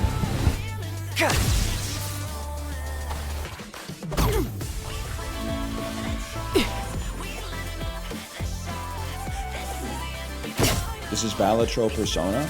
It literally sounds like a made-up name of the most awesome person in history. So if that was supposed to be... If that was supposed to be an insult, I don't take it as an insult, that's for sure. I would love to meet Balatro Persona.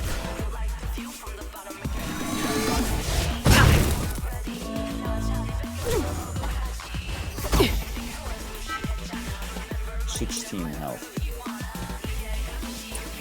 Instant hit can't be played for 14 to 18. You have 9 HP. We do 9 damage. I'm about to level up. You look like just enough XP.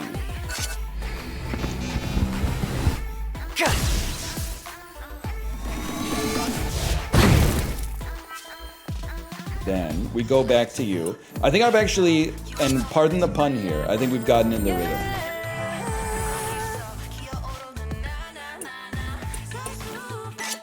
All we have to do is heal every other turn and then attack on the second turn.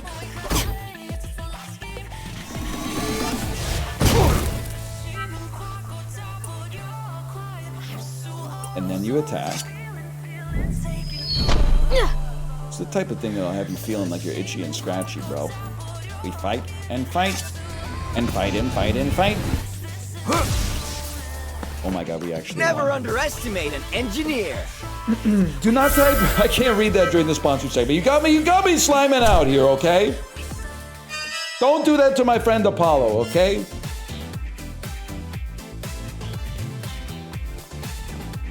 But sure, if I see you on the NL Super Cruise, you can have $5 Canadian. That being said, this offer is limited to like a certain number of people.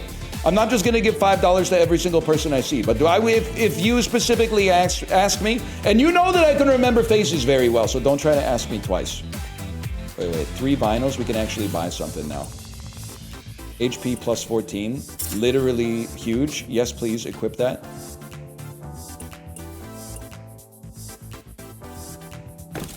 And then take me back. Would you like to sell your old pop screen for 45 groove? I don't think I would. Don't I have it equipped? Can we ask you to double it and give it to the next guy? Okay, I apologize for doing this during the sponsored segment. But double it and give it to the next guy on the cruise could be an incredible segment, man. 1 hour, double it and give it to the next guy segment. Oh, it might be bad though. It might be, I can sort of see the news stories coming out that's like, man physically assaulted after taking like $400 instead of letting the next guy get $800. And all the comments are like, how did he not see this coming?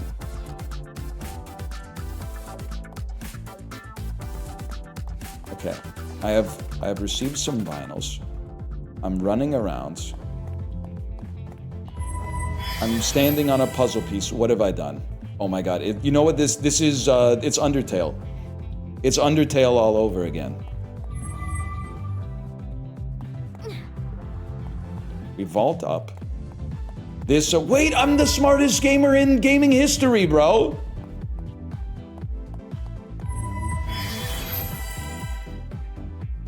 Okay, give me a second here. Start by stepping on this. You vault up and over. You vault up and over. You go here. You go down. You go up. Wait a second. I'm not even clocking that it's a puzzle because it comes so naturally to a guy like me. You step on the glowing tile. That ain't gonna work, bro.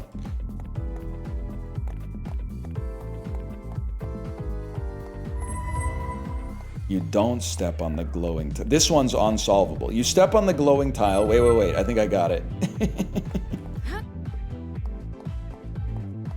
Then you go to this one, which lets you get across, which lets you go to this one, which lets you go across, which lets you go to this one, which lets you go across, which lets you go to this one, which lets you go across to this one.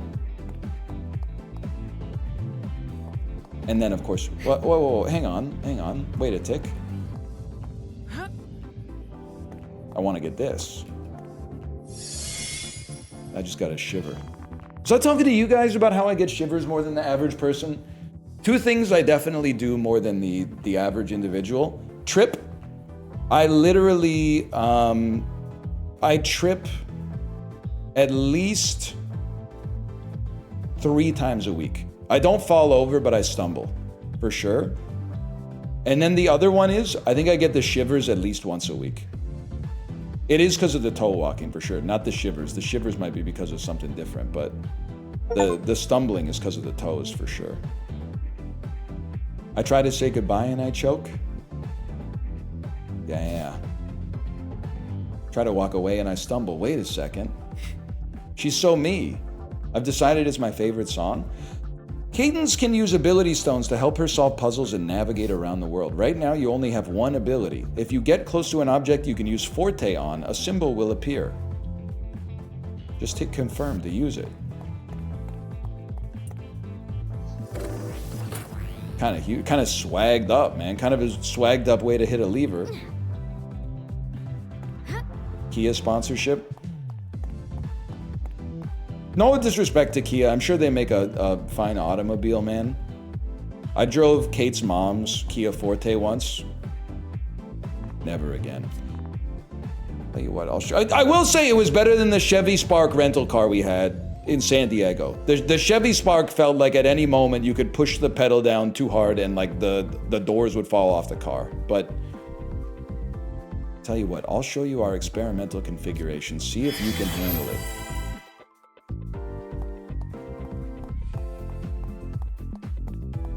He literally said, okay, watch this. Most important thing you need to know here is that you can use the edges of the maze. Never mind. We can solve this so easily. Anyone want to give me like the first step? Anyone want to give me like the first step? Just an anyone want to post in chat what they think would be the first thing that they would do in a situation like this, just so we could all test and see. Oh, run around the outside and then step on the blue. Okay, interesting. Let's put your theory to the test. And then, of course, following that, you would naturally run along this edge right here so you could step on the heart. And then by stepping on the heart, you could then come down this way, which would, of course, lead to a situation where you could step on this. Guys, I think I ruined it.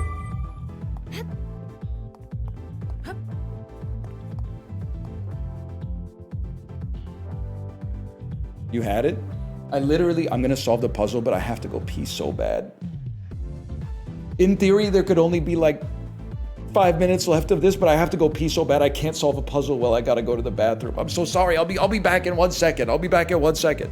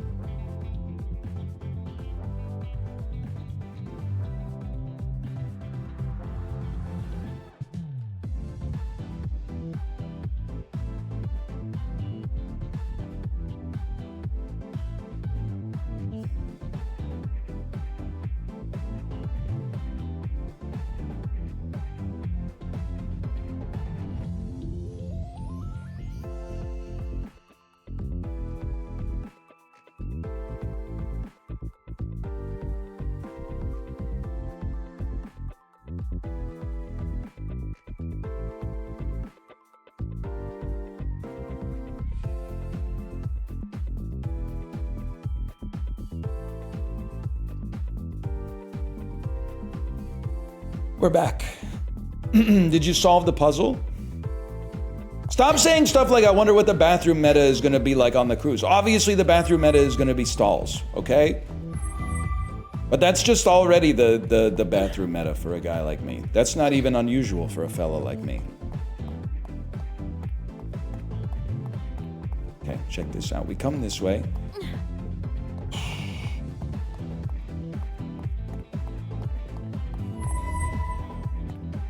Now we're back at the part where I then hit this.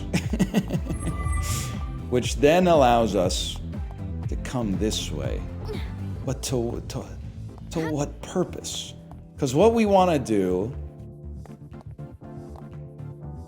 Don't laugh at me. I'm looking at chat to see if you'll give me the answer.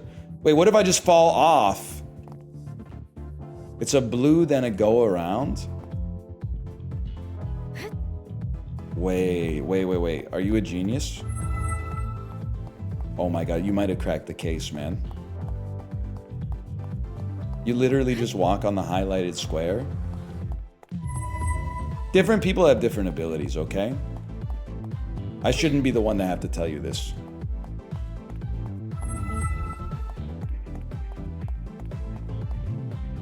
Okay, smart guy. But now... Now how am I... Then don't say jump on the highlighted square, okay? Wait, I can't wait to tell you my plane crash story in person. Could you tell me the plane crash story right now? I feel like I'm very interested.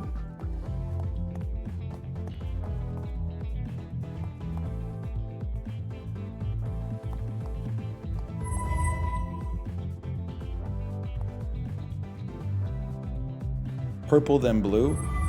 Thank you. Thank you so much. You've saved my life. Blue off and then purple again. You guys have done this before, I see. Blue off and then purple. Blue off. That's off. I thought that was on, so that's my bad. And then purple again.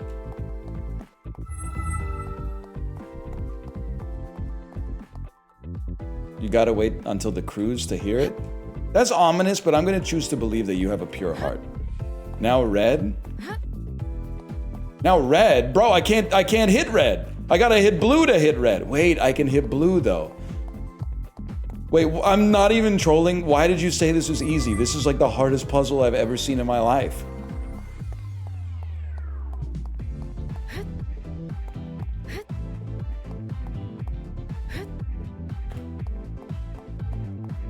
It's literally easy.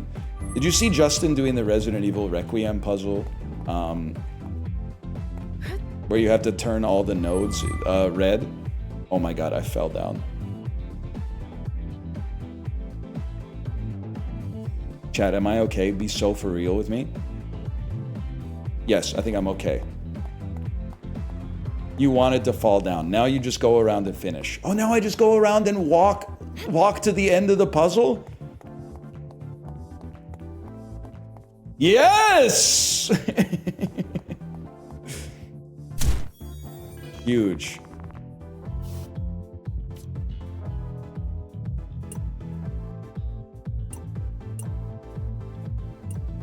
Let me see what you got. B-side. Choose a bandmate, they recover BP. That seems like the sort of thing that could be mighty useful, man.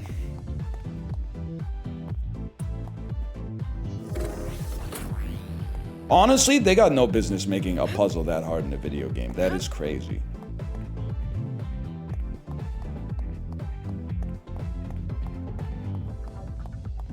I know King Minos loves to see you coming.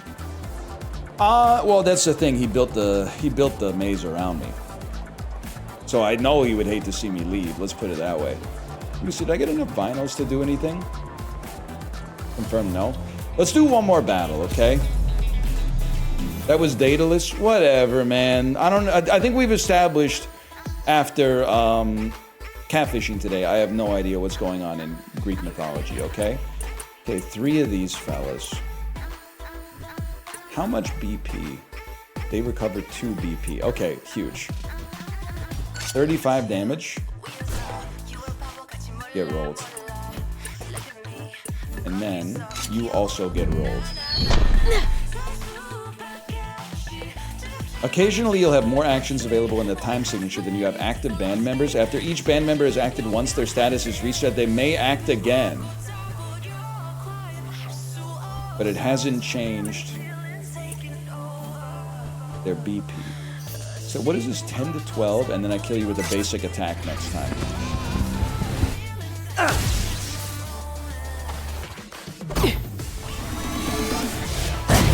9 damage ain't even that much. This is Expedition 33 crossed with Mother 3. Okay, that's amazing news. It's the greatest video game of all time, is what you're trying to say. Exclamation point PON. People have noticed now available on Steam. I appreciate that. Thank you. You know what? Let me get one of those. Nice one. And then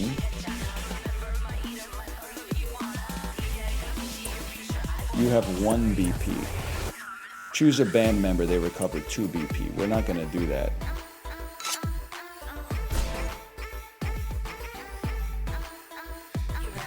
Let me have you. You're gonna do an instant hit.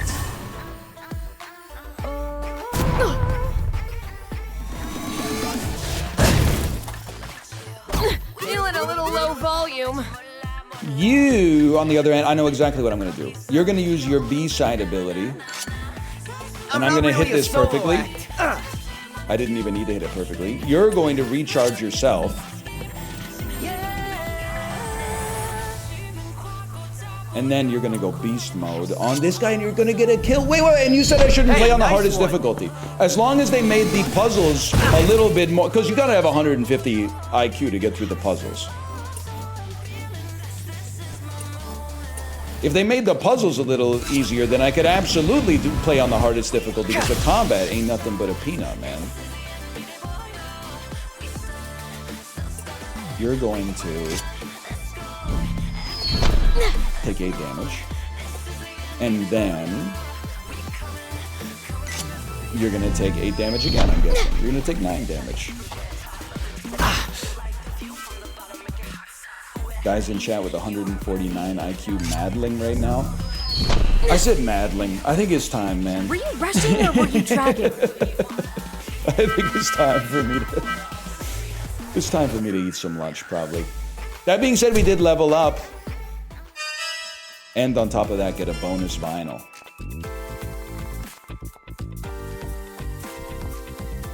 Get that chicken potato king. Thank you for telling me and giving me permission to get the chicken potato. This has been People of Note. I've had a really good time playing so far. I like a game with micro games. It's crazy to me that back in my childhood, we used to play RPGs and we would just click on attack and then your guy would go like, that's it, right? That seems a little antiquated. It seems a little antediluvian at this point.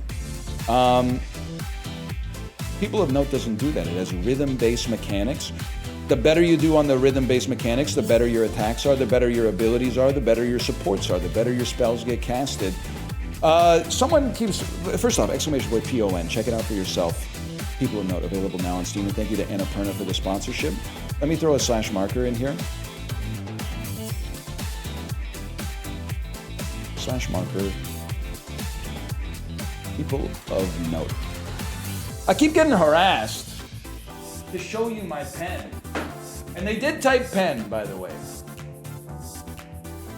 This is what we're rocking right now. It's not a special pen. You can see it's made of like a hard plastic. But it came with the Hoboichi Tekko that my wife got for me that I have not written in like a week and a half, which I really need to do. I need to get organized again.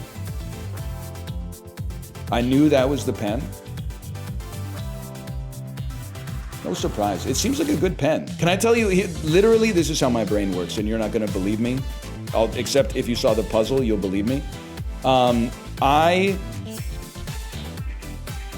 was using that pen, writing in my journal, and then it ran out of ink. In order to understand this story, first you gotta look at it, okay? I ran out of ink, and I said, oh my God, I ran out of ink in my pen. I need a new one. And then Kate went, it has 4 colors on it. And I went, oh yeah. And then I tapped the blue ink instead of the black ink. And I went, you know, this is what I said to Dan earlier. I said, Dan, where would we be without the beautiful women in our lives? I guess I just assumed that it had one like inkwell. And it got dyed the color at the moment of writing. Blue ink does suck, man. Writing in black ink is so much better. Anyway, I'm gonna send you over to my wife's stream. I'll be back tomorrow. Bear Taffy, so awkward that we both announced cruises today? No, shop, bro. Really? Well, we should race. We should race. You talk to your captain, I'll talk to my captain. Let's do this. Let's have an America's Cup in international waters, man. Or we could just get them to pull up side by side and we could like play catch. We could like throw a ball from one ship to the other one. Volleyball. Damn, now we're talking. To jump from one deck to the other one. Anyway, bro, I'm so cold. I don't know what happened. It's 73 degrees in my office, but I've got goosebumps. I'm gonna send you over to my wife's stream. See you tomorrow. Later.